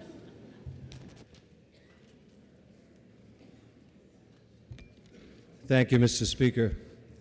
If I know I promise to say this only one time, and if I know that it's completely reasonable to require accountability from individuals receiving benefits paid for by the hardworking taxpayer, and if I know that when an individual has not used their benefits, it's completely reasonable to assume the benefit may not be needed by that person. And if I know this amendment addresses concerns that individuals might have difficulty scheduling an appointment with their primary care physician annually, and to address the previous PI, if I know that this amendment also addresses concerns that there are individuals who may not need an appointment with their PCP annually. And finally, Mr. Speaker, if I know that it's the duty of every person in this room to assure the taxpayers of New Hampshire that they are not paying for individuals who are not using their benefits, then would I press the green button to pass this amendment? Thank you, Mr. Speaker. Motion before us is Floor Amendment 1841. It's a roll call vote. If you're in favor, you'll press the green button. If you're opposed, you'll press the red button. Voting stations are open for 30 seconds.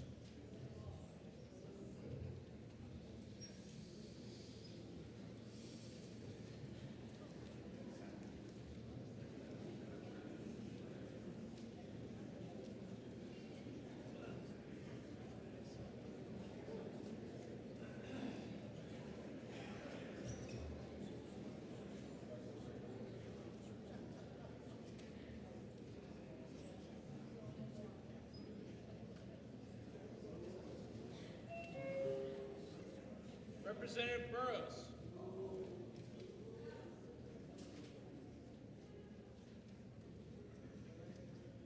Representative Sullivan.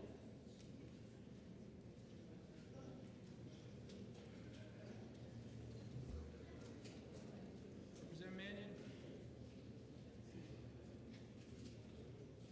Representative Mazur. Representative Polozov. Representative Love.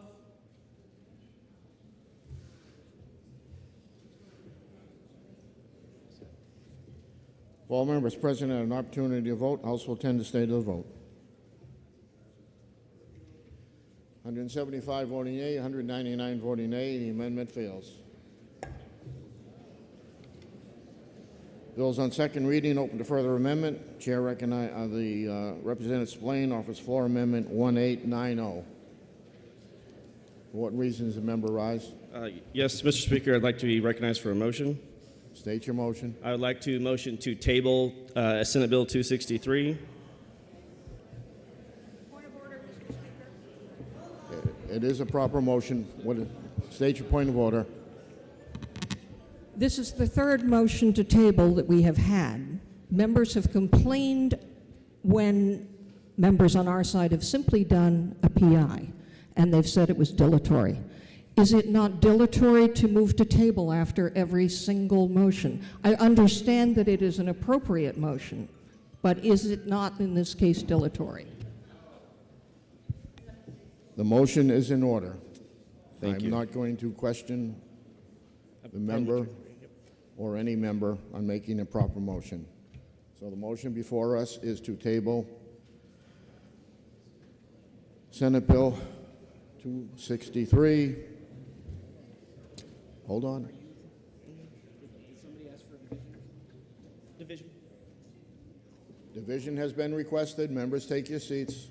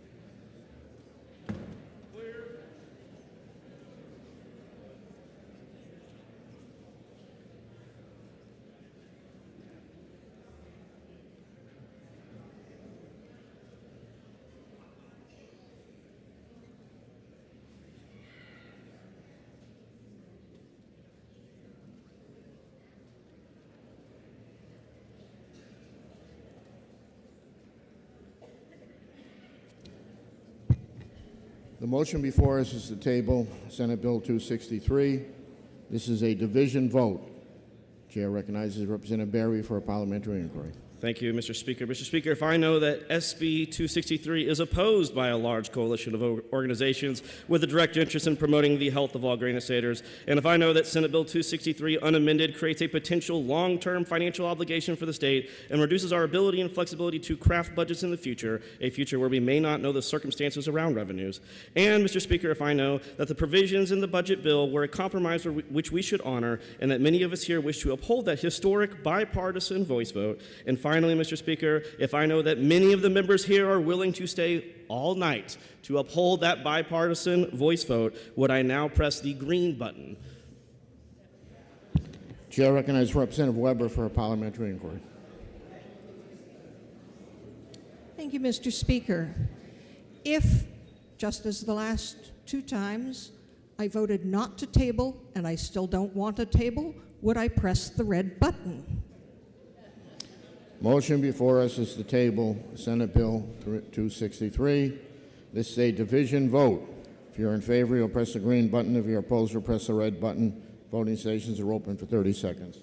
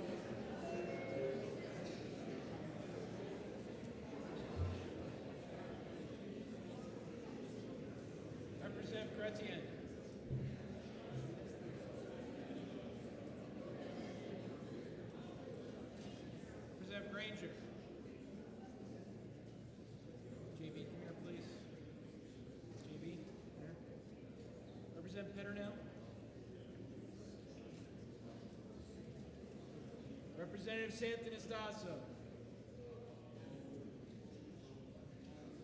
Representative Murner.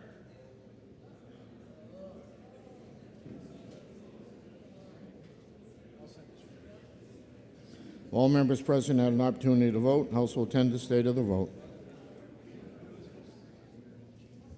182 voting yea, 192 voting nay. The motion to table fails. Bills on second reading open to further amendment. Representative Splain offers floor amendment 1890. For what reason? House will be in order. I'd like to make a motion. State your motion. I'd like to reconsider that tabling vote.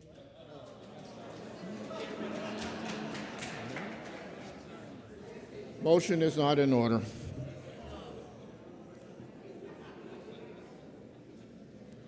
Chair recognizes Representative Splain.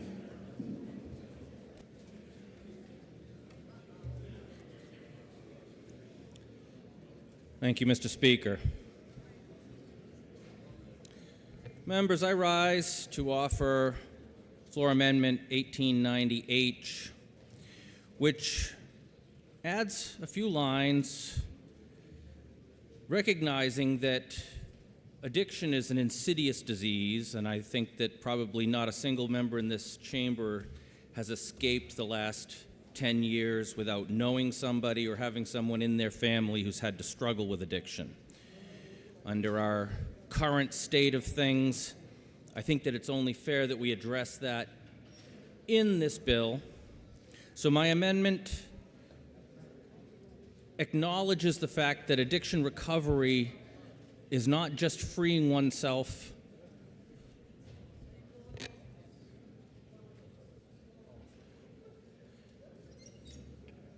It's not quiet enough. Addiction recovery is not just freeing oneself from the addiction, but it's also building your self-esteem and job qualifications back up again so that you can feel valued and stay free of addiction. And so this amendment will add lines that say that the substance use disorder treatment or recovery activities and/or mental health treatment under this subparagraph shall be credited against the requirement for work for the first 3 months on an hour-for-hour basis, but on the subsequent months, every 2 hours shall be credited as 1 hour of community engagement. And this is an incentive to, after those first 3 months of intensive drug rehabilitation or mental health rehabilitation, to have the person start working on their career, their work opportunities, and to start building back that self-esteem that is going to be so critical to being able to maintain a free of addiction lifestyle going forward. So I would urge you all to support this amendment and push green. Thank you. Does the member yield to questions? I'll take one. The member yields. Thank you. Several weeks ago in this chamber, we heard someone testify at the end on a matter of personal privilege, how getting help from a program was instrumental in their life. Is the amendment that you have before something that's going to help more people like that? Yes, thank you for the question, because yes, it does. It has been proven by facts that somebody who goes successfully through a treatment program but then faces no work prospects and or a devalued self-worth when they come out of the program then tends to fall back into those same patterns of addiction. Whereas if they have built back that self-esteem and they have worked towards work prospects, they tend to be more successful. Before I call Representative Love up, I want to let everybody know that you're safe to where you are parked. We will get you out when we're done with session, whether that be an hour from now or 6 hours from now, I don't know. But we will get you out, and there's also, we have a lot of snacks in the back room. We still got about 20 amendments to go. Chair recognizes Representative Love. Representative Love waves off. A division has been requested. A roll call has been requested. Who requested the roll call? Roll call has been requested. Is that sufficiently seconded? That is sufficiently seconded.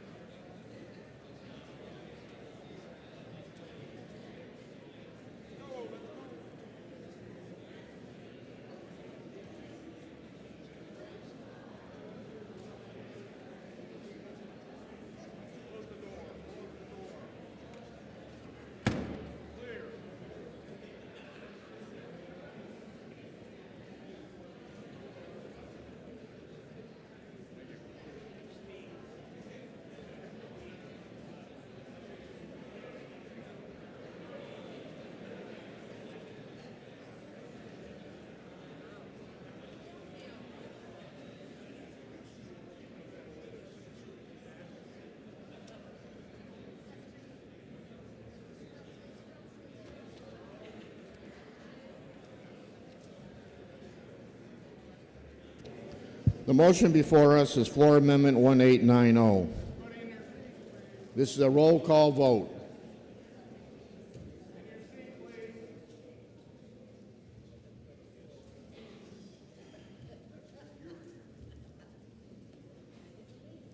Chair recognizes Representative Splain for a parliamentary inquiry.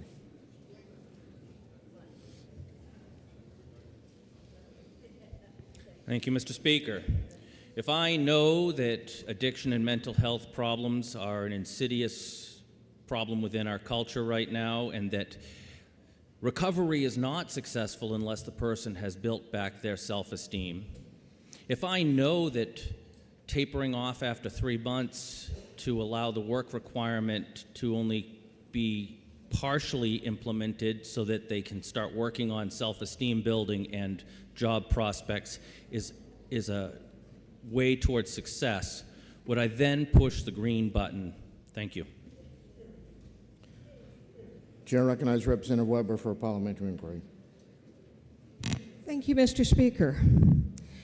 If I firmly support both work and substance abuse treatment and agree with much that's been said about the value of both treatment and work, but if I know and am bemused because the work requirement contained in the statute has been held to be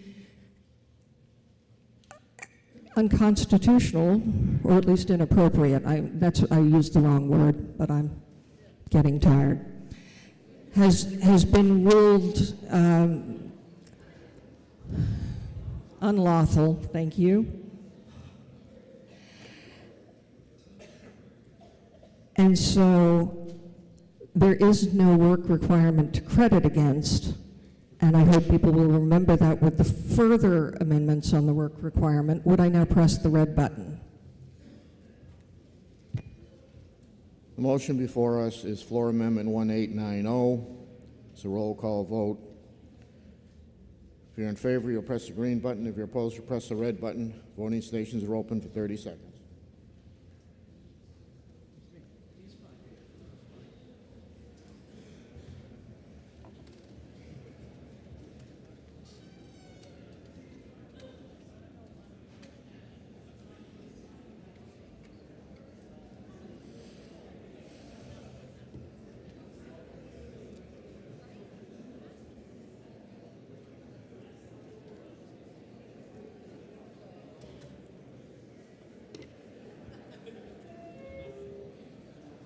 Representative Morton.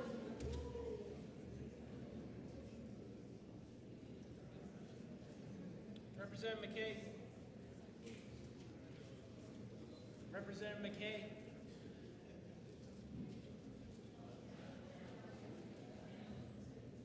Thumb up or thumb down, Representative McKay.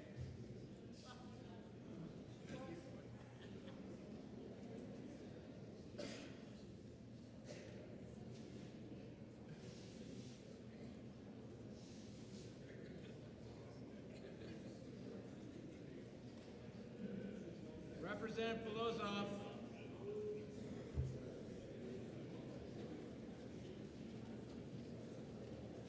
Representative Murner.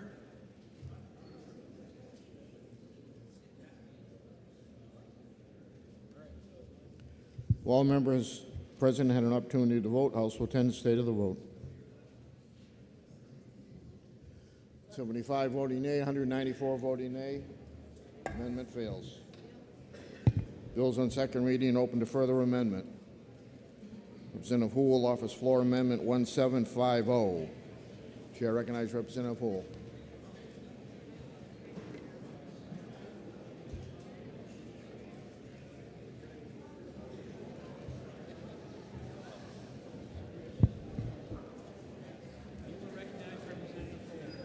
Okay. The member will suspend for a minute.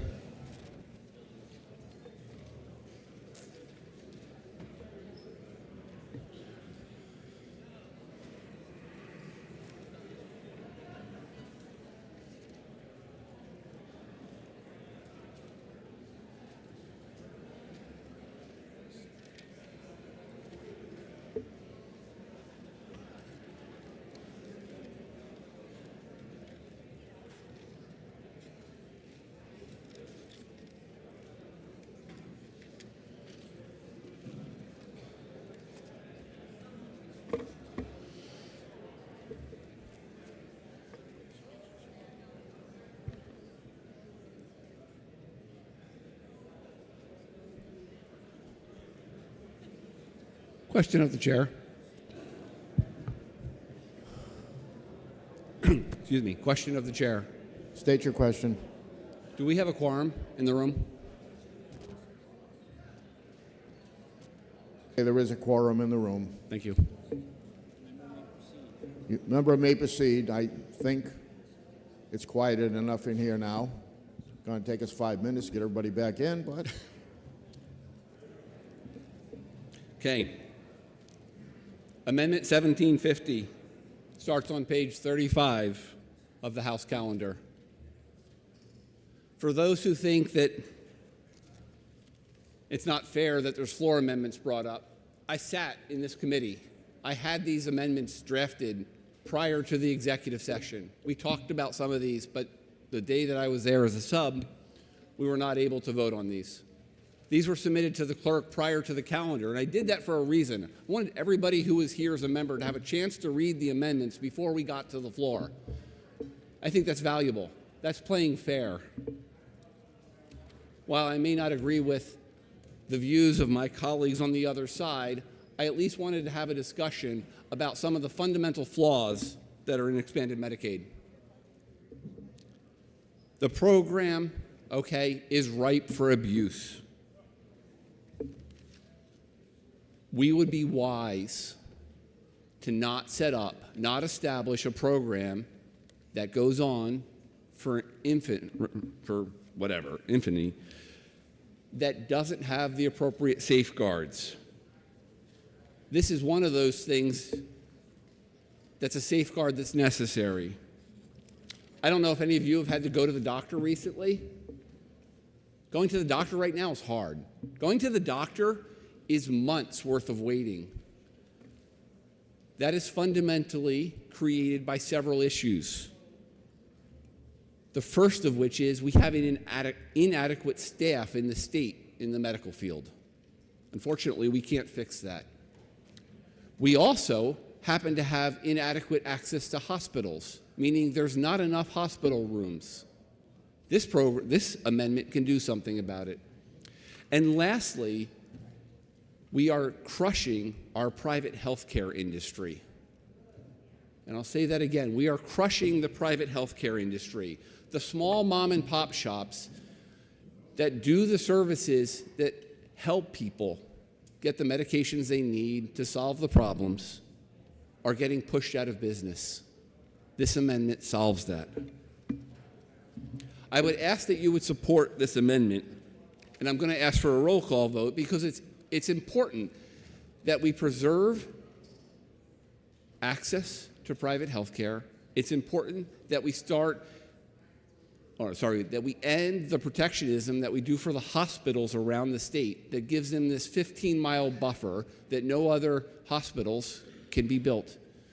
And we start allowing a better free market healthcare system. I ask for a roll call vote. I ask that you support 1750H. Thank you. Does the member yield to questions? Sure. Member yields. Thank you for taking my question. I'm aware that we have a shortage of hospital beds here in New Hampshire, and I believe these critical access hospitals only have 25 beds. Is preserving them helping us to meet the healthcare needs of Granite Staters, or is this artificially limiting the bed count? By enabling this, what's known as the critical access healthcare hospital provision, right, we've artificially created locations that can't have additional beds. That shuts down the ability for people to get the health care they need. As I said, we would be wise to protect the two things that are crucial to making sure Granite Staters have the health care access they need. One is expanding hospital access, and two is making sure we don't crush our private health care industry. Thank you.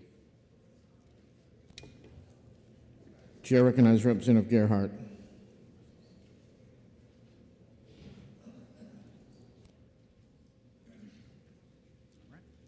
Thank you, Speaker. Members of the House. So I was talking to JR about this amendment, and Representative Howell, sorry. And I related my own personal story of when I cut my hand down to the bone doing some construction work, and how it ended up costing $1,800 for 9 stitches. They gave me a break because I don't have insurance, so it was $1,200. But the fact that there's no competition in the marketplace for medical care is just so detrimental. And we have this idea that we have to farm out our decision making to the federal government on this topic is so detrimental to what we're doing. We need to focus on keeping it here within the state and not relying on the federal government to take care of our needs. Nothing good comes out of the federal government. Nothing, really. Let's be honest here. We have no control over them. At least like today, when we have protests, House will be in order. People can at least come here. Representative, we don't make accusations of that nature on this floor. Of what nature, Speaker? The accusation you just made that nothing good comes out of the federal government. That might be your personal opinion, but that's not an accusation I'm going to allow on the floor. Very few good things come out of the federal government, and I'm concerned about that, and I would like to have more control at the local level. So point being, the more competition we have in the medical field, the better off we are, and it wouldn't cost over $100 per stitch. It's just common sense. So yes, anyway, I'm in support of this amendment, and I hope that we can start really focusing on what needs to be done, and that's keeping decision-making local and not relying on some federal bureaucrats to solve our problems, which they will never do, never have done, period. Thank you. Motion before us is floor amendment 1750. A roll call has been requested. Representative Sweeney requests a roll call. Is that sufficiently seconded? It is sufficiently seconded. This will be a roll call vote.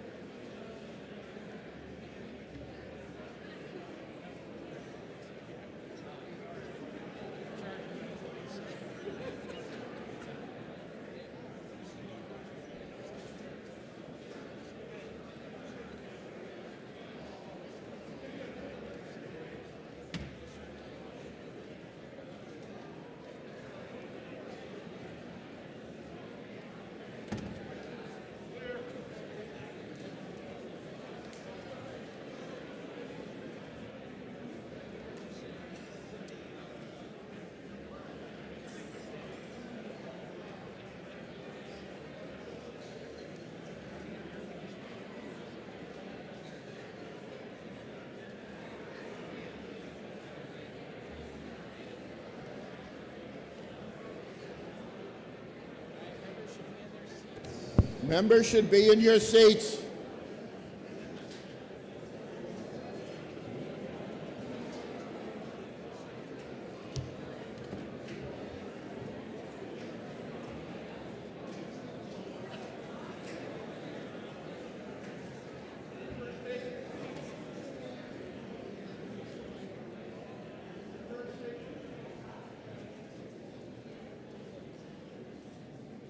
The motion before us is floor amendment 1750. This is a roll call vote. Chair recognizes the Brunelle for a parliamentary inquiry.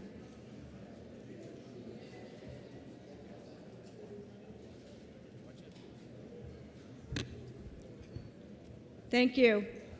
Mr. Speaker, if I know that expanding healthcare opportunities and competition only improves the overall access and quality of care, if I know that removing the control that critical access hospitals have over free market growth will allow for the expansion of healthcare opportunities, if I know that allowing clients opportunities to make healthcare decisions with their own hard-earned dollars will be empowered to take control over their own health outcomes, would I press the green button to allow greater healthcare freedom in the Granite State?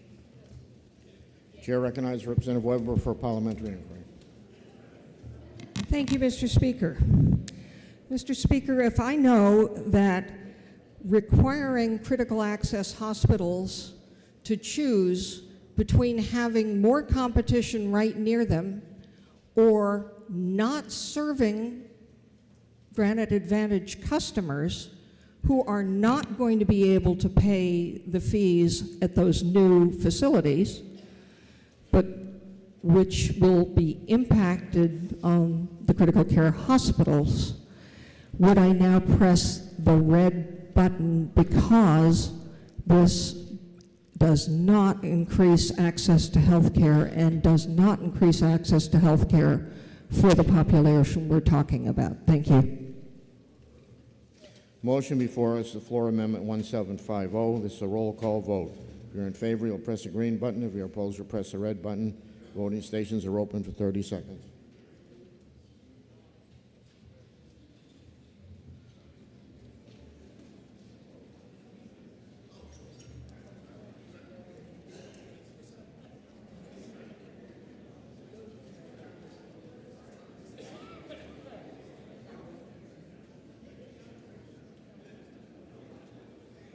Representative Bailey.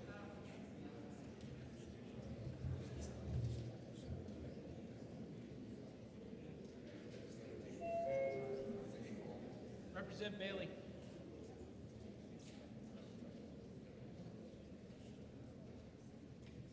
Representative Gagné. Representative Sellers.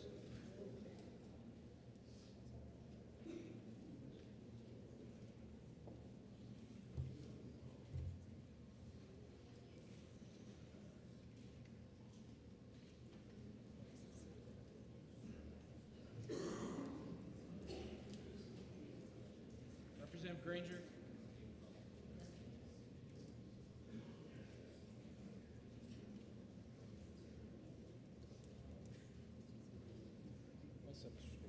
All members present had an opportunity to vote. House will attend the state of the vote. 169 voting nay, 192 voting nay. Committee amendment fails.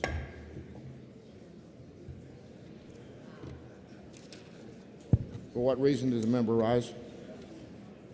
Mr. Speaker, what would be the effect of a motion to move the previous question?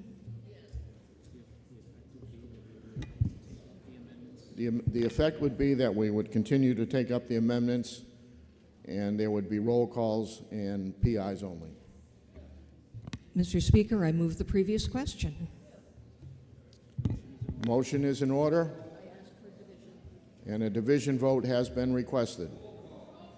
A roll call has been requested by who? It is sufficiently seconded. So this will be a roll call vote. Members, take your seats.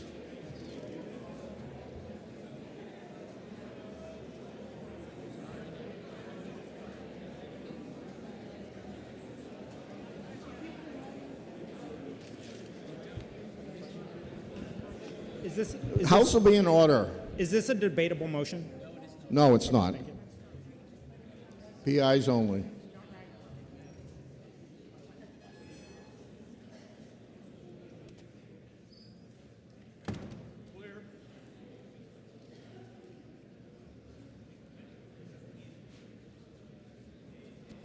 Members will be in their seats.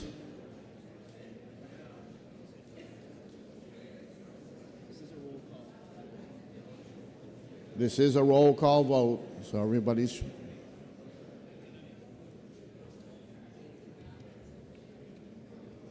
Speaker, The question of the chair, please. question, go What ahead. exactly are we voting on? We're moving the previous question What is the previous question? on the underlying bill. So we're voting to vote on the bill as unamended. No. No. We're taking up the rest of the amendments, but they're going to be roll calls with PIs only. And it limits debate. It limits debate. Yes. Okay, that's what we're doing. All right. Does everybody understand the motion?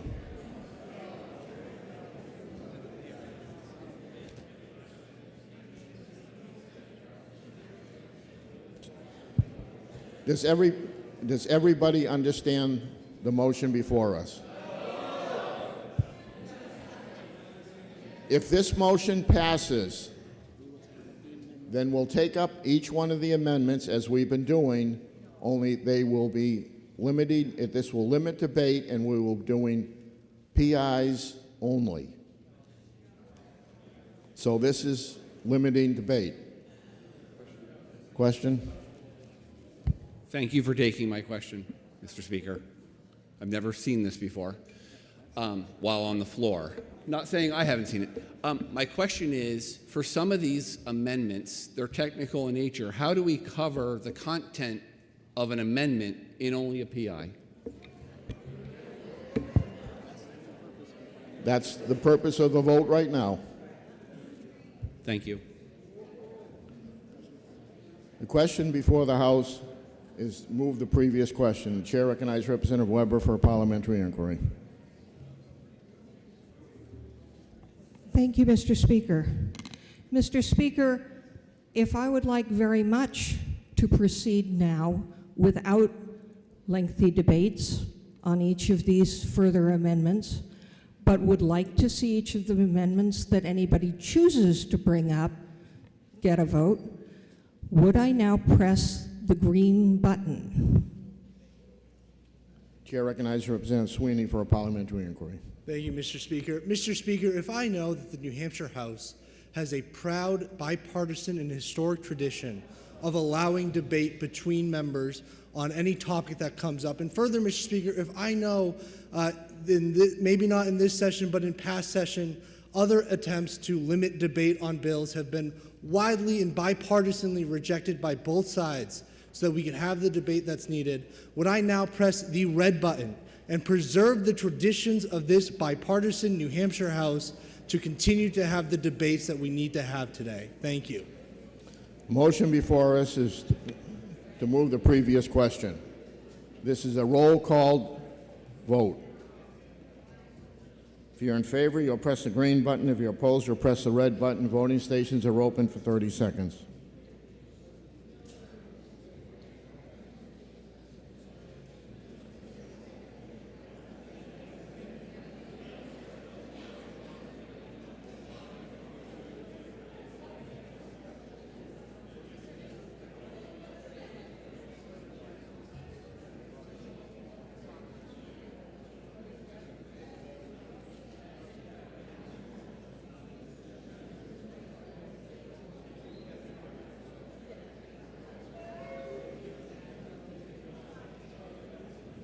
Representative Richard Brown. Representative Berry.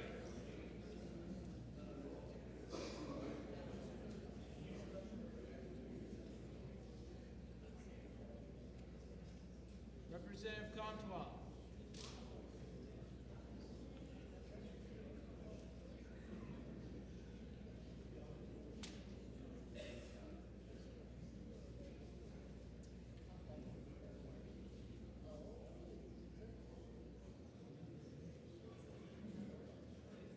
Representative Wary.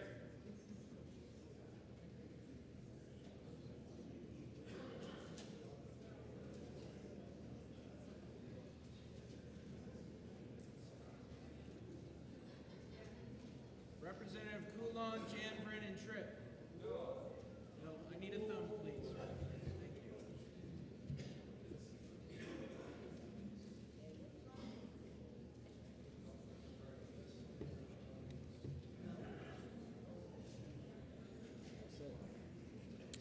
All members present have an opportunity to vote. House will attend the state of the vote.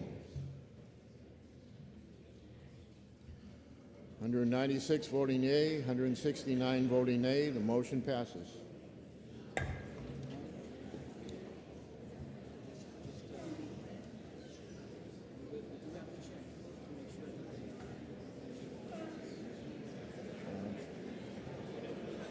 Yeah, we have to check. Representative, bills on second amendment open to further amendment. Representative Phillips offers floor amendment 1860. Representative Sweeney has requested a roll call. Is that sufficiently seconded? It is sufficiently seconded. This will be a roll call vote. Members, take your seats.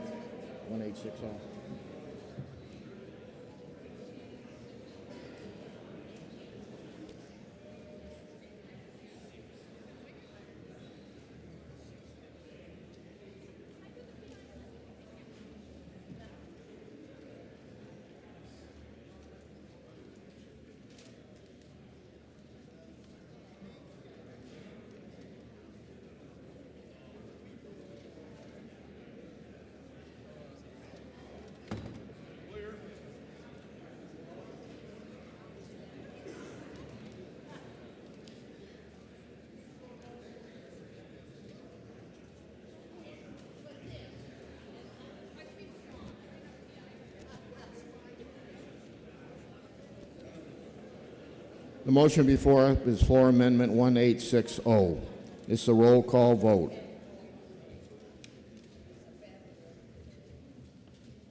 Chair recognizes Representative Phillips for parliamentary inquiry.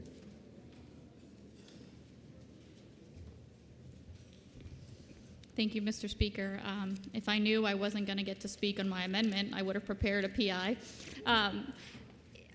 If I know that the Granite Advantage Healthcare Program has no work requirement for pregnant persons, and this amendment would remove that and lift the work requirement at 36 weeks gestation, therefore encouraging women to stay in the workforce and not provide, If I know that by not passing this amendment, we are making a stay-at-home mother a paid position and it should not be subsidized by the government, would I press the House will be in order. Mr. Speaker, would I press the green button to support this? Chair recognizes Representative Weber. Thank you, Mr. Speaker. Mr. Speaker, if I understand that there is currently no work requirement under the Granted Advantage Healthcare Program, so this amendment is not needed, would I push the red button? The motion before us is floor amendment 1860. This is a roll call vote. If you're in favor, you'll press the green button. If you're opposed, you'll press the red button. Voting stations are open for 30 seconds.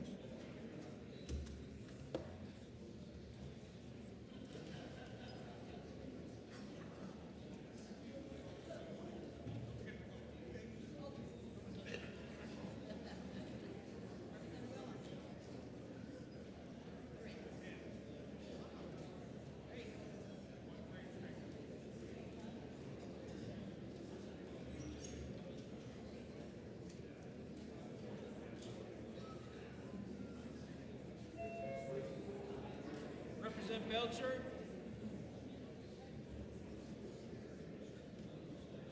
Representative Seaworth. Representative Vale. Representative Post.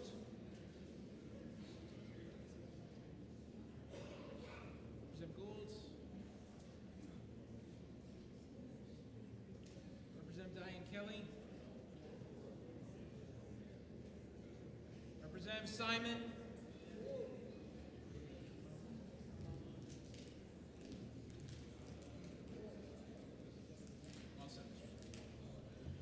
If all members present had an opportunity to vote, House will attend the state of the vote.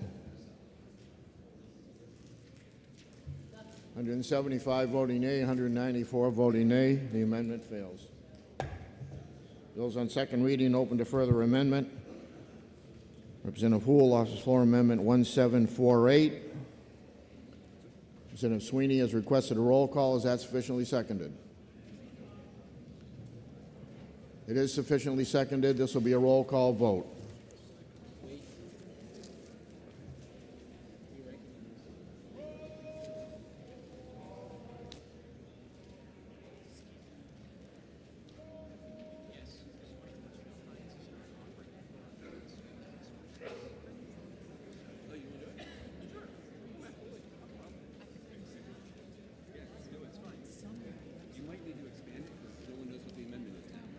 Oh, okay. Okay. Not yet, Representative.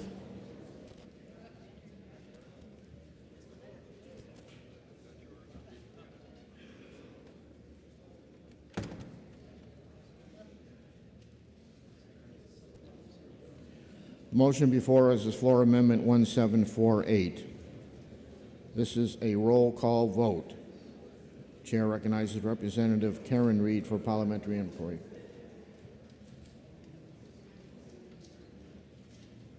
Thank you, Mr. Speaker. Seeing that we are unable to debate this amendment, it is in regards to those in the program to have semi-annual drug testing to continue in the program unless they are in a substance abuse program. If I know that resources are finite and drug screens can help contain cost, and if I know that substance misuse disorder leads to underemployment, drug screens can put people on the path to recovery and success.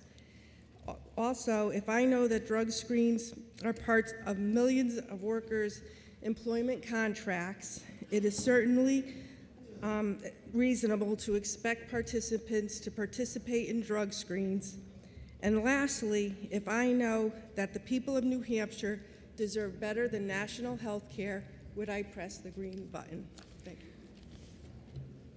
Chair recognizes Representative Weber for a parliamentary inquiry. Thank you, Mr. Speaker.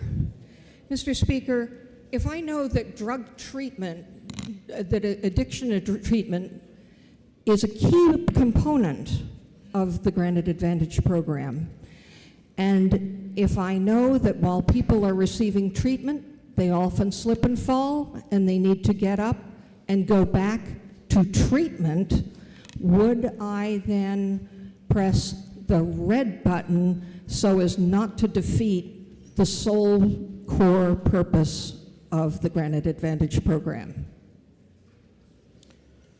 The motion before us, the floor amendment 1748.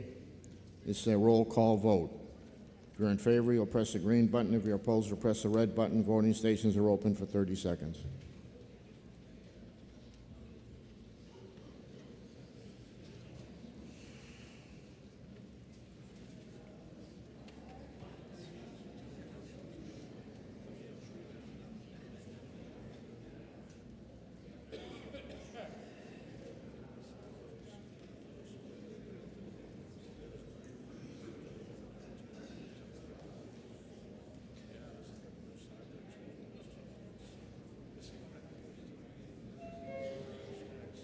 Representative Colcon.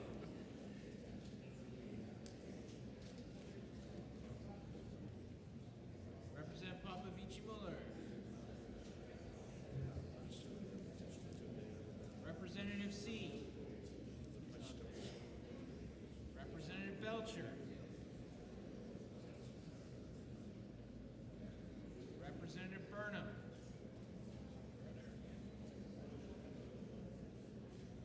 Representative Post. Representative Brouillard.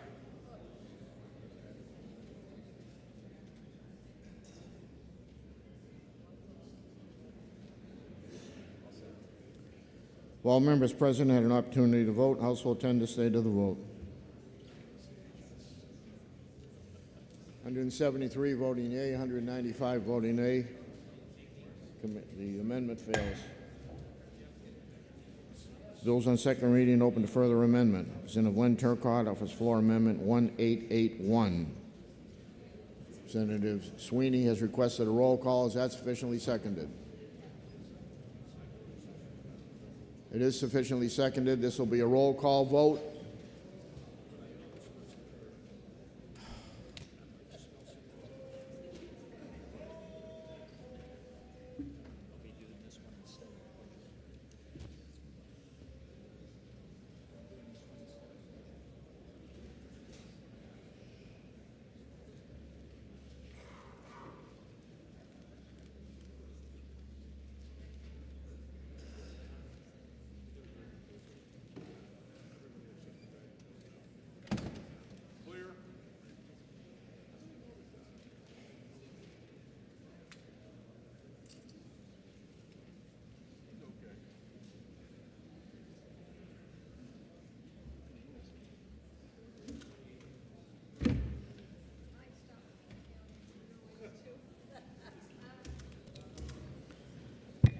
Motion before us is the floor amendment 1881. Chair recognizes Representative Lynn Turcott for parliamentary inquiry. Thank you, Mr. Speaker. If I know current administrative rules contained in several of the rules describe the opportunity to cure a deficit in the number of hours worked and community engagement hours, and if I also know that if an individual fails to complete the required number of hours in 1 month, they have the ability to make those hours up in the following month, and if I also know that a problem exists with that, the administrative rules, as they are written, would permit that individual to actually reach a rolling level of deficit of 100 hours while still being eligible for Medicaid expansion. And finally, Mr. Speaker, if I know that the change in this amendment would allow the recipient of Medicaid to work in community engagement activities up to 160 hours a month rather than the current 100-hour limitation contained in the rules, would I then vote green to pass this amendment? Thank you, Mr. Speaker. Chair recognizes Representative Weber for a parliamentary inquiry. Thank you, Mr. Speaker. Mr. Speaker, if I know that the work requirement is not being enforced and that therefore this amendment is not only unnecessary but irrelevant, would I now press the red button? The motion before us is floor amendment 1881. This is a roll call vote. If you're in favor, you'll press the green button. If you're opposed, you'll press the red button. Voting stations are open for 30 seconds.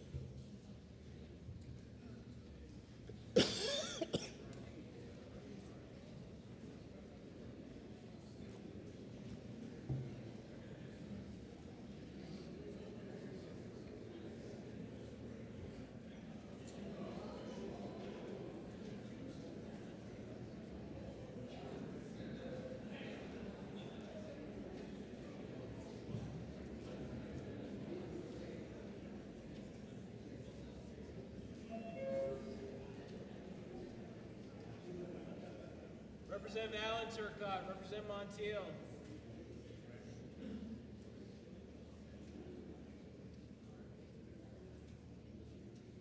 Representative Leon.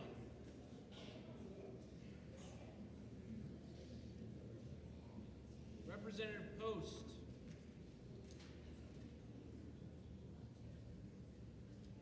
Representative Edwards.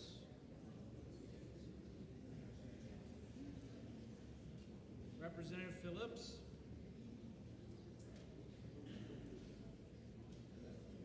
Representative Ford. Representative Corcoran.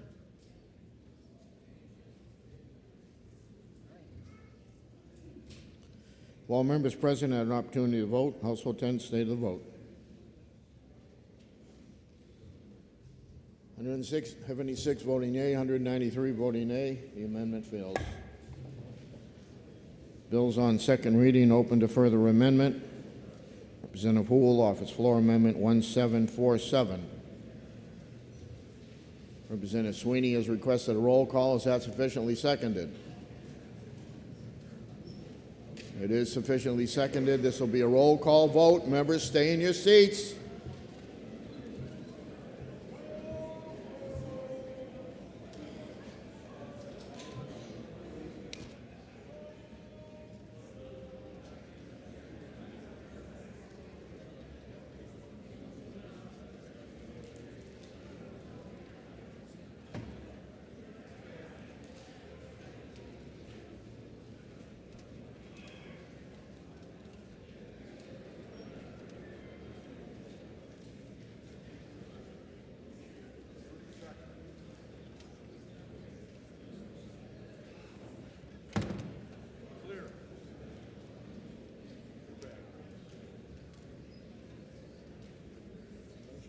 The motion before us is Floor Amendment 1747. Chair recognizes Representative Houle for a parliamentary inquiry. Thank you, Mr. Speaker. If I know this amendment is on page 34 in the calendar, I know I can't read it, but I can at least talk about the highlights right now. If I know that the critical sentence that is in this amendment talks about making sure people either are working or getting help through unemployment security and actively participating in the program, if I further know that this program is intended to be a way to help people get ahead, and that by having them go to unemployment security, they can gain the skills necessary to get ahead, would I now vote yes on Amendment 1747H? Chair recognizes Representative Weber for a parliamentary inquiry. Thank you, Mr. Speaker. Mr. Speaker, if I know that work requirements have already been held unlawful because this program is a health program and not a work preparation program, would I know that this amendment makes equally little sense to add to a health protection program and press the red button?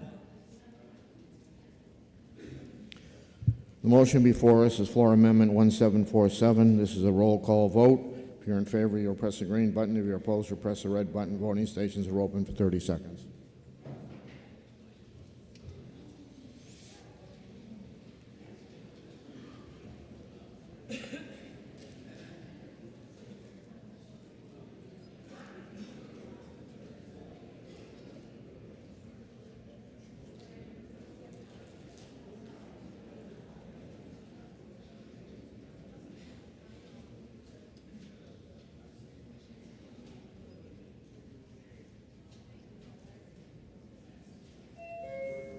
Representatives Belcher and Bailey.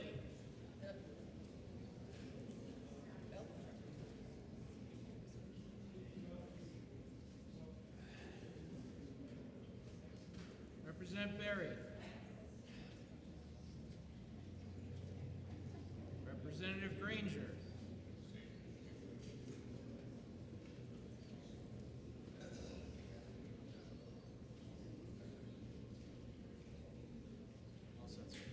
All members present had an opportunity to vote. House will attend state of the vote. 173 voting yea, 194 voting nay. The amendment fails.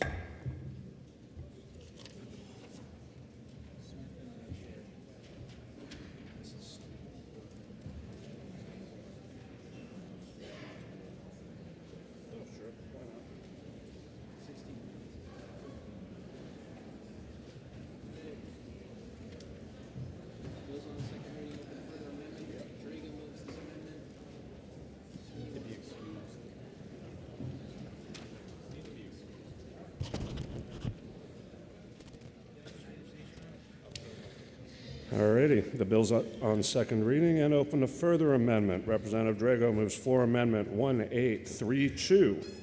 Representative Sweeney requests a roll call. Is that sufficiently seconded? That is sufficiently seconded. This will be a roll call vote. Members, take your seats, if you're not still in them.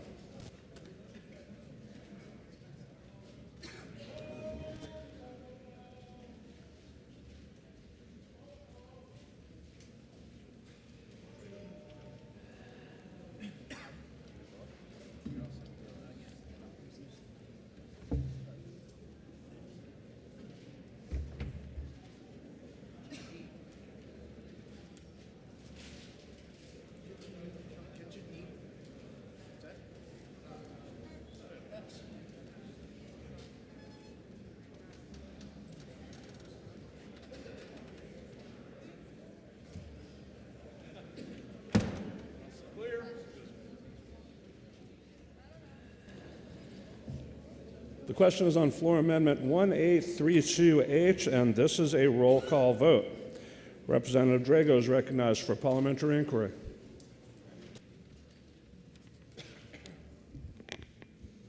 Thank you, Mr. Speaker.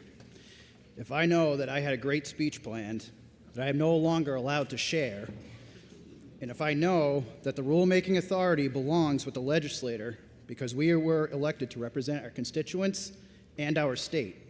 And if I know that we are a volunteer legislator and many of us still hold full-time jobs, and if I know volunteering or community service can be done around work hours and therefore should not be a qualifying factor for an entitlement program instead of working, and finally, if I know that our economy depends on a strong workforce and that this body should be doing all it can to keep people working, then would I press a green button in support of Amendment 1832? In a shocking turn of events, Representative Weber is recognized for a parliamentary inquiry. Thank you, Mr. Speaker. Mr. Speaker, if I know that the work requirement is not being enforced, so that this amendment is both unnecessary and irrelevant, but if I also know that over 70% of the recipients of the Granite Advantage program are already working, and that for others, this program allows them to regain their health so they can go back to work, would I now press the red button? Questions on floor amendment 1832H. If you're in favor of adopting the floor amendment, press the green button. If you're opposed, press the red button. Voting stations are open for 30 seconds.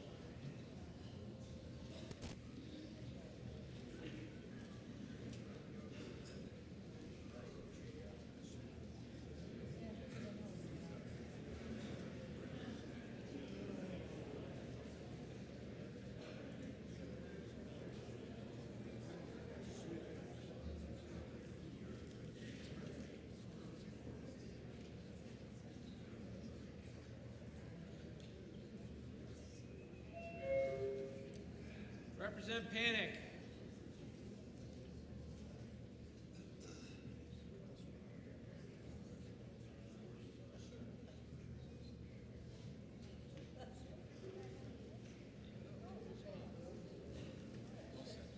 Have all members present had an opportunity to vote?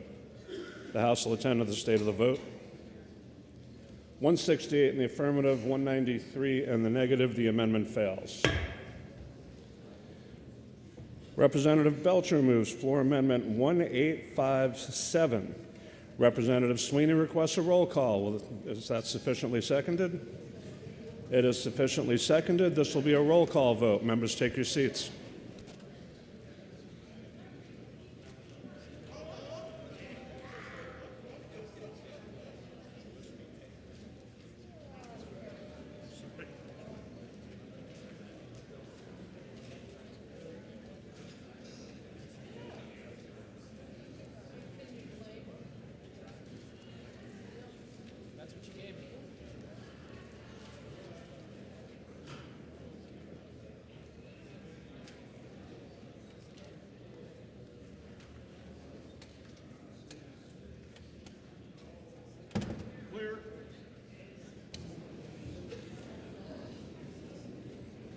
The question is on the adoption of Amendment 1857H, and this is a roll call vote. Representative Dry is recognized for parliamentary inquiry.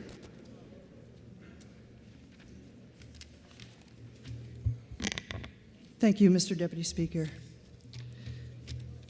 If I know that the amendment would cause a repeal of RSA 126AA and the Granite Advantage healthcare program established thereunder, if the appropriation from the federal government fell below 90%, and if I knew that when two parties enter into an agreement and one party fails to meet the conditions of that agreement, then the agreement becomes void, would I press the green button now to seal the deal? Representative Weber is recognized for parliamentary inquiry.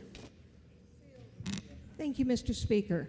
Mr. Speaker, if I know that this bill is going to travel from this body to the Finance Committee, and what we are voting on now is health policy and not funding, and if I know that everybody who has amendments about funding should take them to the Finance Committee where they can be dealt with after an appropriate hearing, would I now press the red button?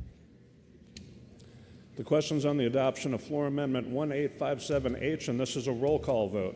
If you're in favor, press the green button. Opposed, press the red. Voting stations are open for 30 seconds.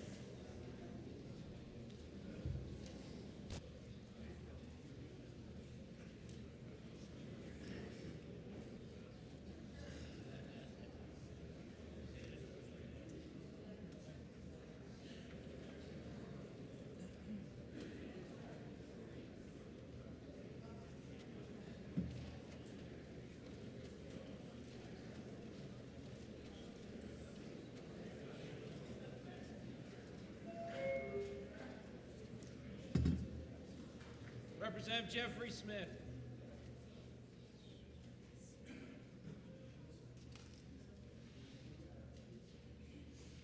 Representative Richard Brown.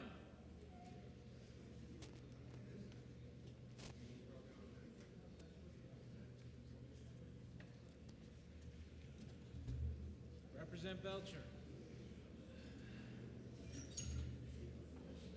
Representative Edwards.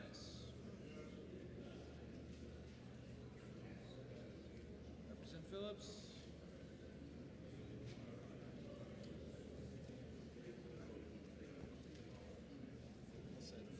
Have all members present had an opportunity to vote?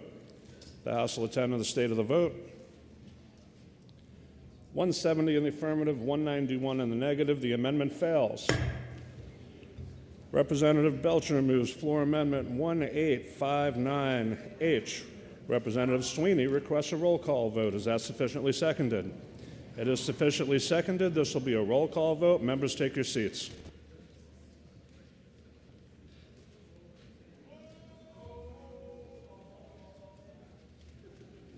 This is so ridiculous.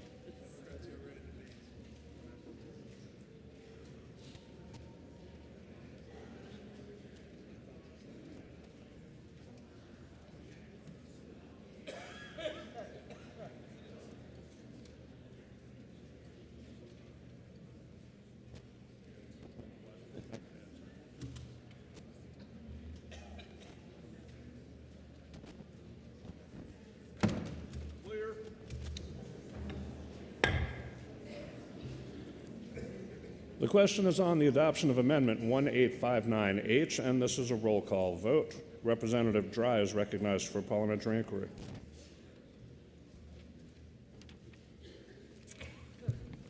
Thank you, Mr. Deputy Speaker. If I knew that this bill provides that if at any time a budgeted appropriation for the program is otherwise insufficient to cover the cost of the program, then the RSA and the Granite Advantage Healthcare Program established thereunder would be repealed after 180 days. And if I know that when the budget for a program doesn't cover the cost of the program, someone has to pick up the tab. And if I don't want that someone to be the New Hampshire taxpayer, would I then press the green button now? Representative Weber is recognized for parliamentary inquiry. Thank you, Mr. Speaker. Mr. Speaker, if I know that we are here to vote on health policy, not funding issues, and if I know that there will be an opportunity in the Finance Committee to address funding after an appropriate hearing, would I now press the red button?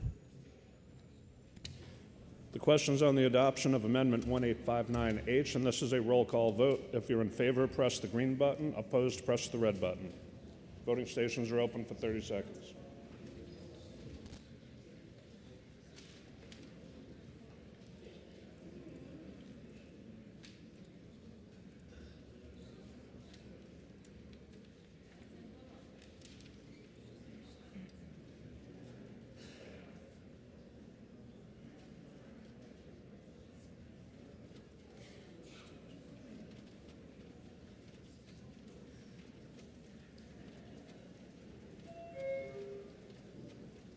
Representative Woodcock.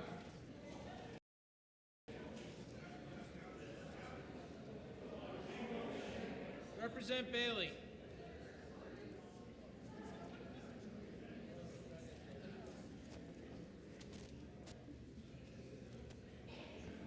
Representative Murner.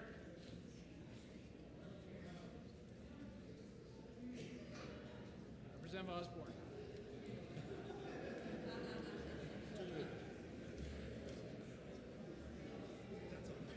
Representative Coulon.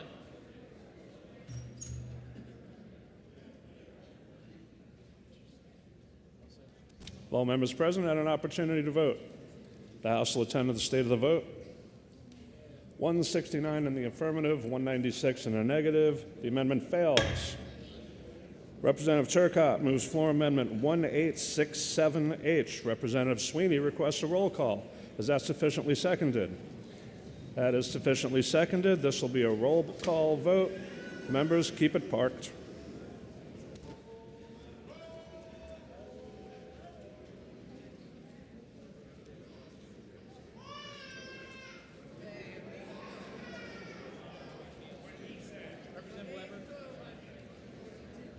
Representative Weber, we had a couple of X'd out.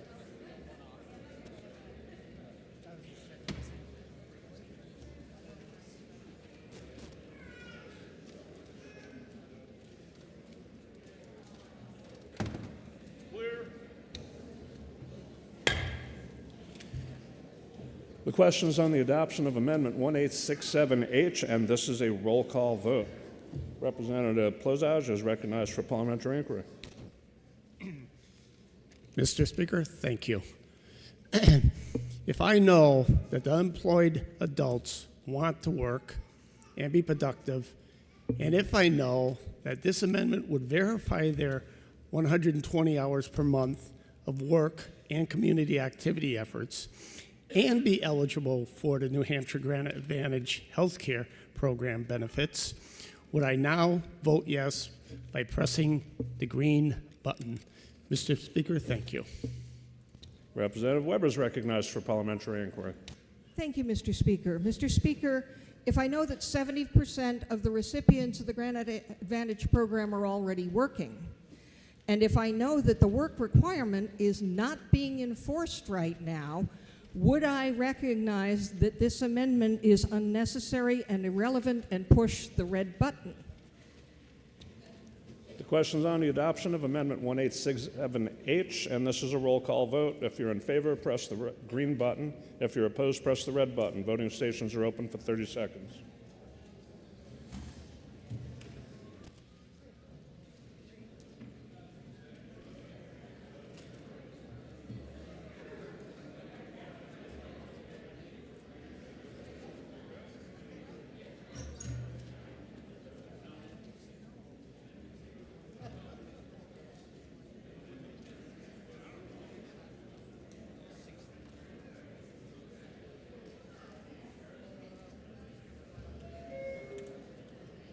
Representative Burnham.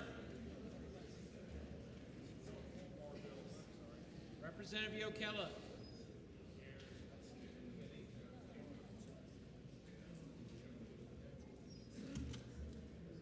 Representative Murder.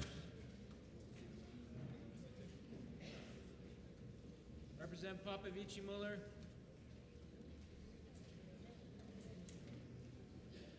All set, sir. Have all members present had an opportunity to vote? The House will attend to the state of the vote. 174 in the affirmative, 190 in the negative. The amendment fails. Representative Turcotte moves floor amendment 1868H. Representative Sweeney requests a roll call. Is that sufficiently seconded? Getting your calisthenics in today. That is sufficiently seconded. This will be a roll call vote. Members, take your seats.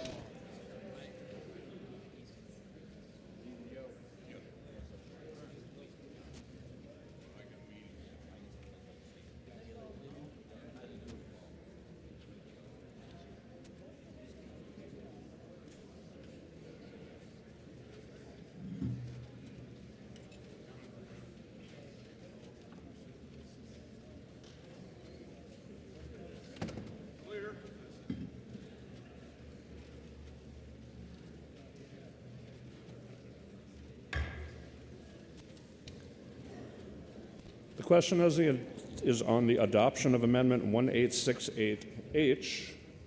This is a roll call vote. Representative Turcott is recognized for parliamentary inquiry. Thank you, Mr. Speaker.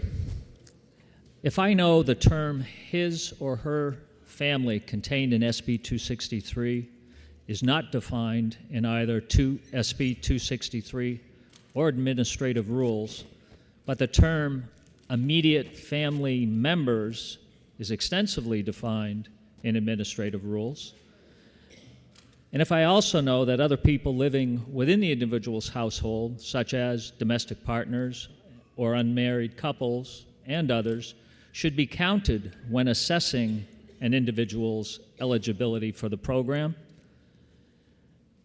And finally, Mr. Speaker, if I know this amendment corrects this technical deficiency, would I now press the green button?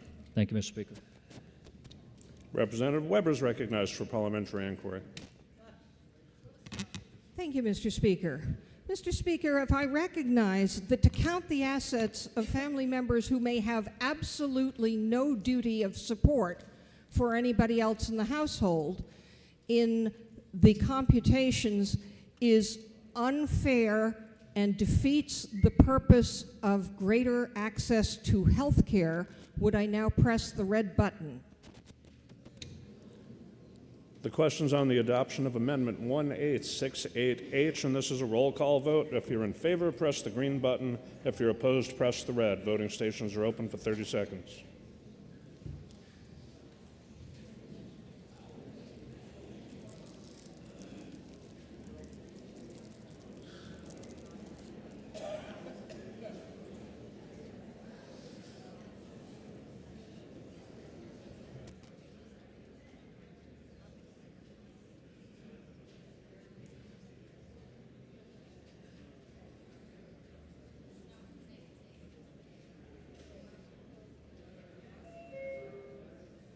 Representative Belcher. Representative Tim Cahill.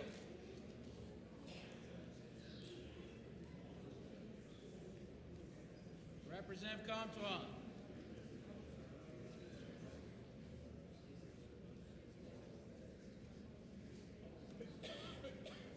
All set. Have all members present had an opportunity to vote? The House will attend to the state of the vote. 169 in the affirmative, 190 in the negative. The amendment fails. Representative Yokella moves floor amendment 1870. Representative Sweeney requests a roll call vote. Is that sufficiently seconded? And again it is. This will be a roll call vote. Members, take your seats.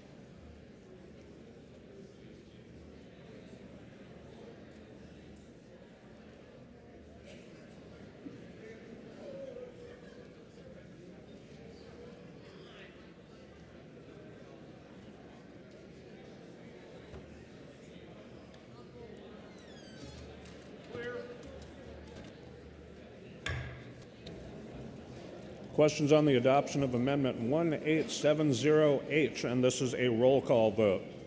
Representative Yokella is recognized for parliamentary inquiry.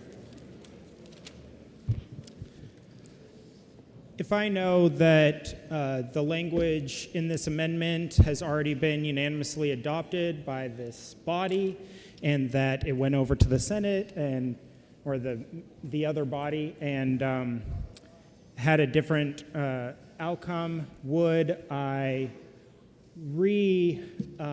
affirm this body's previous vote by just saying that right to know language right to know is important, and that reviewing non-public meeting minutes is important, and we should adopt this language. Thank you very much. Representative Weber is recognized for parliamentary inquiry.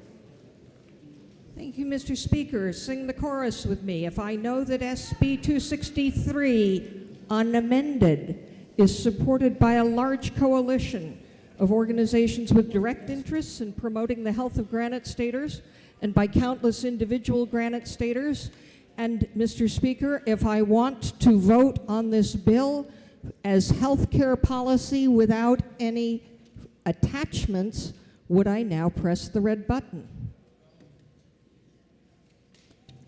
The question's on the adoption of Amendment 1870H. This is a roll call vote.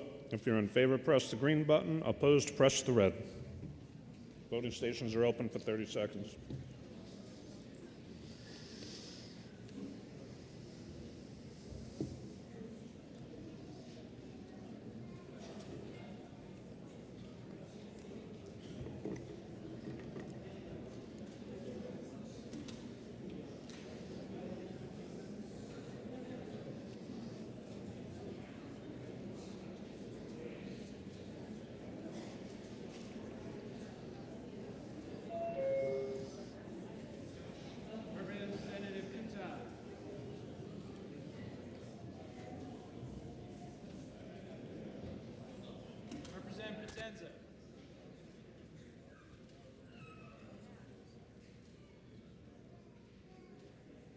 Representative Berry.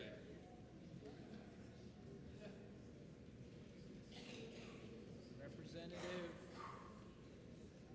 Panic is not. Okay. Have all members present had an opportunity to vote? The House will attend to the state of the vote. 166 in the affirmative, 194 in the negative. The amendment fails.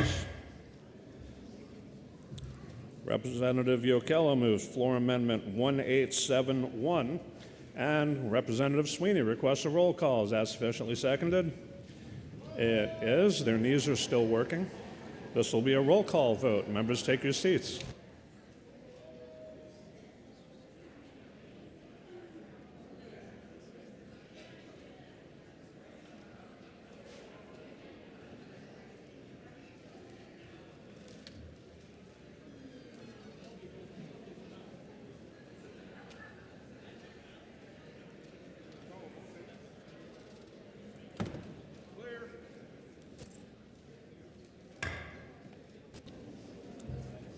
The question is on the adoption of Amendment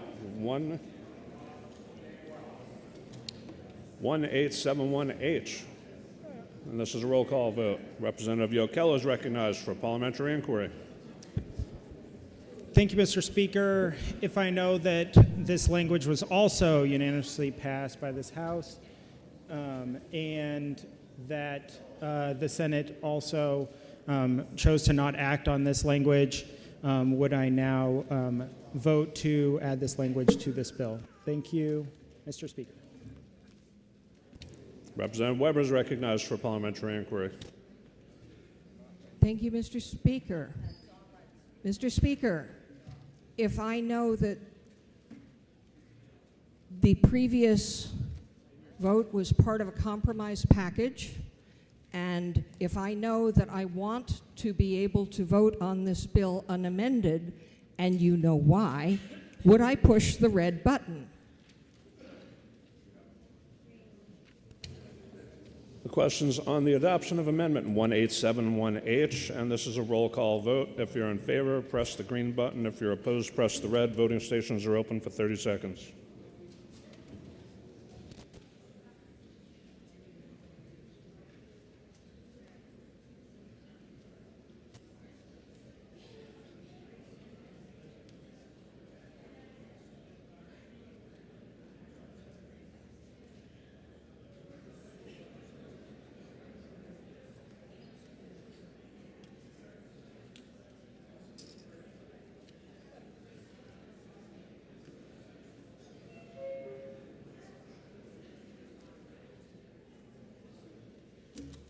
Representatives Rochefort and Petterdale.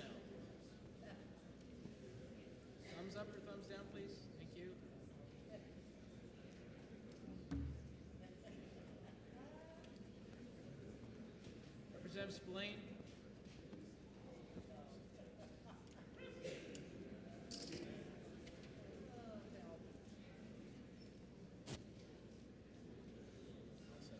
Have all members present had an opportunity to vote? The House will attend to the state of the vote. 162 in the affirmative, 191 in the negative. The amendment fails. Representative Hull moves floor amendment 1872, and Representative Sweeney requests a roll call. Is that sufficiently seconded? It is sufficiently seconded. This will be a roll call vote. Members, take your seats.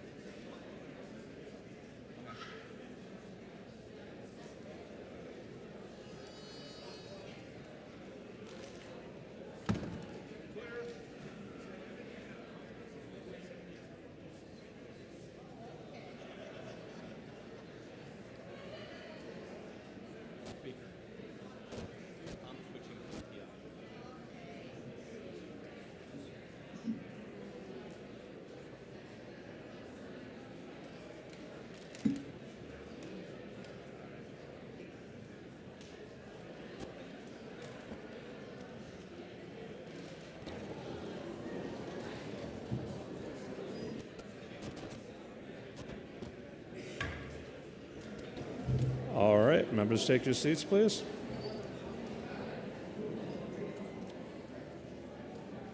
The question is on the adoption of Amendment 1872H. I don't know why they're up, but they're going to have to be sitting or they're not going to be able to vote.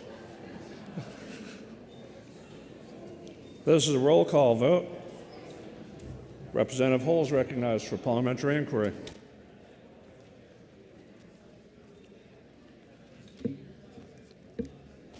Thank you, Mr. Speaker.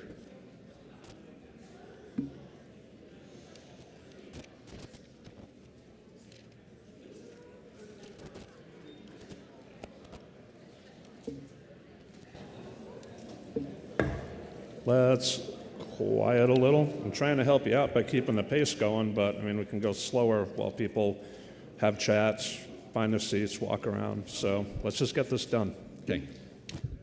Thank you, Mr. Speaker. If I know that this amendment does two things, it has a simple copay for a standard visit. Member was recognized for parliamentary inquiry. Yeah. I'm asking about the amendment. If I know what it does, I want to make sure I explain what it does since we haven't had a debate on it. Nope. If I know that the amendment requires a $25 copay. Love it. Good. Okay. If I know that the amendment further would require a small copay to go to an emergency room. If I know that most of the people who have private health care insurance have similar things required of their health care programs, would I now support Amendment 1872H to put on parity those that are part of this program with those that are funding this program through the private workplace? Thank you. Representative Weber is recognized for parliamentary inquiry. Thank you, Mr. Speaker. Mr. Speaker, if I know, because of the limited asset requirements, that folks who use the Granted Advantage program have fewer resources than those who are employed in the kind of jobs that come with health care, and if I know that this bill is to promote access to health care, and further, if I know that a copay of $25 for a medical visit or $100 for an emergency room visit is going to put a roadblock in the way of these people receiving care, would I now push the red button? Questions on the adoption of Amendment 1872H, and this is a roll call vote. If you're in favor, press the green button. Opposed, press the red. Voting stations are open for 30 seconds.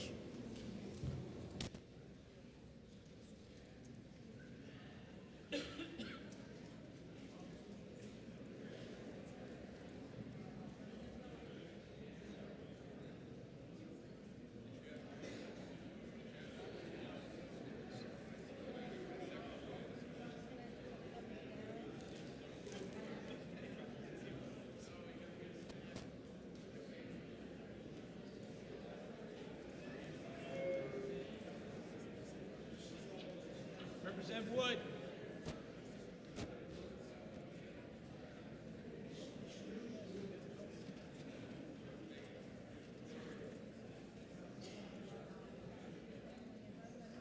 Representative Santanastasso.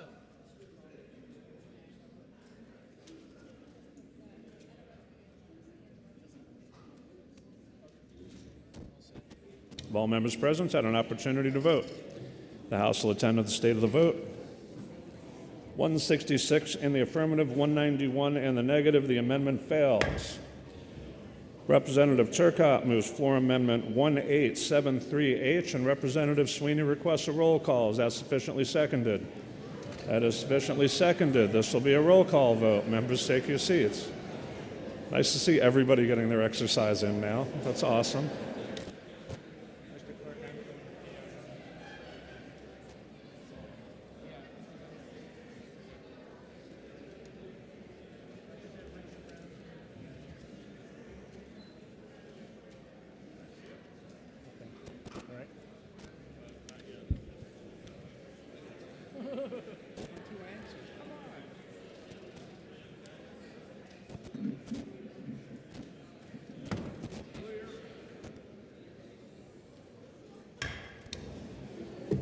Questions on the adoption of Amendment 1873H, and this is a roll call vote.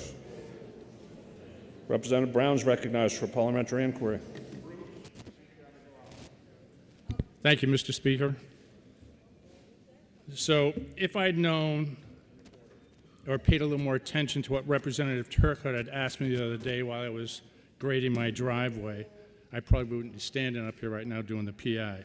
But at any rate, if I know this program is funded with taxpayer monies, and if I also know Medicaid expansion recipients in this bill should meet their commitments and responsibilities as outlined, and finally, if I believe being ineligible for benefits for a period of 12 months is an adequate incentive to ensure individuals meet those commitments, would I now press the green button? Representative Weber is recognized for parliamentary inquiry. Thank you, Mr. Speaker. Mr. Speaker, if I know that this program is designed to promote access to health care and suspending or disenrolling individuals from re-enrolling for 12 months if they're suspended, or preventing individuals from re-enrolling within 12 months if they're suspended or disenrolled, really does not promote access to health care, would I now press the red button to defeat this amendment? Questions on the adoption of Amendment 1873H. This is a roll call vote. If you're in favor, press the green button. If you're opposed, press the red. Voting stations are open for 30 seconds.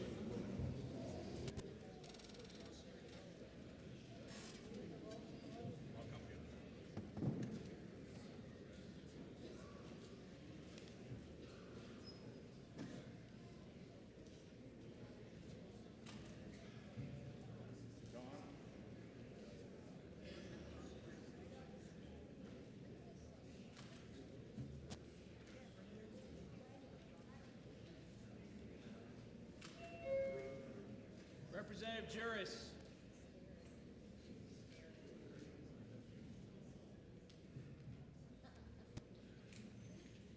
Representative Stavis.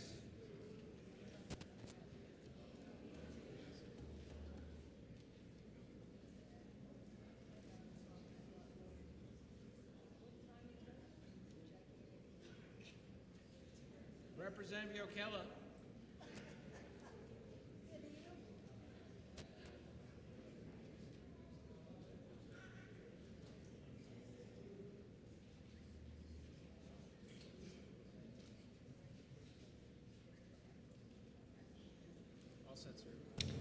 Have all members present had an opportunity to vote? The House will attend to the state of the vote. 164 in the affirmative, 183 in the negative. The amendment fails. Representative McLean moves floor amendment 1897H, and Representative Sweeney requests a roll call. Is that sufficiently seconded? As sufficiently seconded, and a strong bipartisan vote. This will be a roll call. Members, take your seats.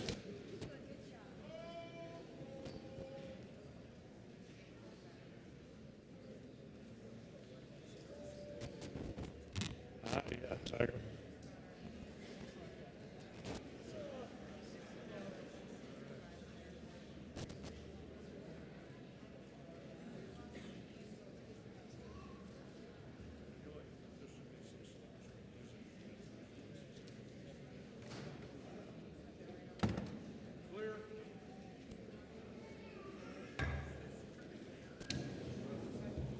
The question's on the adoption of Amendment 1897H, and this is a roll call vote. Representative McLean is recognized for a parliamentary inquiry. Thank you, Mr. Speaker.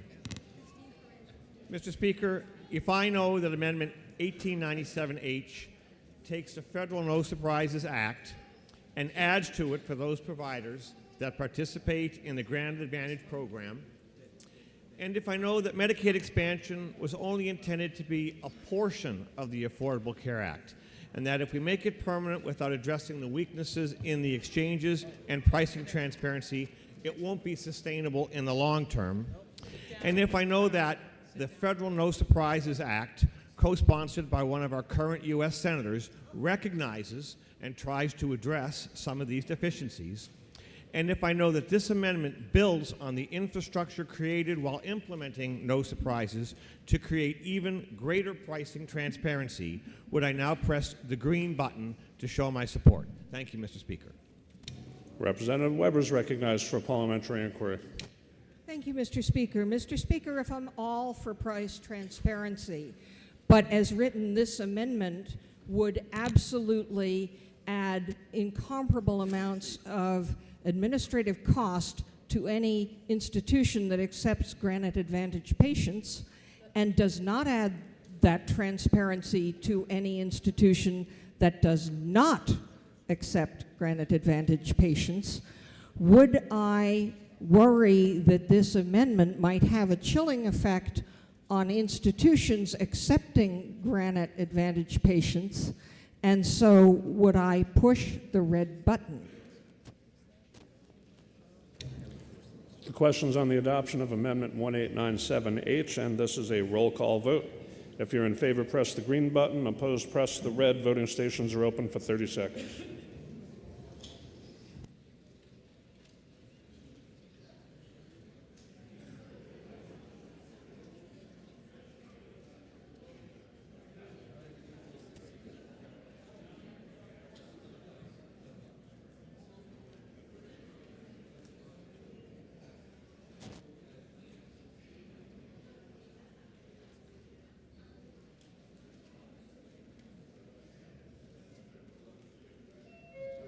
Representative Yokella.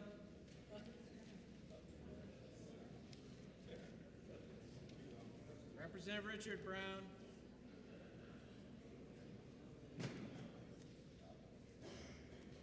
Representative Ford.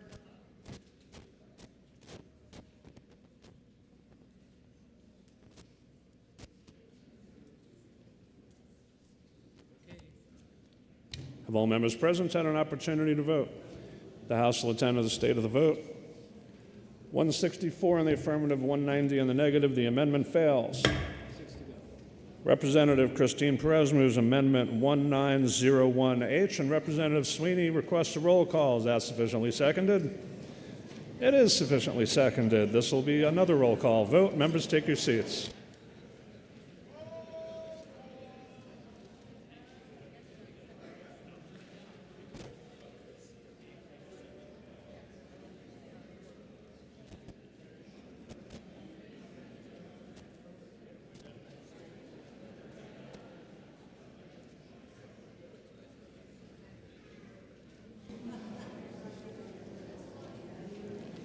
Sergeant at Arms' voices are holding up nicely, so that's a good thing. Clear.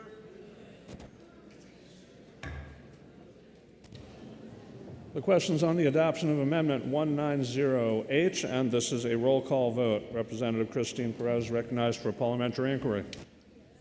Thank you, Mr. Speaker. If I know that this bill is not about money and not about work, but is about the possibility of saving lives, if I know that this bill only enhances what was given to the commissioners in 2019 with respect to polypharmacy drugs. If I know that the polypharmacy drug is the use of multiple drugs by one person, with also it could be supplements for many, many different types of illness.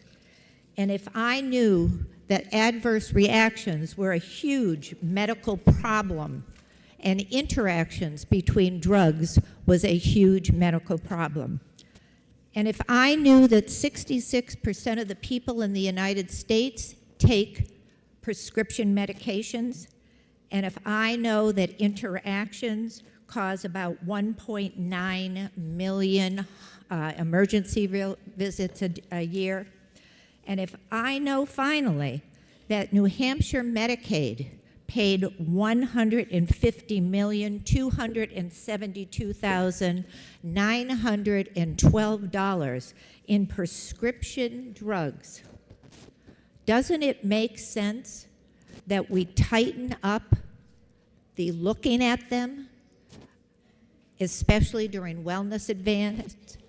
Therefore, I would vote yes on this amendment. Thank you. Representative Weber is recognized for a parliamentary inquiry. Thank you, Mr. Speaker. Mr. Speaker, if I understand that checking drug interactions is a very important part of health care, but I do not want to mandate a particular procedure, preferring not to intrude on a provider and patient relationship. And further, if I know that not only primary care providers, but also pharmacists look very carefully at the issue of multiple drug uses and their interactions, would I now press the red button to keep this particular provision out of this bill? Questions on the adoption of Amendment 1901H, and this is a roll call vote. If you're in favor, press the green button. Opposed, press the red. Voting stations are open for 30 seconds.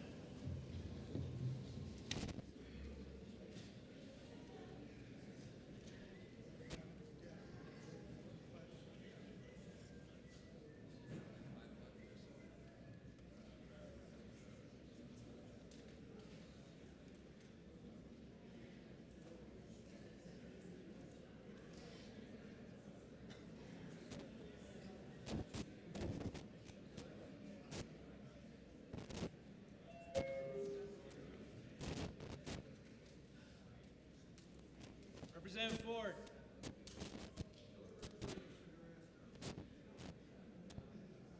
Representative Berry.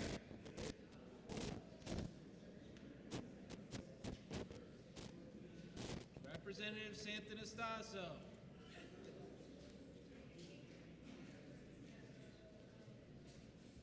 Representative Coulon.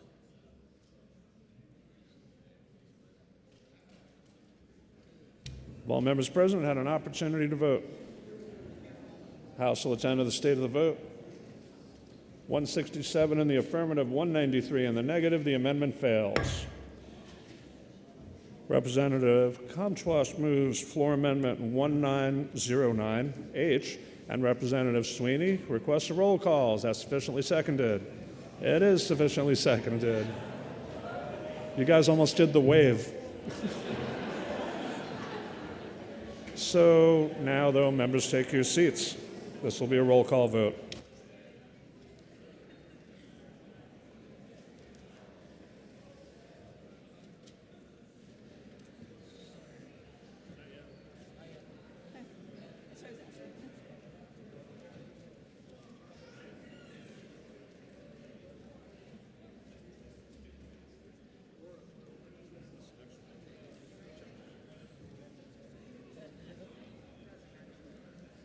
Clear.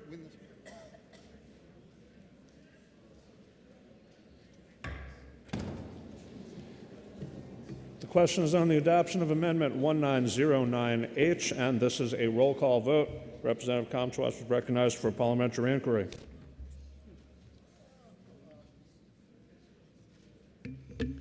Thank you, Mr. Speaker. I know it's getting late, folks, but here we are. Mr. Speaker, if I know that when folks work for something, it means a lot more to them. And if I know that we should be helping people get back to work, that should be a priority. And if I know that in this job market, there are several jobs where they are looking for help, so all able-bodied citizens are able to find jobs. And Mr. Speaker, if I know that taxpayers should not be supporting folks volunteering for places like Americans for Prosperity or Moms on Demand action groups, taxpayers should be in the business, Mr. Speaker, of helping people. And if I know that government programs should be giving a hand up and not a hand out, would I now press the green button? Thank you, Mr. Speaker. Representative Weber is recognized for parliamentary inquiry. Thank you, Mr. Speaker. Mr. Speaker, if I remember that we have already addressed the issue of unemployment and work requirements several times, and we have addressed the removal of the transfer of funds from alcohol abuse and treatment funds several times, and by the way, this amendment apparently also reduces the extension to 2 years, would I now vote red? And who knew there was a little light there?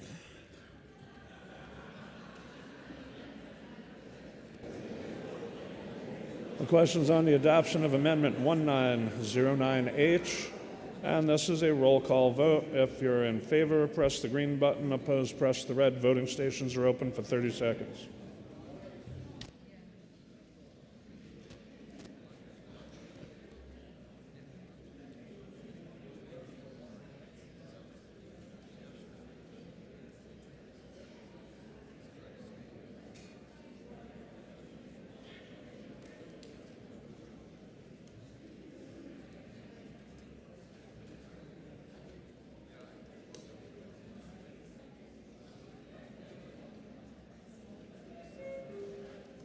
Representative McCarter.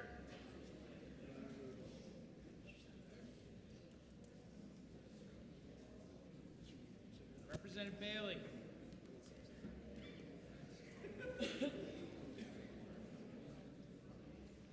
Representative Richard Brown.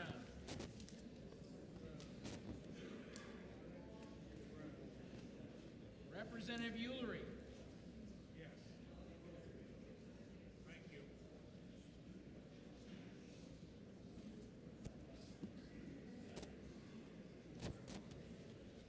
Representative Kennedy.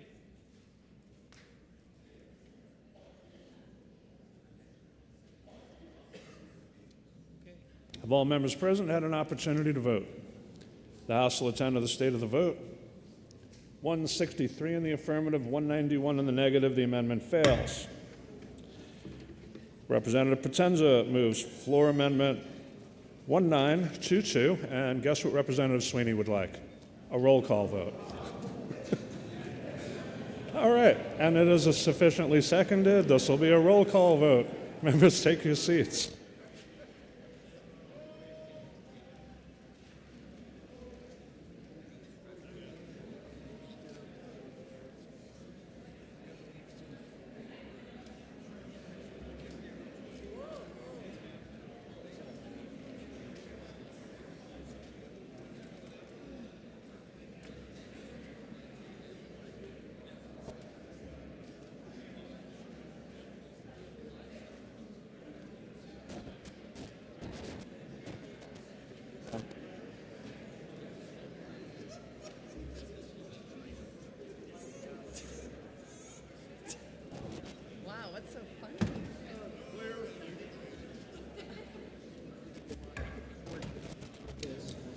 Questions on the adoption of Amendment 1922H, and this is a roll call vote.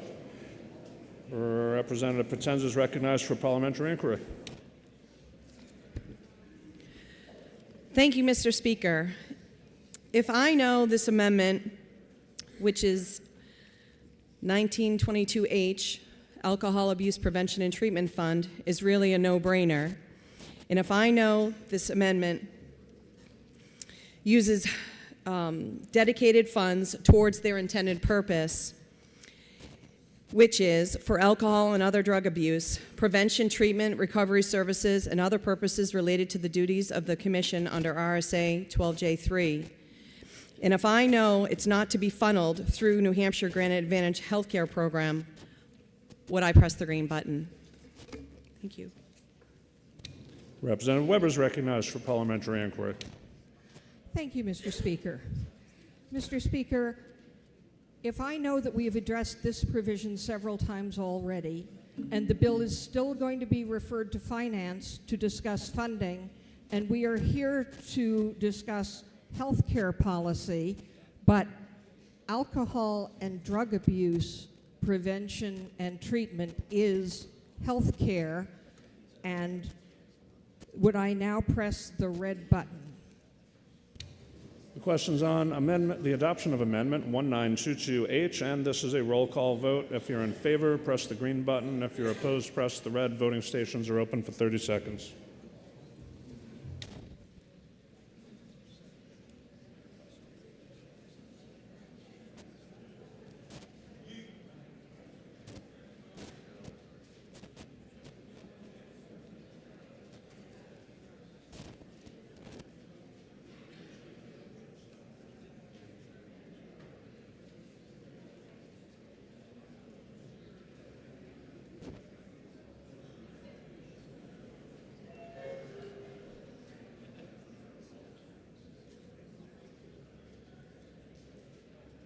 Representative Yokela.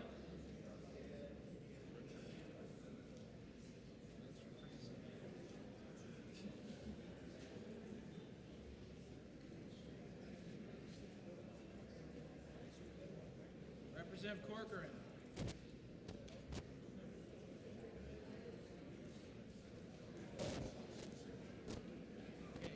Have all members present had an opportunity to vote?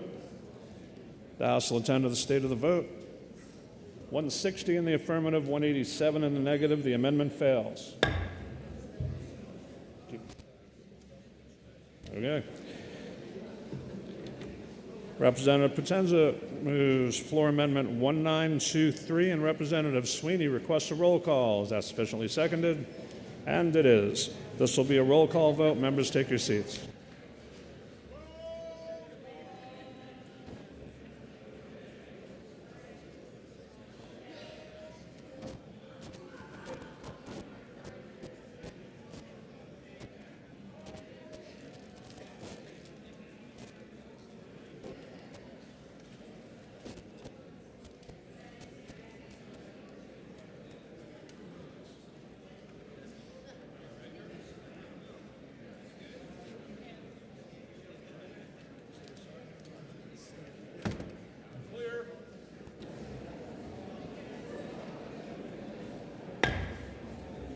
Questions on the adoption of Amendment 1923H, and this is a roll call vote.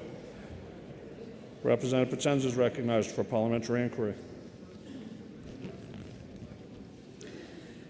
Thank you, Mr. Speaker. If I know the state of emergency reform bill has been placed into the budget, just like SB 263, and if I know we experience the shutdown of our places of worship, and next time it could be equity healthcare centers for women, and if I know we have an urgent need for state of emergency reform in New Hampshire to prevent abuse of power, safeguard civil liberties, enhance legislative oversight, foster public participation, and adapt to evolving threats, and finally, if I know we should send a message to our constituents that we will protect their rights in all times, good or bad, then would I vote green on this amendment to live free or die trying? Thank you. Representative Weber is recognized for parliamentary inquiry. Thank you, Mr. Speaker. If I know that Senate Bill 263, unamended, is supported by a large coalition of organizations with direct interests in promoting the health of Granite Staters, and by countless individual Granite Staters, all of whom want us to vote on this bill without extraneous amendments, would I push the red button? The question's on the adoption of Amendment 1923H. This is a roll call vote. If you're in favor, press the green button. Opposed, press the red. Voting stations are open for 30 seconds.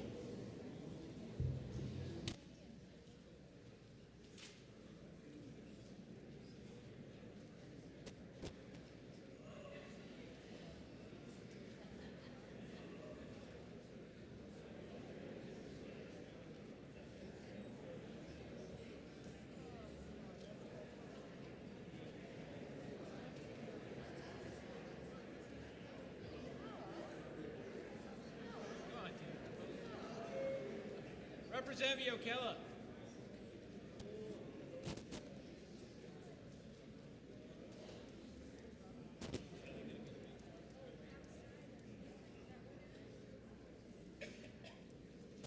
Representative Love.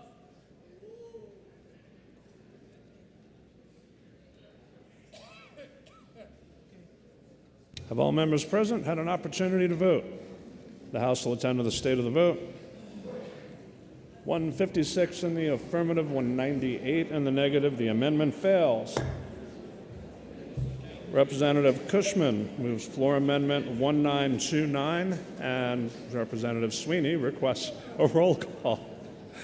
Representative Gagné was ahead of the curve there. As sufficiently seconded, this will be a roll call vote. Members, take your seats.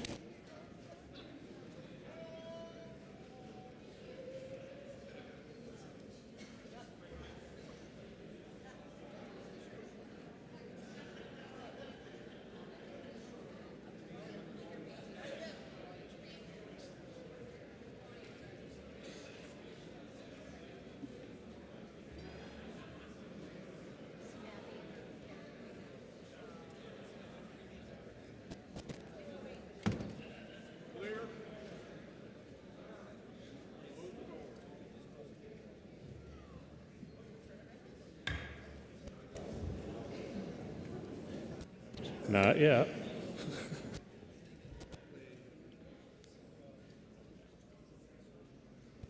So normally we wait to go to the well when we call you, but close enough this time.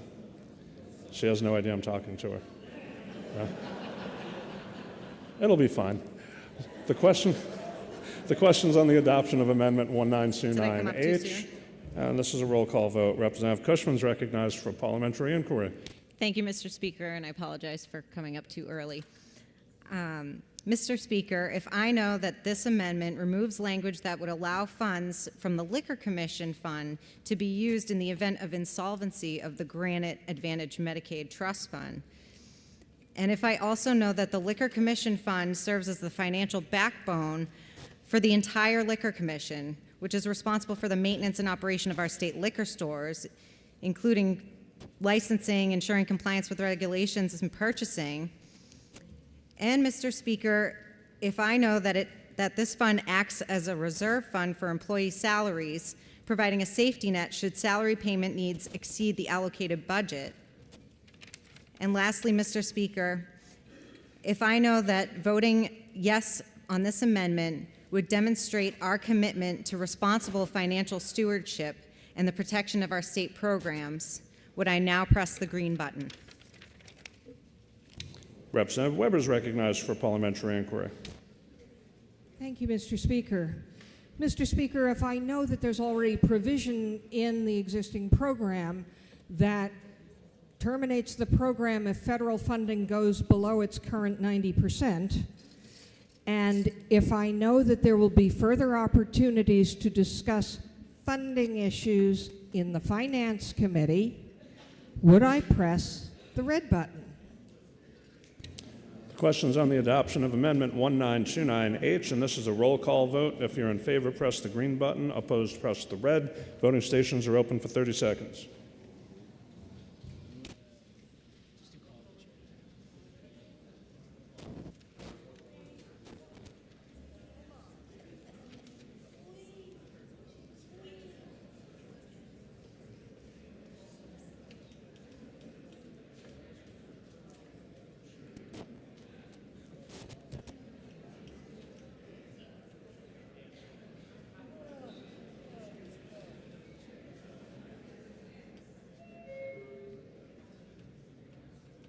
Representative Wheeler. Representative Wheeler.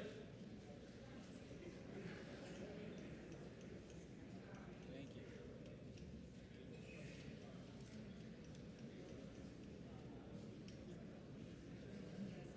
All set, sir. Have all members present had an opportunity to vote? The House will attend to the state of the vote. 166 in the affirmative, 190 in the negative. The amendment fails. And finally, Representative Prout moves floor amendment 1787H. Representative Sweeney requests a roll call. Is that sufficiently seconded? And it is. This will be a roll call vote. Members, take your seats.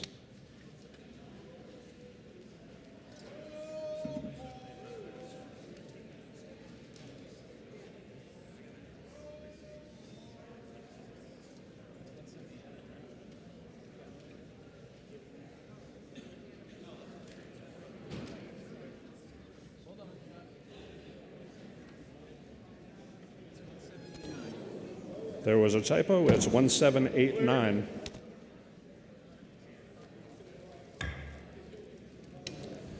Questions on the adoption of 1789H, and this is a roll call vote. Representative Prout's recognized for parliamentary inquiry.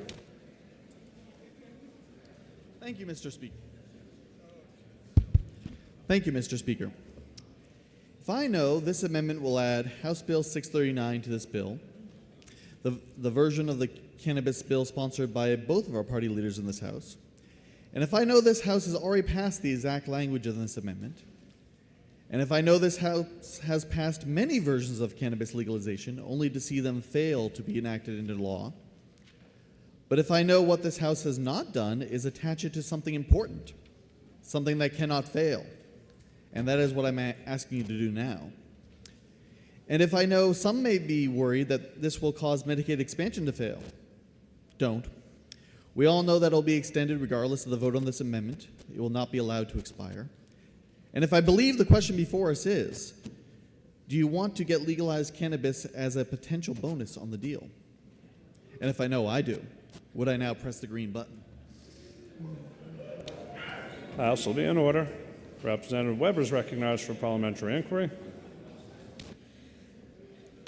Thank you, Mr. Speaker. Mr. Speaker, if I am delighted to hear my friend and colleague say that this bill is an important bill which cannot fail, and if I also believe that the cannabis bill that we worked on and passed was a good bill, but I know that the Senate has already defeated it, I'm sorry, thems as I may not mention have already defeated it, and I know that the governor has outlined the exact parameters that he needs before he will sign a cannabis bill, and this bill is not it.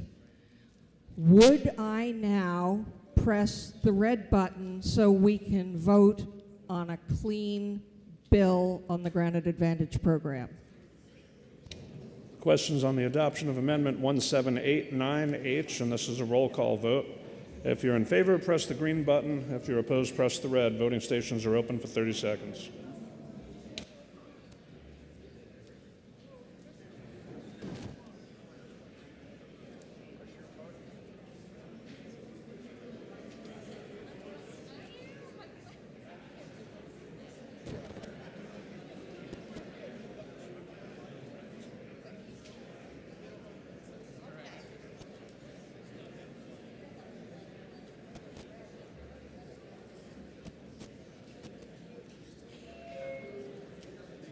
Representative Ocala.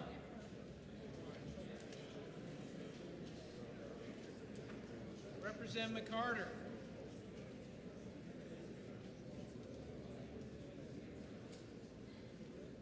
Representative Comtois.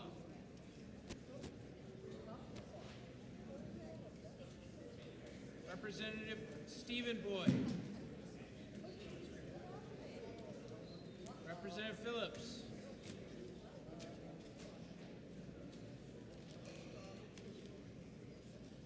Representative Wheeler.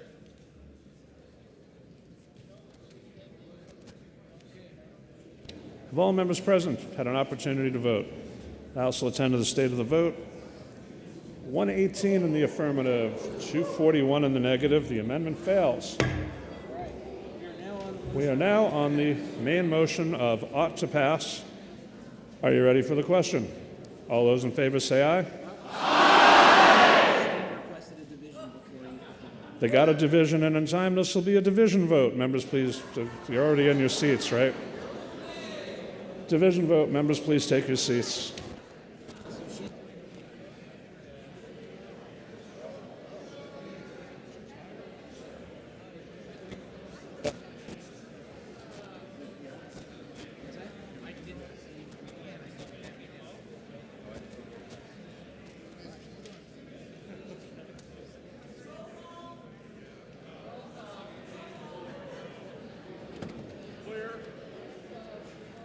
Who requested the roll call? Potential. As that sufficiently seconded, it is. This will be a roll call vote. Why not?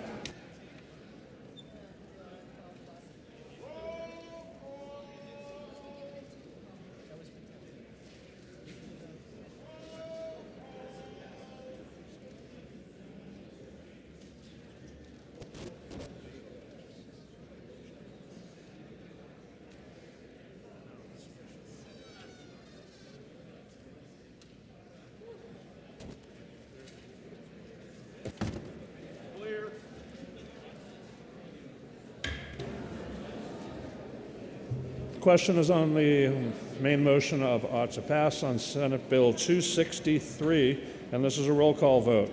Representative Kofaltz recognized for parliamentary inquiry.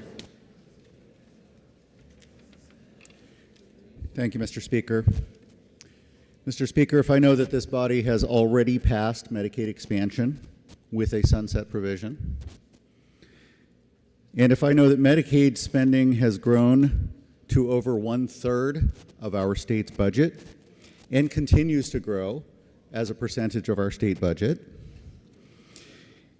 and if I know that a program this big, this complex, and this expensive deserves a periodic review and reauthorization by the people's elected representatives, and finally, if I know that limiting debate on this bill and amendments runs counter to the traditions of this body and the sense of openness and transparency that we strive for, would I then press the red button so that we can hold to the version of Medicaid expansion that has already passed this chamber by a wide margin? Thank you, Mr. Speaker. Representative Weber is recognized for parliamentary inquiry. Thank you, Mr. Speaker. Mr. Speaker, if I know that Senate Bill 263, unamended, is supported by a large coalition of organizations with direct interest in promoting the health of Granite Staters, and by countless individual Granite Staters, and if I know that Senate Bill 263, unamended, promotes access to health care, a healthy workforce, reduces uncompensated care, and cost shifting, would I now gladly push the green button? House will be in order. Questions on the motion of ought to pass on Senate Bill 263, and this is a roll call vote. If you're in favor, press the green button. Opposed, press the red. Voting stations are open for 30 seconds.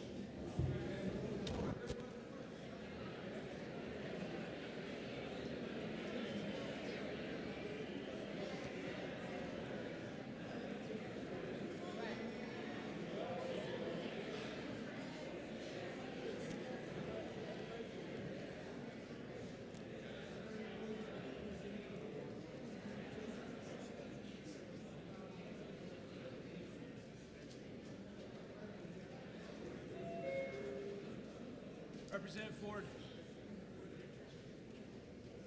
I need you to vote.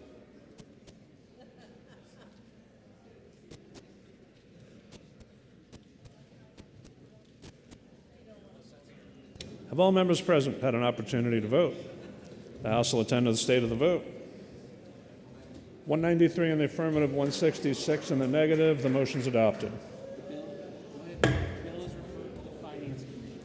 And the bill is referred to the Committee on Finance.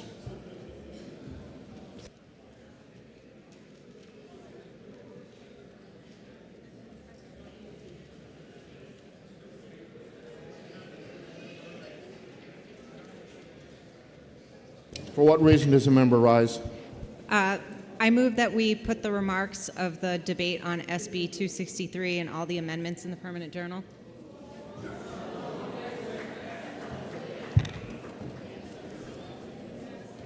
It's important. Without it, there will be a, Okay. there's going to be a vote. Had a request for division. And and a division has been called. This will be a division vote.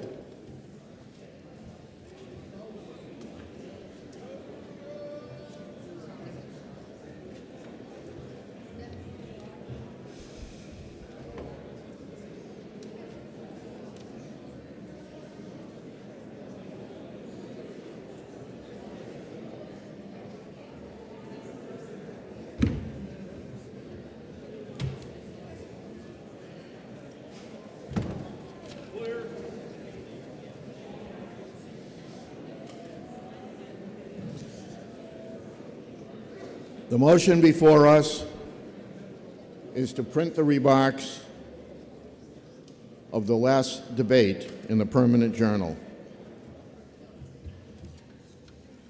If you're in favor of that, this is a division vote. If you're in favor, you'll press the green button. If you're opposed, you'll press the red button. Voting stations are open for 30 seconds.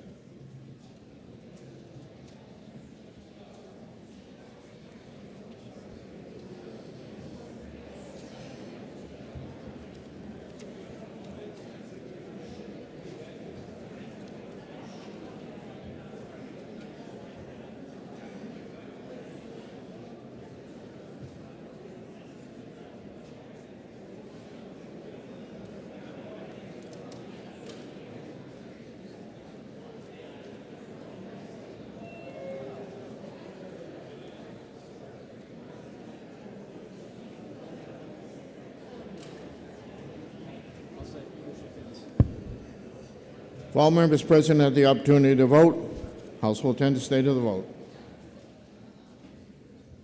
172 voting yea, 178 voting nay. The motion fails.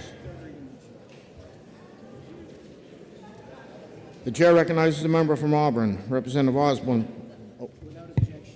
Without objection, the four bills taken off the consent calendar will be brought up at the next time we meet.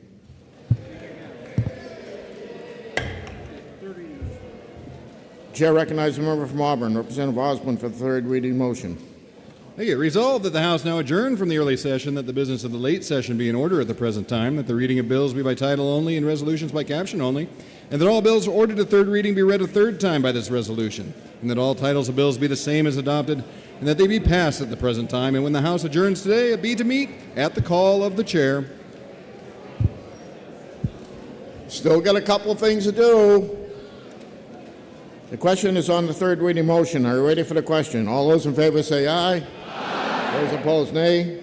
The ayes have it. The motion is adopted. We have two announcements. Chair recognizes Representative DeSimone.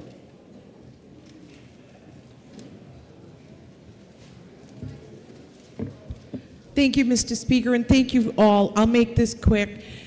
The Owls, thank you, will meet at a lunchtime meeting in the Webster Room the next session day.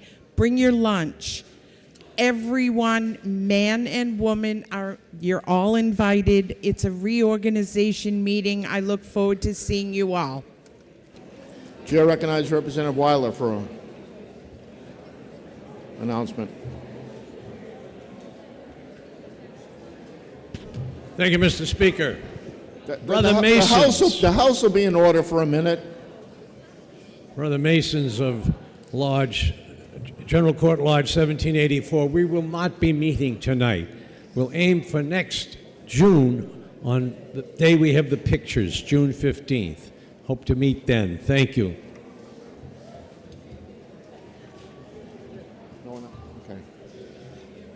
Representative Osborne moved that the House stand in recess for the purpose of introduction of bills, enrolled bill amendments, enrolled bill report, and receiving messages. Are you ready for the question? All those in favor say aye. Aye. Those opposed, nay. The ayes have it, and the motion is adopted. The House is in recess to the call of the chair.